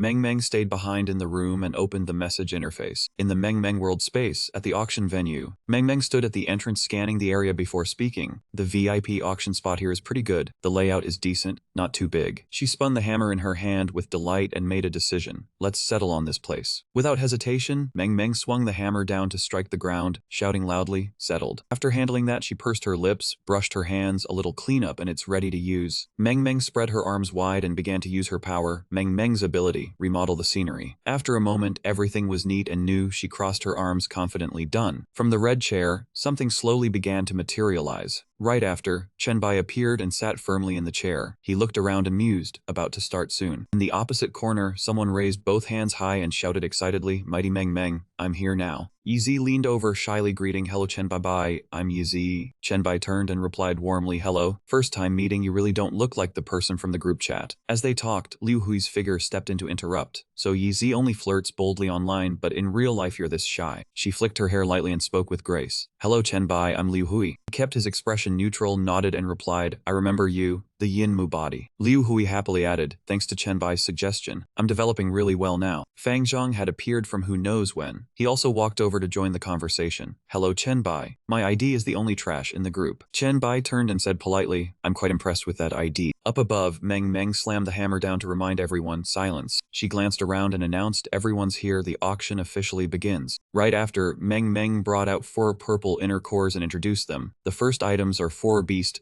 inner cores provided by group members from the Demon Tower in Shu Mountain. Starting bid is 4 gold coins. Each increment must be at least 4 gold coins. She lifted them into the air. Beast inner cores add 10 to all stats. After use, limit of 10 uses. Wu Ye raised his hand to bid first. "I bid 4 gold coins. I've been busy looking for a class and don't have access to Shu Mountain yet, so please go easy on me, all you big shots who can enter Shu Mountain." As soon as he finished, another hand shot up. "I bid 40 gold coins." Fang Zhang stood up and said to him, "Sorry, brother Wu Ya, you'll get into Shu Mountain sooner or later, but I have someone on my side who can't get in, so I hope you'll yield." Wu Ya replied generously, "Come on now, even though I hate to give up something I like, I don't have 40 gold coins anyway." From Meng's side, seeing no further bids, she started counting down. 40 gold coins going once, 40 gold coins going twice. She raised her hand ready to strike the hammer. 40 gold coins going 3 times. Sold. Congratulations to the only trash in the group for winning 4 beast inner cores at 40 gold. He let out a breath after hearing it. "I'm starting to regret this nickname." The next item was brought out, C-grade Nao Ma Blood Explosion Technique. Meng looked down excitedly and shared, "Nao Ma Blood Explosion Technique, a C-grade active skill. Despite having strong side effects, the stats are quite promising. Starting bid is 10 gold coins. Each increment must be at least 1 gold coin." Wu Ye raised his hand immediately to bid, 15 gold coins. Ba Wang beside him stood up, 20 gold coins. Zhen Su refused to back down and added right away, 25 gold coins. Han Xiao joined in excitedly, "Let me go big, 50 gold coins." Fang Zhang was determined to snatch it away and unhesitatingly doubled the bid, 100 gold coins. He remarked in awe, "This kid is loaded, 110 gold coins." Seeing Han Xiao insist on fighting for it, Fang Zhang turned and asked, "Brother Han Xiao, do you urgently need this skill book? Do you have to have it no matter what?" He replied plainly, "Even though I lack a survival skill, it doesn't have to be this one." He smiled and said, "Then I'll have to offend you, brother Han Xiao." Fang Zhang raised his hand and toon 50. No, toon 60 gold coins. After a moment, Meng struck the hammer and announced, "Sold. Congratulations to the only trash in the group for winning the Nao Ma Blood Explosion Technique skill book at 260 gold coins." Consecutive hammer strikes and sales followed. "Sold. Congratulations to the only trash in the group group for winning the carved scale soft armor at 145 gold coins. The auction was gradually coming to an end. Sold, congratulations to the only trash in the group for winning the feather boots at 160 gold coins. Sold, congratulations to the only trash in the group for winning the skill book Rabbit Rising Falcon Strike at 234 gold coins. Sold, congratulations to the only trash in the group for winning the snake tooth necklace at 122 gold coins. Sold, congratulations to the only trash in the group for winning the black tortoise hardguard armor at 392 gold coins. Having watched for a while, Ba Wang decided to speak up. Hey, do you really have that many gold coins? If you're just bidding recklessly and can't pay up at the end, that won't fly. Fang Zhang replied confidently, Brother Ba Wang, rest assured I'll pay Chen Bai right after I wake up. After saying that, he turned around and proposed to everyone present. Right, if any of you friends absolutely have to have a particular item, just say the word and I'll voluntarily back out of the competition. And any items I've already won, I can also give to friends in the group. He stood up and explained carefully, sorry everyone, there's a reason for this. I'm in a tough spot. Any item you all don't urgently need, I'll definitely bid at the floor price, and I'll make sure no one loses out. Lian Xian raised his hand to give his opinion. It's fine, the price is already above the base value, but I absolutely have to get that tiger tail whip. Fang Zhang nodded reassuringly. Don't worry, brother Lian Xian, I won't bid on the tiger tail whip. Chen Bai sat nearby, observing him for a moment before commenting. This kid has way too much gold. Even though I have a lot of videos of my cultivation and monster kills for profit, I'm far behind him. He seriously speculated, maybe he has a talent related to gold, or perhaps there's a force backing him up. Chen Bai raised an eyebrow and began to calculate how to find out what force was behind him, hoping it wasn't a faction from another country or some shadow organization. He raised his hand and called out to Fang Zhang, the only trash in the group, let's have a talk after the auction ends. He received the invitation and agreed without hesitation, of course. I have a few things I want to clarify with Chen Bai as well. Up on the stage, Meng Meng continued the auction. The next item was the tiger tail whip. Lian Jian bid 20 gold coins. After the auction, everyone left one by one. Lian Jian waved Chen Bai, we're heading off now. Zheng Su beside him added, Chen Bai, this little Daoist takes his leave. Ding Ding also winked and said, looking forward to meeting Chen Bai again next time. He turned to the back, the group Hanxiao was leaving one by one, and he said, we're off too, Chen Bai, goodbye. After everyone had left, Chen Bai spoke, you must have noticed, everyone wasn't very enthusiastic. After all, this auction was monopolized by you. Fang Zhang heard this and whispered apologetically, sorry Chen Bai, it's my fault. He curled his lips slightly and replied, you should apologize, but not to me. Chen Bai stared straight at Fang Zhang and interrogated, speak, why did you buy these items at prices higher than their base value? And where did that massive amount of money come from? He showed remorse. Chen Bai, I was wrong. I'll find a way to make it up to everyone. Please don't kick me out of the group. I'll tell you everything now. I won't hide a thing. Hearing Fang Zhang say that, Chen Bai agreed immediately, fine. He lowered his eyes, his face showing clear sadness as he recounted, I'm from the imperial capital. My family is quite special. My father, my eldest uncle, and my sister are all people of the imperial court. My talent is related to gold. System displayed a notification introducing the talent. Making money from money.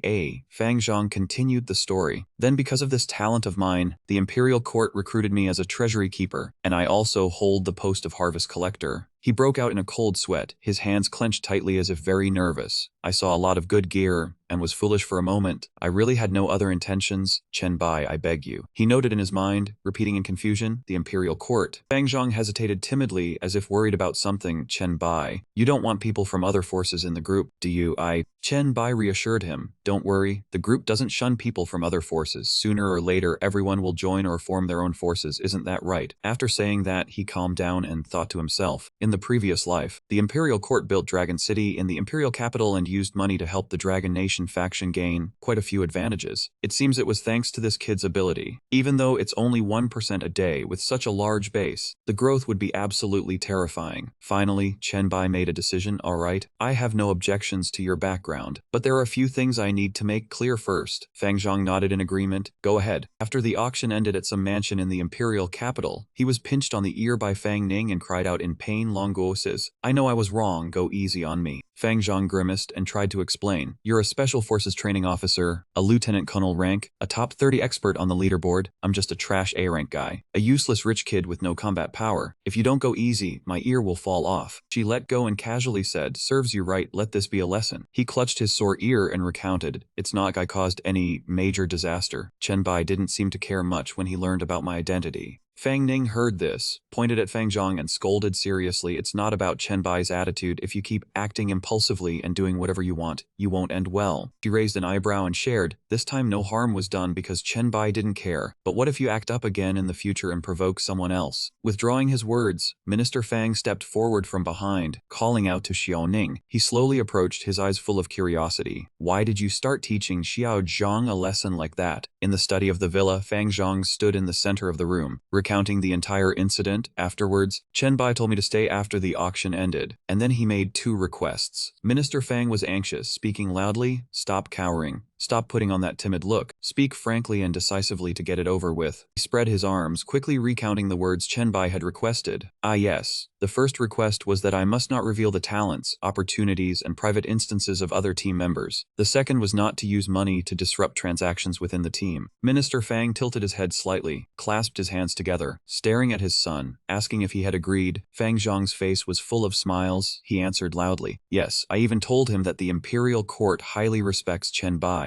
I also made it clear that the Imperial Court never told me to probe for his information. They only told me to build good relationships with everyone, and not to offend anyone. He immediately stood up abruptly, frowning as he scolded. You spoke well, but we told you not to offend anyone, yet your way of doing things is to monopolize the auction, making everyone unhappy. Hearing this, Fang Zhang's face was full of loss. He lowered his head and admitted his mistake. I know I was wrong. Captain Fang raised a finger, walking to his side. Alright, I have an idea for you. From now on, you follow this approach to work within teams in one. Not sure how Chen Bai views us. You need to perform well. Hearing this, Fang Zhang's face was full of excitement. He raised his hand and shouted loudly, rest assured, Father. Chen Bai really doesn't mind. He has good intentions towards us. Otherwise, he wouldn't have sold you a treasure at the low price of 10,000 gold coins. He immediately widened his eyes, shouting excitedly, 10,000 gold coins. Fang Ning also turned his head to look over, his voice full of dissatisfaction. You idiot, the Imperial Court gave you the gold coins, not for you to do whatever you want. Fang Zhang still had a face full of smiles, confidently declaring, it's definitely not a loss. The two of you look at this. The corner of his mouth curled up. He raised his hand to condense a stream of blood. Even if I gave away all the equipment to team the team for free, just keeping this one would already be a profit. The system sound rang out, announcing the S-grade pure-blood demon bloodline. Fang Ning widened his eyes, shouting excitedly, S-grade bloodline. Captain Fang also yelled loudly, S-grade. Fang Zhang leaned back in his chair, looking at the message he had just sent. Everyone, I have offended many people today. I am so embarrassed. I just couldn't help myself when I saw the equipment. I spent money to buy a warehouse for equipment today. Everyone can take and use it anytime. It's all free. Also, if anyone has good equipment they don't use, you can contact me and I will buy it at a high price. Fang Ning let out a sigh, hoping it would be useful. Chen Bai saw those messages and mused, this kid is interesting. Chen Bai, the only half-awakened one in the group. The warehouse manager position is given to you. Don't let everyone down. The only half-awakened one in the group. Guarantee to complete the mission. Ba Wang. This kid is quite capable. The void within the real, indeed. Fellow cultivator, very good. Oh my! Then I won't be polite anymore. Ba Wang, what are you not being polite about? The equipment is all obtained from Tushen. A kid like you who hasn't changed classes yet, what can you even use? Oh my, when did I offend Ba Wang, your hand king?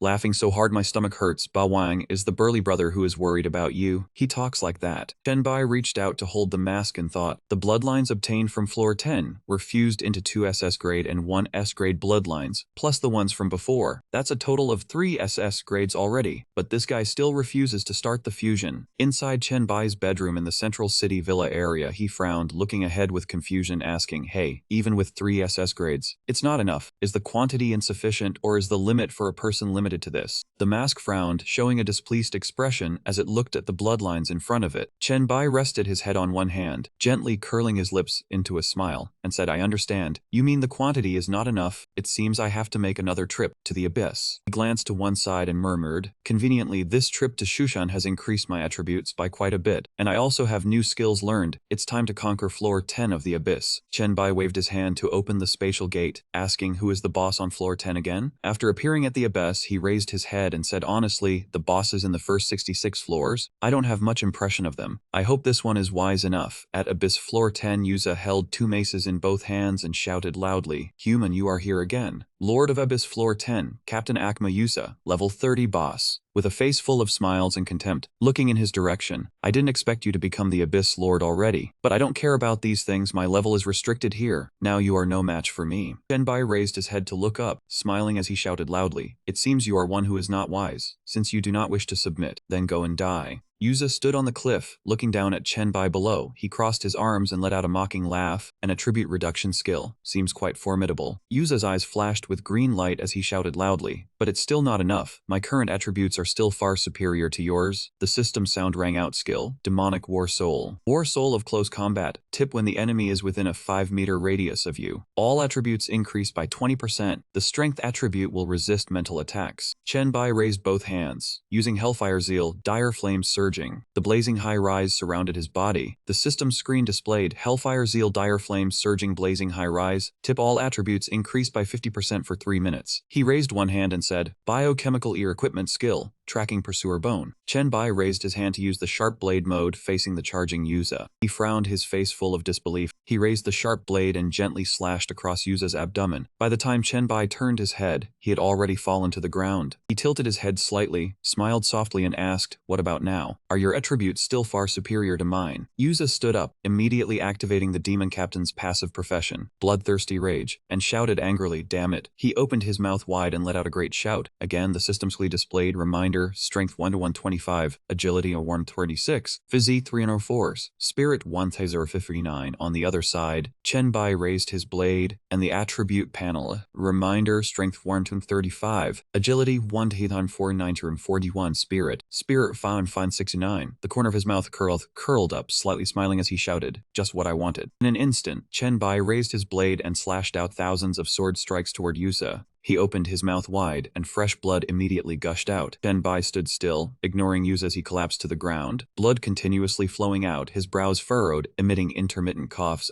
He turned his head to look behind and asked, "Do you have anything else to say?" Yusa lowered his head to look at the ground and shouted, "It's been 10 months. I admit it, Lord of the Abyss, please let me die as a warrior. I don't want to die like a sick dog." Chenbai's expression became serious. "You are also a warrior then, as you wish." Having said that, he raised his blade and sliced off his head, letting it fall below. Chenbai stood still, watching the purple light beam shoot up from Yusa's corpse. Immediately after, the reminder screen appeared, announcing the successful conquest of Abyss Floor 10. Notification that the Great Abyss Lord has completed the initial step of conquering the Abyss. The power of the Abyss converges into your body. You have received a new profession ability. Lord's Dominion. Outside, the demons who saw that purple light beam became excited. Lord. On the other side, as the purple light disappeared from his body, it radiated the energy of a lord. System sound rang out, announcing that Lord's Dominion is a profession skill from the Abyss floors you have conquered. You can command demons with unconditional orders. You can lead abyssal creatures to any location through the abyssal gate. This skill has sharply reduced effectiveness against true god-level demons. Chenbai placed a hand on his chest and thought to himself, "Good, before my title of Lord was just a title, but now I have begun to be able to control the Abyss, to control the lives within it." He turned his head to look to the side and thought, "Well then, the plan to renovate the Abyss is also time to begin." After a moment, Chenbai reached out to touch the ground and murmured, "In the name of the Lord," naming the first 10 floors of the Abyss Wilderness. "In the name of the Lord, all demons of Abyss Floor 10, hear my command." His voice echoed throughout the entire place. From now on, Abyss Floor 10 is forbidden from unauthorized fighting and slaughter. All demons must work on mining the mountain ranges and developing the foundations. The corner of Chenbai's mouth curled up slightly. He smiled and whispered, "I want to build a city, establish a civilization on this 10th floor. The surrounding demons heard this sound, looked at each other, and made a ruckus. Doesn't this mean we aren't allowed to fight? Then how do we improve our strength? And you want to build a city, a civilization? What use are these things?" Phantom purple hand radiated waves of purple bones spreading around. Chenbai raised one hand and shouted, "The construct site for the city will be on the southeastern plains of the Abyss Well. I have used the power of the Abyss to mark the location of the castle." He raised his hand to reveal the additional reward in his hand. During the construction of the city, anyone who performs exceptionally will be rewarded with the S-grade pure blood demon bloodline.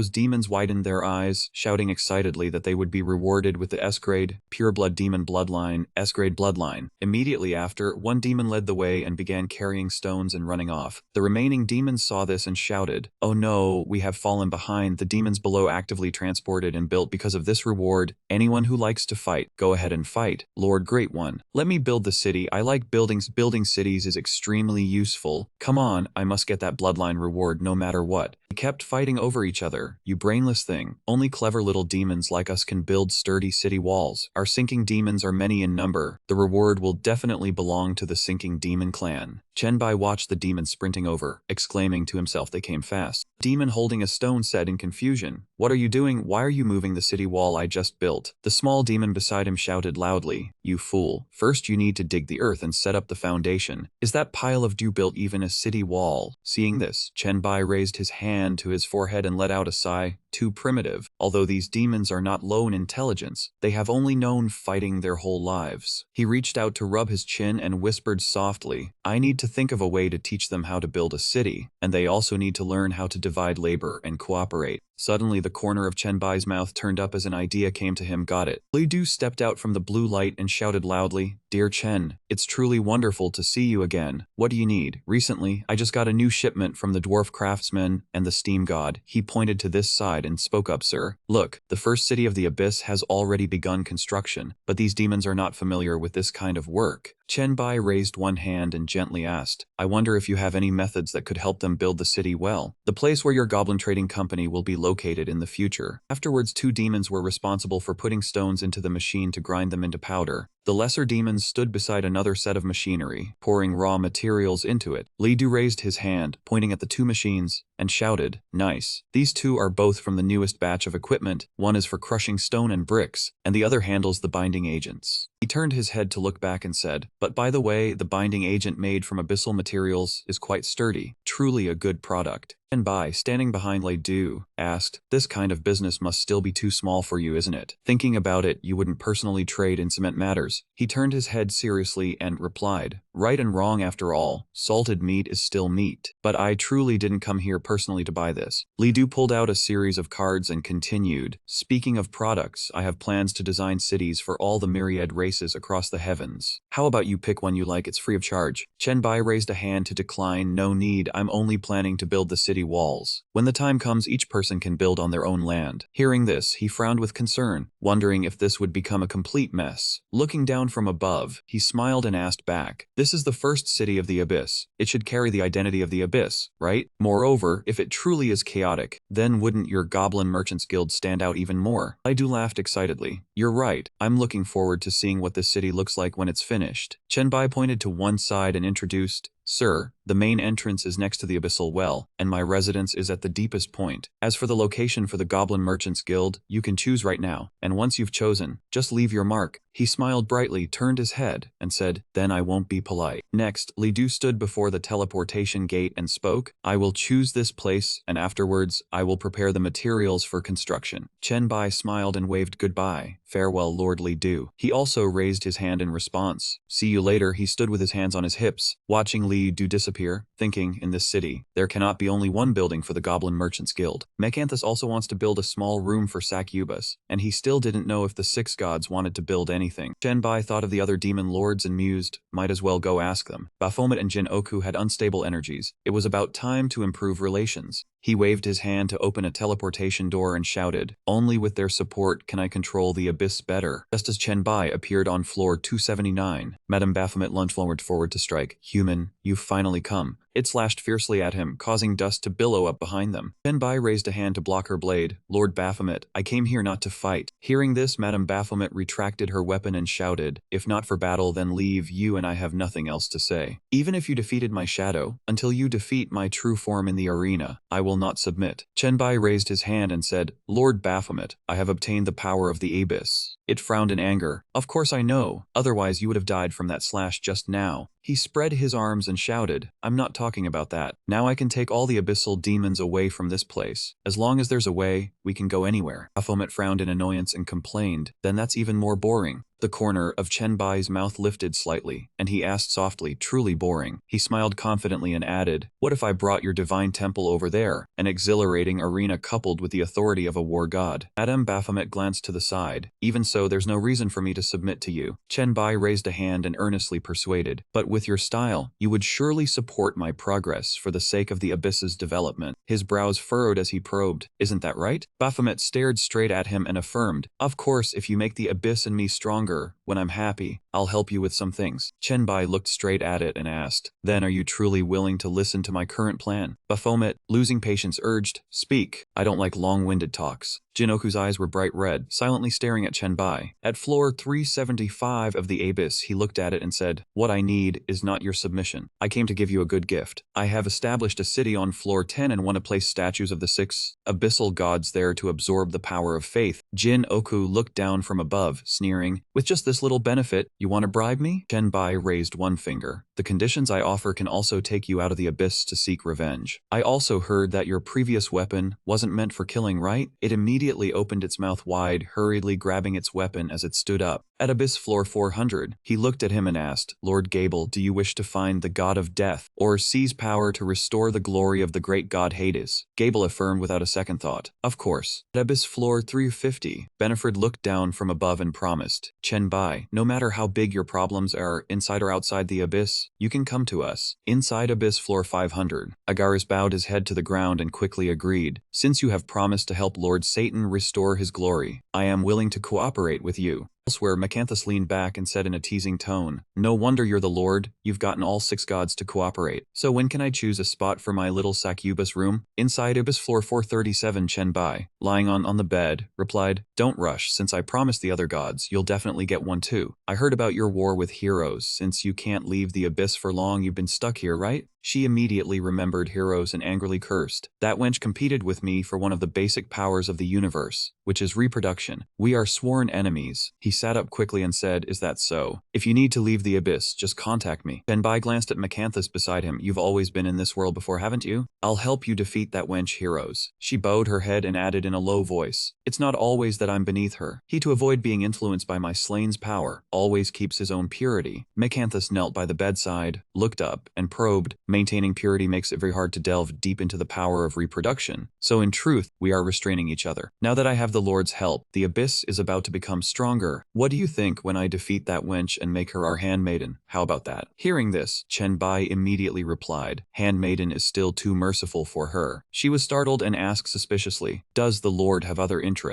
Macanthus touched her chin and tilted her head to look in another direction. That's right, the Lord has made me experience quite a few new things. He stood up and glanced at her. Those born in the abyss are born as gods. Although powerful, their knowledge is still too little. Besides making them servants or handmaidens, there are many other pleasures. Chenbai looked in front of him. Lord Baphomet, this is the center of the city, and he pointed to the right. The city gate will open facing the abyssal well. He then pointed to an empty plot of land. That piece of land has already been designated by the god of trade, Li Diu. The remaining positions are up to your decision. Baphomet gritted its teeth and clenched its blade. You've brought the god of trade into the abyss. Chenbai smiled lightly and glanced over. What's the matter? Lord Baphomet doesn't like Li Diu? Baphomet said coldly, as long as he's good for the abyss and follows its rules, I won't reject him. Chenbai glanced and thought to himself, this god of the Minotaur and barbarian people is truly straightforward. Baphomet slammed its blade into the ground, creating a crack on the surface, let go of the blade and then danced and spun around. A circle surrounding where they stood began to appear from beneath the earth. The few nearby demons who were busy carrying heavy loads stopped in surprise to watch. Chenbai clapped in appreciation. Congratulations. The gladiator arena is the first structure completed in this abyssal city. But Baphomet didn't care much about that, so what, send me back. I will be in the gladiator arena, waiting for those who truly come to challenge me, and don't forget your promise. Chenbai looked at him seriously as if making a vow. Of course, see you later, Lord Baphomet. He waved his hand and Baphomet was sent away from that place. After Baphomet disappeared, he thought to himself, next, he would need to collect 10 SS rank demon bloodlines and try using the SS rank box.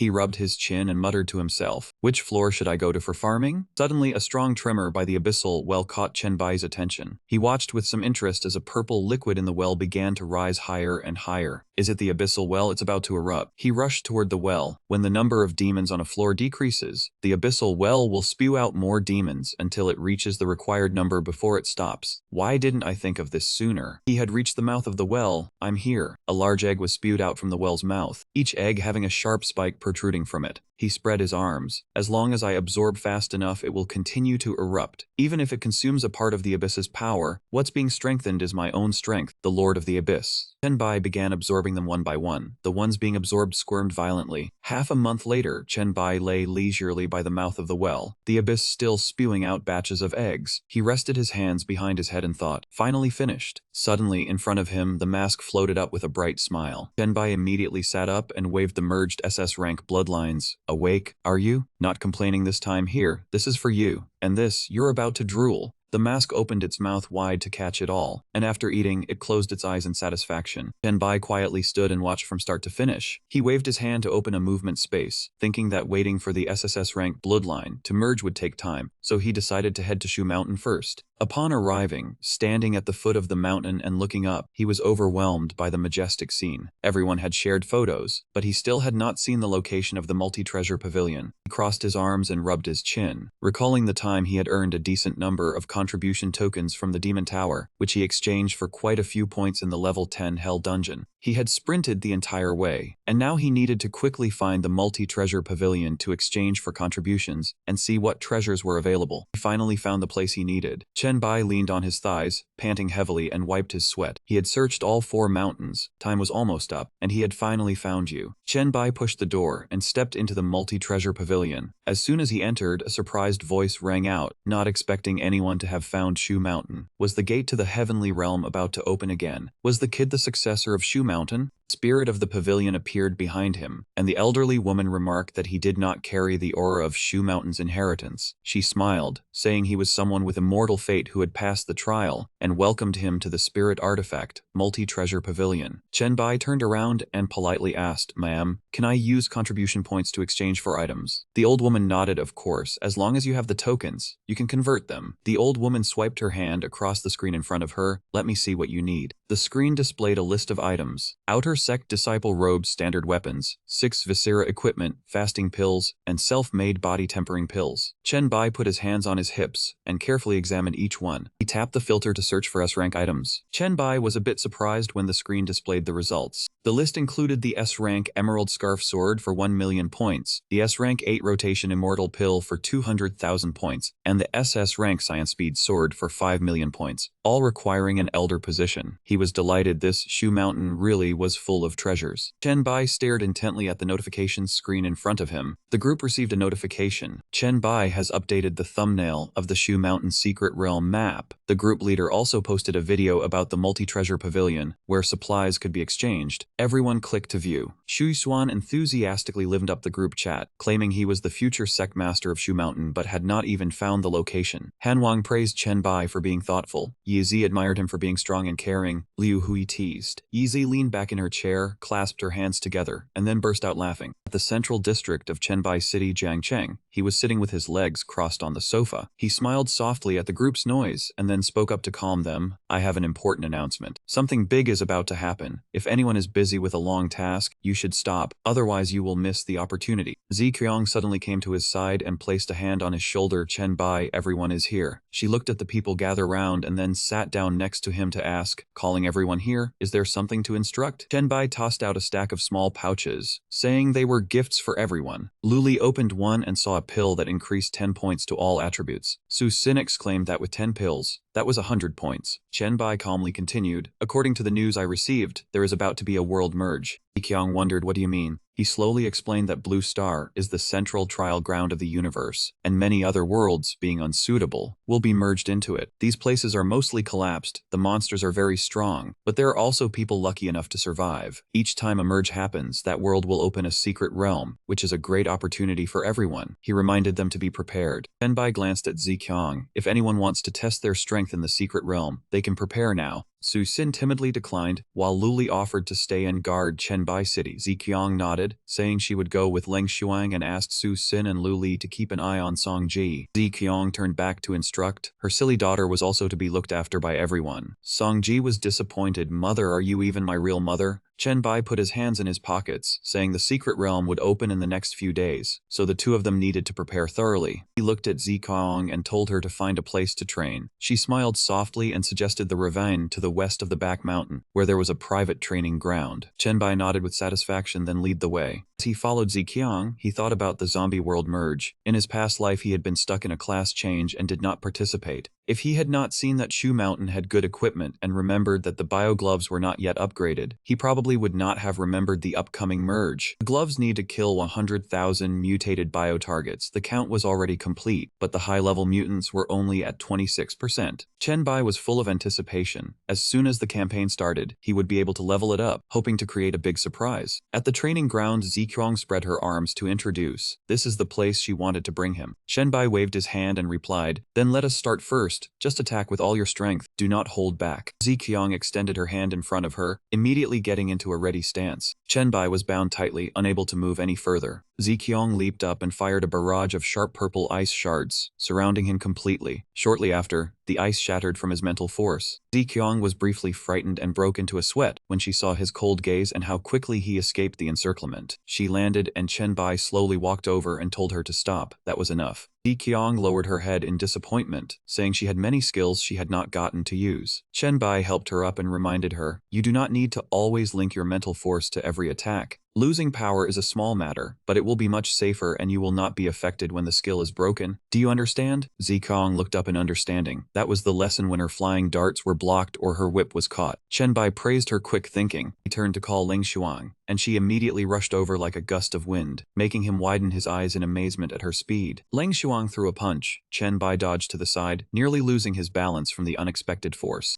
Leng Shuang's other hand quickly drew a knife. Chenbai grabbed her hand before she could strike down, praising that her combat strength was no less than his. But her survival experience in peacetime was still lacking. He wanted to see her talent tree. Leng Shuang was stunned for a moment, then nodded in agreement. Chenbai looked at the skill panel and analyzed the A-rank talent assassin's path. She should focus on burst power instead of stealth. She explained that her class, the Devil Hunter, already had many burst skills. Chenbai nodded in understanding, then just supplement stealth after getting the class. He opened a door and told her to follow him. The two arrived at the first floor of the abyss, standing on a high mountain looking down. Leng Shuang observed, "This place has too much demonic aura." Chenbai agreed, "It is the first floor of the abyss. The Devil Hunter has many special skills that only unlock when killing demons. He left her here to train on her own. He would not protect her. In a few days he would return, hoping he would not find a corpse." Leng Shuang was worried but resolute. She would definitely not let him down. The group of demons, seeing a stranger, became restless. They scrambled to rush forward, calling the opponent a tasty prey. Whoever gets there first gets the first share. Chenbai looked at them with a smile, silently appreciating Leng Shuang's keenness, control of the terrain, and the number of opponents. It was time to close the net. She truly was not bad. Within a moment, Leng Shuang had taken down a demon. In her past life, she was not as famous as Ziqiang, but she was certainly a hidden card of Ziqiang. Chenbai looked at her with satisfaction. In this life, Leng Shuang could become the sharpest blade in his hand. He looked up at the dark sky before him. From this moment on, he truly had to rely on her. Smiling, he announced the opening of the warehouse. Chenbai stepped into the warehouse space. He was surprised to see the mask appearing before his eyes. The difference was that it now had 2 horns. He raised his hand to touch it. This mask had never been in such a state before. Interesting. Suddenly, a brilliant golden light emitted from the mask's mouth. It spat out a bloodline that surprised Chenbai. Success, huh? This is an SSS grade bloodline. Each beat made him feel immense pressure. A slightly weaker person probably would not even have the right to approach. He lifted the SSS bloodline. Now it belongs to me. The SSS Pyramid Monarch bloodline is the unique power of the Abyss. The demon royal family are natural sovereigns blessed by the Abyss. If one fails, the price is their life. Does he have the courage to conquer it? Chenbai's eyes widened in astonishment as he read through the notification. Then he became excited, gripping it tightly and affirming, "Of course he can." He gritted his teeth as he touched it. It hurt so much. Every cell felt like it was being pricked by needles. He quickly withdrew his trembling hand. No good. This private warehouse is just a projection. His real body is still on the first floor of the Abyss. He cannot continue the bloodline fusion here. He calmed down and calculated. If some demon interfered, it would be a big hassle. Chenbai frowned, nervously thinking of the best method. Finally, he stamped his foot on the rock and decided, to ensure no slip-ups, he must first seal that demon Satan within the Solomon. then go to the Abyss Well. That place is the safest for him. Inside the Abyss Well, Chenbai struggled to fuse the SSS bloodline. The power of the demon bloodline was too overbearing, and his body was gradually breaking down. He gritted his teeth looking at his frozen arm. The dark light virus was also suppressed and fused by the demon bloodline, and his recovery ability no longer worked. His body gradually cracked. Using the poison hand again would not solve it either. It seems he has no choice but to tough it out. He pushed through with all his strength. Shortly after, the cracks on his body disappeared. The power of the abyss is helping him recover. Coming to the Abyss Well was indeed the right choice. 2 days later, Chenbai emerged from the Abyss Well with an exhausted body. After experiencing a feeling akin to being skinned alive, it finally stopped. Every inch of flesh and blood, his mental strength, and even his soul had collapsed and reformed. He looked at his body with satisfaction. His heart had transformed into a demon core. It seems the bloodline fusion is almost over. Suddenly thoughts echoed in his head. Kill, kill. He was stunned. Why would he have thoughts of killing? The thought echoed again, kill them all. Chenbai realized the problem. This is the primitive killing desire within the bloodline. This is dangerous. This urge came too suddenly and too violently. Kill everything. Chenbai was panicked and had no time to suppress it anymore. His eyes turned to ominous red. Kill. 2 days later, a demon was surprised to see a black shadow flying towards it from afar. Demon, the lord of the 11th floor of the abyss, stuttered in shock. A pure blood monarch. Chenbai appeared before it, spreading his wings wide and laughing loudly. Notification: conquered the 11th floor of the abyss. Acquired highest control. All attributes plus 11. The killing thought still echoed in Chenbai's head as he attacked the demon lord. He felt imprisoned within that desire. It turns out the killing desire in the bloodline was the final trial. Luckily, he still maintained a sliver of clear consciousness. Notification appeared again. Conquered the 13th floor of the abyss. Acquired highest control. All attributes plus 13. Chenbai regained his senses. He must quickly regain control of his body, or he will be forced to watch it slaughter until death. He smiled and reached out his hand confidently. Come on, let's conquer this desire. I have experience with this. Notifications kept appearing. Conquered Abyss Floor 14. All attributes plus 14. Conquered Abyss Floor 15. All attributes plus 15. Chenbai schemed silently. He just needed to wait for an opportunity. Right when his body's condition waned and the killing desire was just satisfied, that would be the best time to regain control. Chenbai, under the control of the desire, roared. Kill. Conquered Abyss Floor 19. All attributes plus 19. Chenbai clenched his hand into a fist. This is the moment. Outside, his body hesitated as it sensed something was wrong. It tried to roar, kill, kill, but Chenbai immediately regained control. Kill what? One of Chenbai's eyes returned to normal. The desire kept screaming, killing. A mere instinct. Be a good boy and obey me. System notification. Bloodline fusion successful. Have obtained the SS Pure Demon Monarch bloodline. Chenbai smiled contentedly. Success, I won. I told you I could conquer this bloodline. He looked at the notification with satisfaction. SSS Pure Demon Monarch bloodline. Perfect body. Cannot be activated with critical attacks. Cannot enter a crippled state. Recovery ability, X 1000%. Immune to most attacks and status effects like poison, curses, elements, and magic. Can transform into a demon with unlimited duration, consuming mental strength. After transformation, base attributes double. Unlocks exclusive demon abilities. Cooldown time is 12 hours. He sat up and exclaimed in admiration. Truly a bloodline ability that is both simple and mighty.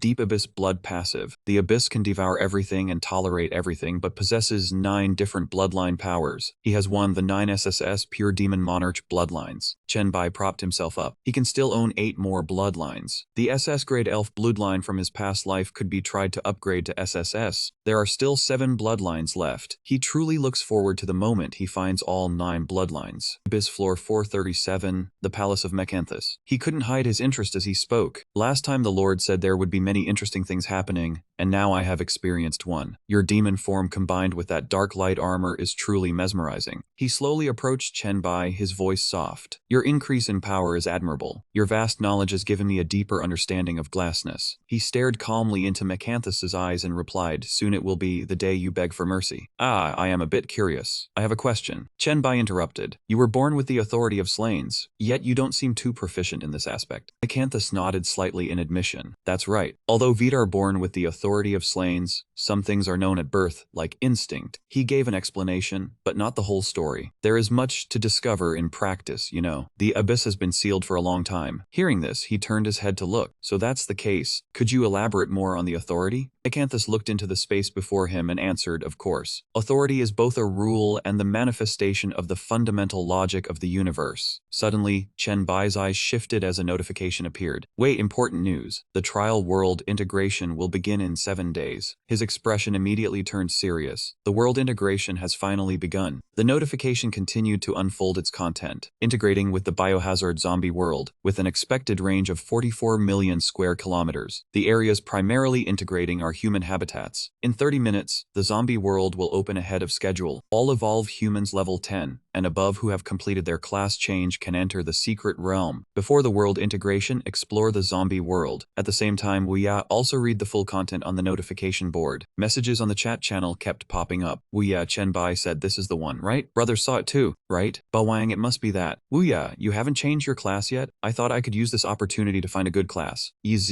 any insider info? Chenbai, I don't know much, but those who go in must be careful. Fang Zhang understood. Will encounter evolved humans from other countries. Chenbai, that's right. Anthony leaned back on the sofa, reading the notification board intently. The world's secret realm. I wonder if the number 1 person from Dragon Country will participate too. Somewhere else, Laka propped his sword against the ground. In that world, there are bound to be countless lives that need to be taught a lesson. Not far away, a woman sat upright in silence, reading the notification. In a dense forest covered in blue light, Luli spoke timidly. The integration you spoke of is about to begin, Sister Zikwang. You should rest for a bit. Zikwang observed her surroundings and spoke. The notification said the integrating area is human habitat, right? Chenbai's city must be prepared, even though I don't know the specifics of the integration. A worried expression appeared on her face. If a part of the zombie world suddenly merges into Chenbai's city, it would be bad. You need to come up with a plan. The other woman nodded softly and replied, yes. At that moment, Zikwang suddenly turned her head and called out loudly, Chenbai, you're back. A circle of light shone. Chenbai and Leng Shuang stepped out. Lulai called for Su Xin to help them recover their status. Luli looked towards him and quickly answered yes. Chenbai's voice carried a hint of concern. Let's go to the resting room over there. Leng Shuang, how are you feeling? Leng Shuang, supported by her, answered, no serious injuries. No need to worry. His expression turned serious as he reminded them, there are less than 10 minutes until the secret realm opens. Your and Leng Shuang's conditions are terrible. Don't rush in immediately. Wait until you recover, then form a 2-person team and go in. Hearing this, Ziqiang quickly guessed. It seems Chenbai intends to conquer the secret realm alone. Well then, I wish you a bountiful harvest. Chenbai raised his hand and gestured, replying firmly, of course. Notification sounded again. You have entered the biohazard zombie world secret realm. Current location is a remote city. You can spend 1 gold coin to reset your landing position. You can check the secret realm's accumulated score and rewards at any time. You can leave the secret realm at any time. Re-entering costs a silver coin. Amid the desolate urban district, Chenbai muttered about Sandworm City. His eyes gleamed as he noticed a ferocious zombie charging from behind at an alarming speed. He spun around, raising his hand to block the zombie's lunge right before his eyes. The zombie's body was completely restrained, its lifeless eyes unable to move. A status panel appeared, a level 16 zombie, bloodlust skill, immune to pain. Activating the secret trekking skill, he discovered 102 credits hidden in a water tank in the restroom. Eliminating a mid-tier common zombie, he received 10 contribution points and 200 high concentration virus points. He glanced over the scene before him, unable to hold back a sigh. Not bad, this world setting suits me. In an instant, other zombies began emerging from the alleys. Chenbai felt a flicker of doubt. Why so few? He pulled out a bucket of thick, fresh blood. Good thing I came prepared. You lot have a skill for tracking scents, don't you? Taking a step forward, he spoke up, come on over and get a whiff of this demon blood. You're gonna love it. Pungent smell of blood spread rapidly, driving the zombies into a frenzy. In the distance, sleeping zombies also woke up one by one, starting to move toward the source of the blood scent. His gaze turned cold. Come on, you zombies. Chenbai turned and ran, quickly calculating in his head. Focus on the city center. Elsewhere, Anthony clutched a massive balloon, his body floating in midair. He wore a faint smile. You foolish creatures, time to die. The balloons exploded, the shockwaves spreading outward and causing the zombies below to howl in agony. Anthony was thrilled, having killed several hundred zombies in just an hour. He was sure to be leading by a huge margin. Suddenly, his brows furrowed. What? A leaderboard appeared. Chenbai, 15392 points. Dragon Nation. Hailaka, 995 points. Anthony, 654 points. Anthony clenched his fists, grinding his teeth. How is this possible? 156,000 points. That Dragon Nation monkey must be cheating.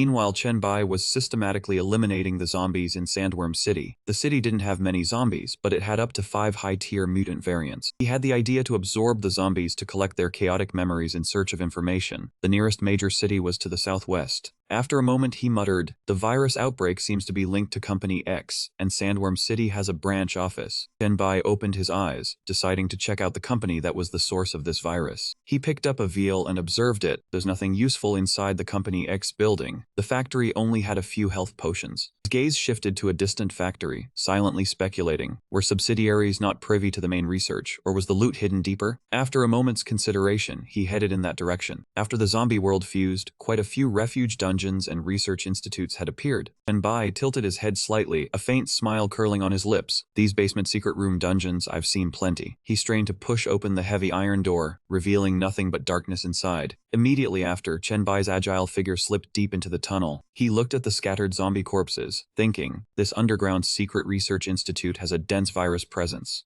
The position of the bodies suggests the zombies broke in from outside. Chenbai quickly concluded to find the virus's origin, he'd need to reach the headquarters. His eyes gleamed as his secret tracking ability was activated. He saw a gene warrior inside the room and was startled. This is a new breed of evolving zombie. Hearing the noise, the creature turned around. This was a level 20 beast form special infection zombie. He had injected himself with a gene modification drug to protect important documents for a senior executive, then died during the modification, becoming a half-finished gene warrior. He lunged at Chenbai with his claws. It retained a sliver of human consciousness, never letting go of the documents it was meant to protect. Trying to take the documents would trigger its self-destruct mode. He stepped back to dodge the attack, his gaze softening slightly. So that's it. Still clutching the briefcase even after death, a truly loyal man. Chenbai jumped onto the creature's shoulder, shouting, "Time to rest." Without hesitation, he drew his sword and beheaded the gene warrior. He reached down and picked up the medicine box that had fallen beside it. Chenbai observed it for a moment before commenting, "This is good stuff. Even if it's only B rank, it's for a special class." B rank beast form gene modification drug can fuse human genes with beast genes. Combined with a gene control method, it can turn someone into a B rank beast form gene warrior. He opened another compartment, his gaze stopping. Beneath it were the documents he'd been protecting. Chenbai held the item in his hand, blurting out in surprise, "Didn't expect to find a class change scroll." He read while thinking. The gene control method is a special item recording the research journal. It helps control the power of the gene modification after using the drug. According to this method, one can change class to a B-rank genetic modifier. This document has unlimited uses, and combined with the drug, it can create unlimited B-rank gene warriors. His lips pressed together as he read on. An A-rank energy accumulation gunner class change scroll, utilizing high technology to enhance oneself and effectively control firearms. A familiar image came to mind, making him smile. This is perfect for Yuan Shi Wei. Her far talent would maximize this class, and buying a quality sniper rifle from Li Du would be a strong strategy. A notification panel appeared about the level 20 beast form special infection zombie. He had injected himself with the drug to protect the documents and the senior executive, dying in the process. He looked around and suddenly understood what it protected. Besides the documents, was also the person in charge. Chenbai looked at the man lying on the ground, thinking, this must be him. Lin Yuan, his eyes wide open, his expression frozen in the final moment before death. He reached out and picked up a business card that had fallen beside the body. Chenbai read it and muttered, "The general manager of Company X's Sandworm City branch, Lin Yuan. This card might unlock something." A system notification sounded, "Received special identity card of a Company X senior manager. Completed the Sandworm City branch exploration quest. Activated a secret quest. A special dungeon will open in 4 days. This card is required for entry." He nodded slightly, useful after all. But since there's a senior manager's card, it seems I won't be the only one who can get in. His gaze stopped on the marked locations. Interesting. Perhaps every city has a Company X branch. Without delay, he sent the information to the group channel. If you find a Company X, you must explore the Secret Research Institute and get the special identity card. Use it in 4 days to enter the underground dungeon. Bo Wang thanked him. Fang Zhang acknowledged. His eyes widened as he read the new message. A point store. I haven't actually checked what's good in there. Another notification appeared. X-rank mutagenic drug C rank. Cell activating drug D rank. Nanometer combat gear C rank. Vibrational particle gloves B rank. Gauss gun B rank. Gene modification drug B rank. Gauss sniper rifle A rank. Chenbai touched the screen. X-rank mutagenic drug C rank. Increases all stats by 15 points. Grants permanent immunity to low-level viruses. Has a low chance to awaken a supernatural ability. Costs 1,000 points per dose. He didn't hesitate and downed it directly. Chen Bai was momentarily stunned, thinking in confusion, "That's it?" He sighed softly and sent a message to the group, "Too bad, I didn't awaken a supernatural ability." Ba Wang said the same. Everyone replied that no one had awakened one. Suddenly, Lightning Inheritor spoke up to show off. He had transformed into a bolt of lightning. Agility increased by 300%, deals lightning damage to enemies within 3 meters with a 5-second paralysis effect, cooldown of 6 hours. And Bai put his hands on his hips, squinting. A 300% buff. Even if it's just speed, it's still substantial. Transforming into lightning is even more useful than a simple speed buff. Lucky guy Lian Zhan. The whole group got rowdy. Ba Wang teased that Lian Zhan was deliberately showing off. Ti Xuan said he was just asking for a beating. Ta Hongfei Gimti and asked for his location, and Onya privately messaged Chen Bai for help. Meanwhile, Onya's face clearly showed a dejected expression. "Chen Bai, don't mock me. I've found a class change opportunity. It's just that the quest difficulty is a bit high. Chen Bai is in the crucial phase of conquering the biohazard zombie world. I didn't want to bother you, but I'm really not confident about this dungeon." Suddenly Chen Bai's eyes flashed. The Mist Mansion dungeon and the Hell-level secret realm appeared in his mind. This place was extremely dangerous. In his previous life it had claimed the lives of over 100,000 evolvers, and the entrance appeared randomly all over the world. His expression gradually turned serious. Legends said that within this eerie mansion, there were floors where even experts met their doom. A cold smile curled at the corner of Chen Bai's mouth. He had no chance in his previous life, but this life he definitely could not miss it. After thinking for a moment, he messaged Crow that he had found the entrance. Crow replied there was no need to rush. His mission still had 3 days left, and they could pick a suitable time with Meng Meng. Chen Bai agreed, saying they would go together after Meng Meng completed her class change. Chen Bai clenched his fist. Both the secret realm and the X Corporation headquarters were important. He needed to quickly finish upgrading the biochemical calamity before Meng Meng completed her mission. At this moment, Crow opened the system panel, wondering silently why Lian Xian was showing off on the forum. The system panel showed information about the forum. Viewing Lian Xian's recorded video cost 1 coin. He grumbled in annoyance, calling it utterly ridiculous. Elsewhere, a zombie with formidable strength slowly appeared. Behind it was another zombie, its frame thin yet radiating danger. Lian Xian looked at the 2 zombies before him, recognizing them as a high-level mutated type he had encountered before. One of them had wiped out the group's strongest team. The only option was to flee. Seeing that the person dared to film them, he felt both admiration and thought that person must be courting death. From behind the zombies, another person suddenly appeared. Behind Lian Xian, another person was holding up a phone, recording the entire incident. The zombies did not strike first, merely standing and watching Lian Xian. When he charged forward, they fell one by one, leaving the viewers utterly astonished, comments flooding in that no one could even see what had happened. Lian Xian declared proudly that everything was done. Viewers suggested watching it in slow motion to see clearly. One arm had finished off the zombie in an instant. Its owner humbly acknowledged the thanks and said it was only right. Lian Xian introduced himself as a member of Team 1001. Chen Bai watched the video and analyzed. He used Awaken zombie ability. His speed was so fast it even surpassed his own. Chen Bai recalled his previous life. This man was the one who clung to his leg to survive through the Demon Tower trial, but at that time he did not dare to claim acquaintance. The forum comments exploded. Many called Lian Xian the inheritor of lightning, causing him to be teased by everyone, laughing themselves to death at such a flashy title. Lian Xian was embarrassed by the nickname Lightning Inheritor. Friends in the group advised him to use his real name to avoid being filmed and made a joke of. He said he knew about that. Chen Bai reminded Lian Xian to know his limits, because he himself had been filmed by others before. Boang commented that Chen Bai's video had been posted. Lian Xian's #1 spot on the forum was about to be lost. Lian Xian replied that losing it was fine. Chen Bai taking the top spot was only natural. Everyone agreed. Only Crow silently watched. Another scene. A group of people were putting up a weak resistance against a dense horde of zombies. Ma Jian gripping a long blade. As he struggled to hold his ground, Shang Yuan shouted for everyone to break through in one direction. He would watch their backs. Ma Jian turned on his camera, asking everyone if they had any last words. Yi Luo fought back while screaming he did not want to die. Suddenly a figure descended from the sky. A loud explosion rang out immediately. Chen Bai calmly asked the group if they needed help. Ma Jian was overjoyed, trembling as he replied that of course they did, a glimmer of hope shining in his eyes. Chen Bai smiled slightly, his eyes full of confidence. With a single strike, he pierced through 2 zombies at once. The remaining zombies fell one by one. Yi Luo overjoyed to have escaped death, a relieved smile spreading across his face. All the viewers watching the video gasped in astonishment. Viewers marveled at Chen Bai's skill. He had almost no wasted movements, killing zombies in an instant like taking a stroll. Everyone wondering about that terrifying power. Anthony watched the video from above, silent for a long while, then gritted his teeth, wondering if he could dodge that strike if he faced it. In the group chat, Xu Xuan urged everyone to learn from Chen Bai, to ask before acting to avoid misunderstandings. Ba Wang agreed, saying it would save them trouble. Bai finished reading, praised the whole group for being smart, no need for him to explain further. Scene shift. Bai arrived at a desolate place, having avoided the purge but was suddenly attacked by a beast charging at him. He felt lucky he did not have to go looking for one. The mutated beast roared in panic. Bai lunged forward, his hand piercing straight through its body. As the beast fell, the system indicated that the biochemical calamity equipment had met the evolution requirements. Feeling the surging power in his hand,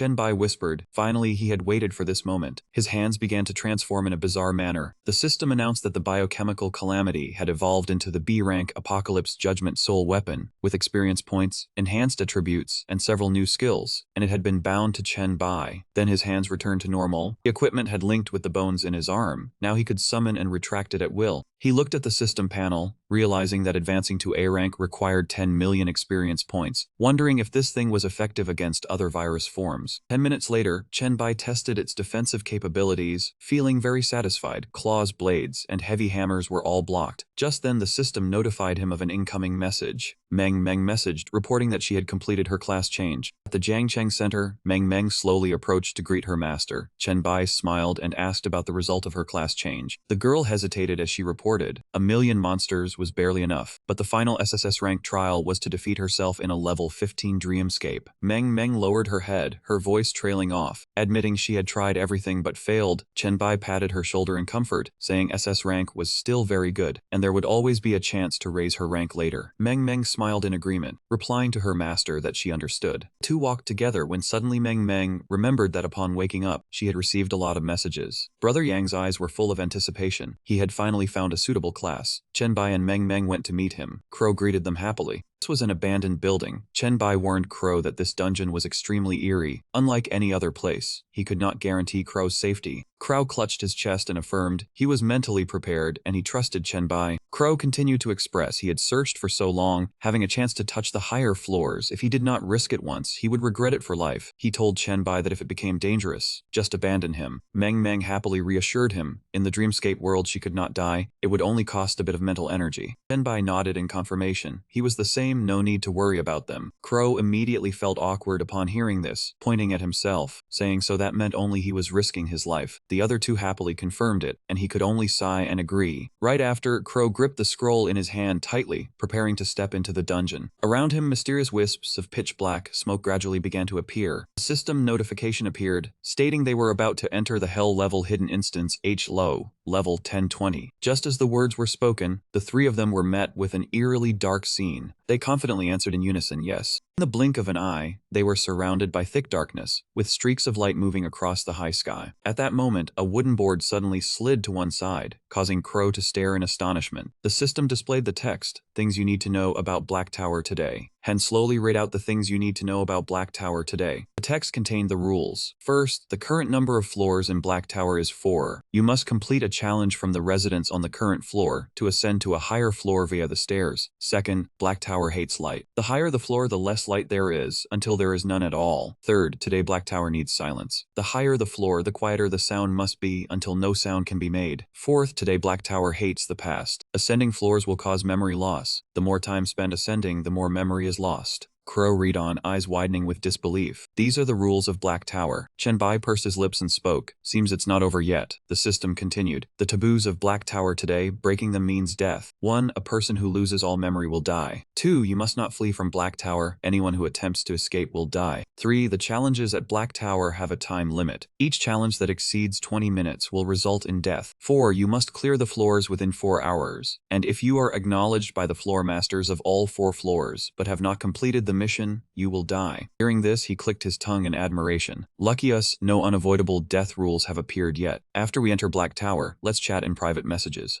And Bai suddenly stopped. The system indeed issued a notification that they were in a special map, and the chat function had been banned. He had just finished reading it when he hesitated and said chat is banned now. Sounds and lights will probably disappear completely later. Looks like we can only use our spiritual power to probe. Right after, Bai assigned tasks. The two of you take out an item and carve your names and purpose on it to guard against memory loss. Then I will make some hand signals for basic communication. You two memorize them. Meng smiled with delight. If I need to remember something, I can use this pair of gloves. The palm is white and each person has 3 spare pairs of gloves. Chen Bai nodded in understanding. Enough, but we still need something with words carved on it, just in case Meng Meng's ability fails. Crow couldn't help but exclaim, Meng Meng is really amazing. He added, next are the agreed hand gestures. You two memorize them. This is moving forward. Then Chen Bai made a serious face and pushed his hand forward. Stop. Chen Bai pointed a finger downward. Retreat. 3 minutes quickly passed. Crow raised a clenched fist. This is danger. Meng Meng covered her mouth with a finger. This is silence. He nodded to confirm. That's right. She happily and firmly answered, yes, master, I've memorized it. He spoke up as well. Me too. The words on the gloves have been written out. Finally, the three of them were determined to move forward. Alright, let's go. At this moment, Chen Bai reached out and touched the empty space. The stairs were sealed by an invisible force field. The moment he touched it, the system immediately spoke. Complete the challenges of the 4 residents on floor 1 to reach floor 2. Time remaining, 3 hours 59 minutes 59 seconds. Chen Bai raised an eyebrow and spoke. Then let's start with the nearest door. Saying this, he gently stepped forward, preparing to knock on a door. Just as the door was opened, an angry shout suddenly rang out. Get out, this place doesn't welcome you. Chen Bai clicked his tongue in amusement. Not welcoming us, well then, sorry for the intrusion. After that, he quickly slammed the door open and barged in, saying, tell me, what is your challenge? The shadowy figure chuckled coldly upon hearing this. You people want a challenge, do you? My challenge is, he slowly stated the condition. Find an item in my house that the other residents of Black Tower do not have. At this, Crow glanced around with a troubled look. This is difficult. There are so many unique items here, and we haven't even been to the other residents' houses. Meng Meng rested her chin on her hand and thought, this challenge is ambiguous. Does it mean an item they don't have or a type of item they don't have? Now Chen Bai continued to interrogate. If I find a body part of yours, that counts as passing the challenge, doesn't it? He was puzzled. What do you mean? He calmly explained, just confirming the rules. Otherwise, if I use your arm to complete the task and you say all residents of Black Tower have arms, it'll be too late. Saying this, Chen Bai emphasized with a meaningful look, not only would I fail to complete the mission, but you would also lose an arm. Wouldn't that be troublesome? The shadowy figure listened to him and then solemnly reminded, my challenge is not that complicated. I won't claim that it's all household items or all food, so you can't pass it. He raised a finger and continued, but it's also not so simple that using a bowl with a different pattern, or this being someone's arm, could solve it. At this point, the shadowy figure tilted his head with disdain and urged, if you understand, then go find the item obediently. It's best not to make a sound, you stupid, noisy, rude, and discourteous fool. However, at this exact moment, Chen Bai noticed something strange. He said, you, not you all. He pursed his lips in thought. Earlier, only I spoke among us. It seems the hatred points for making noise are calculated for the individual, not the whole team. Finally, Chen Bai decisively tossed a pair of gloves behind him. Meng Meng. She caught them and nodded in understanding. So that's how it is. Inside the gloves was a line of text. Give as a gift. Now Meng Meng slowly stepped forward, making the shadowy figure wary. She raised her hand and created a bright red glowing line. A line of text immediately appeared within it. Then we'll start looking now. If we mess up your belongings, please forgive us. After that, Meng Meng playfully winked. I'll give you this. The shadowy figure immediately waved his hand dismissively. Even if you give a gift, I won't go easy on your challenge. Take it back. However, she still insisted on bringing it over. Just take it. If you don't, I'll be really messy in your house. You'll definitely like it. The shadowy figure held the glass vase, not knowing what to say. Finally, he reluctantly took out a pill. A demon beast inner core. Increases all stats by 10 points. Meng Meng smiled and shook her head. This is definitely something that Black Tower doesn't have. The shadowy figure immediately laughed with delight. It truly is a gift I cannot refuse. Then let's consider your challenge passed. Right after, he turned his head to look at Crow. He held 2 large pieces of paper and gently swayed them. What I found is ourselves. Uninvited guests, or outsiders, whatever you want to call us. As for now, I think only your house has this. The shadowy figure had just finished reading and happily agreed. Fine, you pass. However, just as he looked behind him, Chen Bai had completely disappeared. The shadowy figure couldn't help but ask that stupid fool at the end, where is he? Upon saying this, Chen Bai leisurely opened the door and said, I just went out to knock on the doors of the other residents. Seems like they don't want to meet me. This resident. Could you trouble them to come out? The shadowy figure immediately refused. Why should I help you? Quickly complete your challenge and get lost. After that, he decisively questioned, I have an unverified hypothesis. The rules say that you can only go upstairs after passing the challenges of the residents on this floor. So what would happen if there were no residents on this floor? As he said this, Chen Bai was already right in front of him, or Chen Bai spoke with a meaningful tone. If I kill someone, will the 4 residents on the stairs barrier turn into 3? I'll give you 2 minutes to call out all the residents. His face darkened sinisterly, or you can help me verify my hypothesis. Just as he said this, the shadowy figure scurried away away in panic. Crow excitedly exclaimed, "Thank you, Chenbai." Chenbai shook his head. "No need to thank me. I didn't touch the taboo and probe the rules for your sake." Then he calmly explained, "In a situation where not everything that touches is death, gaining more room to maneuver is my style. You two did well too, not changing the plan because of my random noise. Continue to maintain this, so we can see the difference in how the residents of Black Tower treat our two types of people, and thus get clues from both directions." Just as he stepped outside, a furious eagle-like figure shouted, "I have never seen such an outrageous outsider as you. Why don't you just complete the challenge, and you dare to threaten the residents to bring me out?" He angrily questioned, "Are you deliberately trying to cause trouble?" Chenbai smiled calmly. "Me causing trouble? 3 of you didn't answer your doors, and 1 of you told people to get out the moment he opened the door." Then he slowly stepped forward. "Since you don't want to be friendly, then I won't be polite either. Isn't that right?" As Chenbai spoke, 2 horns grew on his head. "Listen up, I know you have the right to decide whether we pass the challenge or not." He spread his wings wide, his voice ringing with authority. "So I'm giving you all a chance. Stop your clumsy stalling and let us pass all the challenges." The eagle figure was enraged and immediately shouted, "Arrogant! How dare you be so reckless in Black Tower?" Chenbai clicked his tongue and pointed, "I think you're tired of living." Just after that, he immediately fired a shot, making his whole body glow. "It seems you don't need that chance." A moment later, the eagle's body fell to the ground, its feathers scattering wildly through the air. Chenbai nodded with satisfaction as he stepped down. The system signaled a decrease in residents. Completing the challenge of 3 residents on the first floor allowed them to ascend to the second floor. Hearing that, he smiled approvingly and looked ahead. An arrogant subordinate spoke up. "What, are you scared? Killing residents of the Black Building comes with a price, so obediently complete the task." However, he did not let him finish his sentence and directly threw a punch forward. Chenbai frowned and replied, "Noisy. Let's just keep going." Immediately after, he turned to ask the 2 shadows in the distance what their choice was. They fled in fear, and the system immediately announced that the challenges for houses 111 and 103 had been passed, and the stairs to the second floor had been open. Chenbai said excitedly, "Let's go up to the next floor." At this moment, all 3 had moved up the stairs. Chenbai spoke thoughtfully, "The light on this floor is much dimmer than the first floor." Sound of footsteps echoed throughout the silent corridor. Just as they arrived, all 3 were startled as they looked around. Chenbai remarked, "The black mist has spread even more." Turned his head and asked, Meng, "Can you tell how much memory you've lost since coming up to this floor?" However, as soon as he finished speaking, he suddenly realized his voice had become much quieter. "I'll have to speak louder from now on." Meng waved her hand, and a line of text appeared. "I've lost very little memory since the trial began. I probably haven't forgotten anything important, but I can't distinguish anything from before I had my talent and mental strength. Crow is the same. It's a big hardship." Chenbai nodded,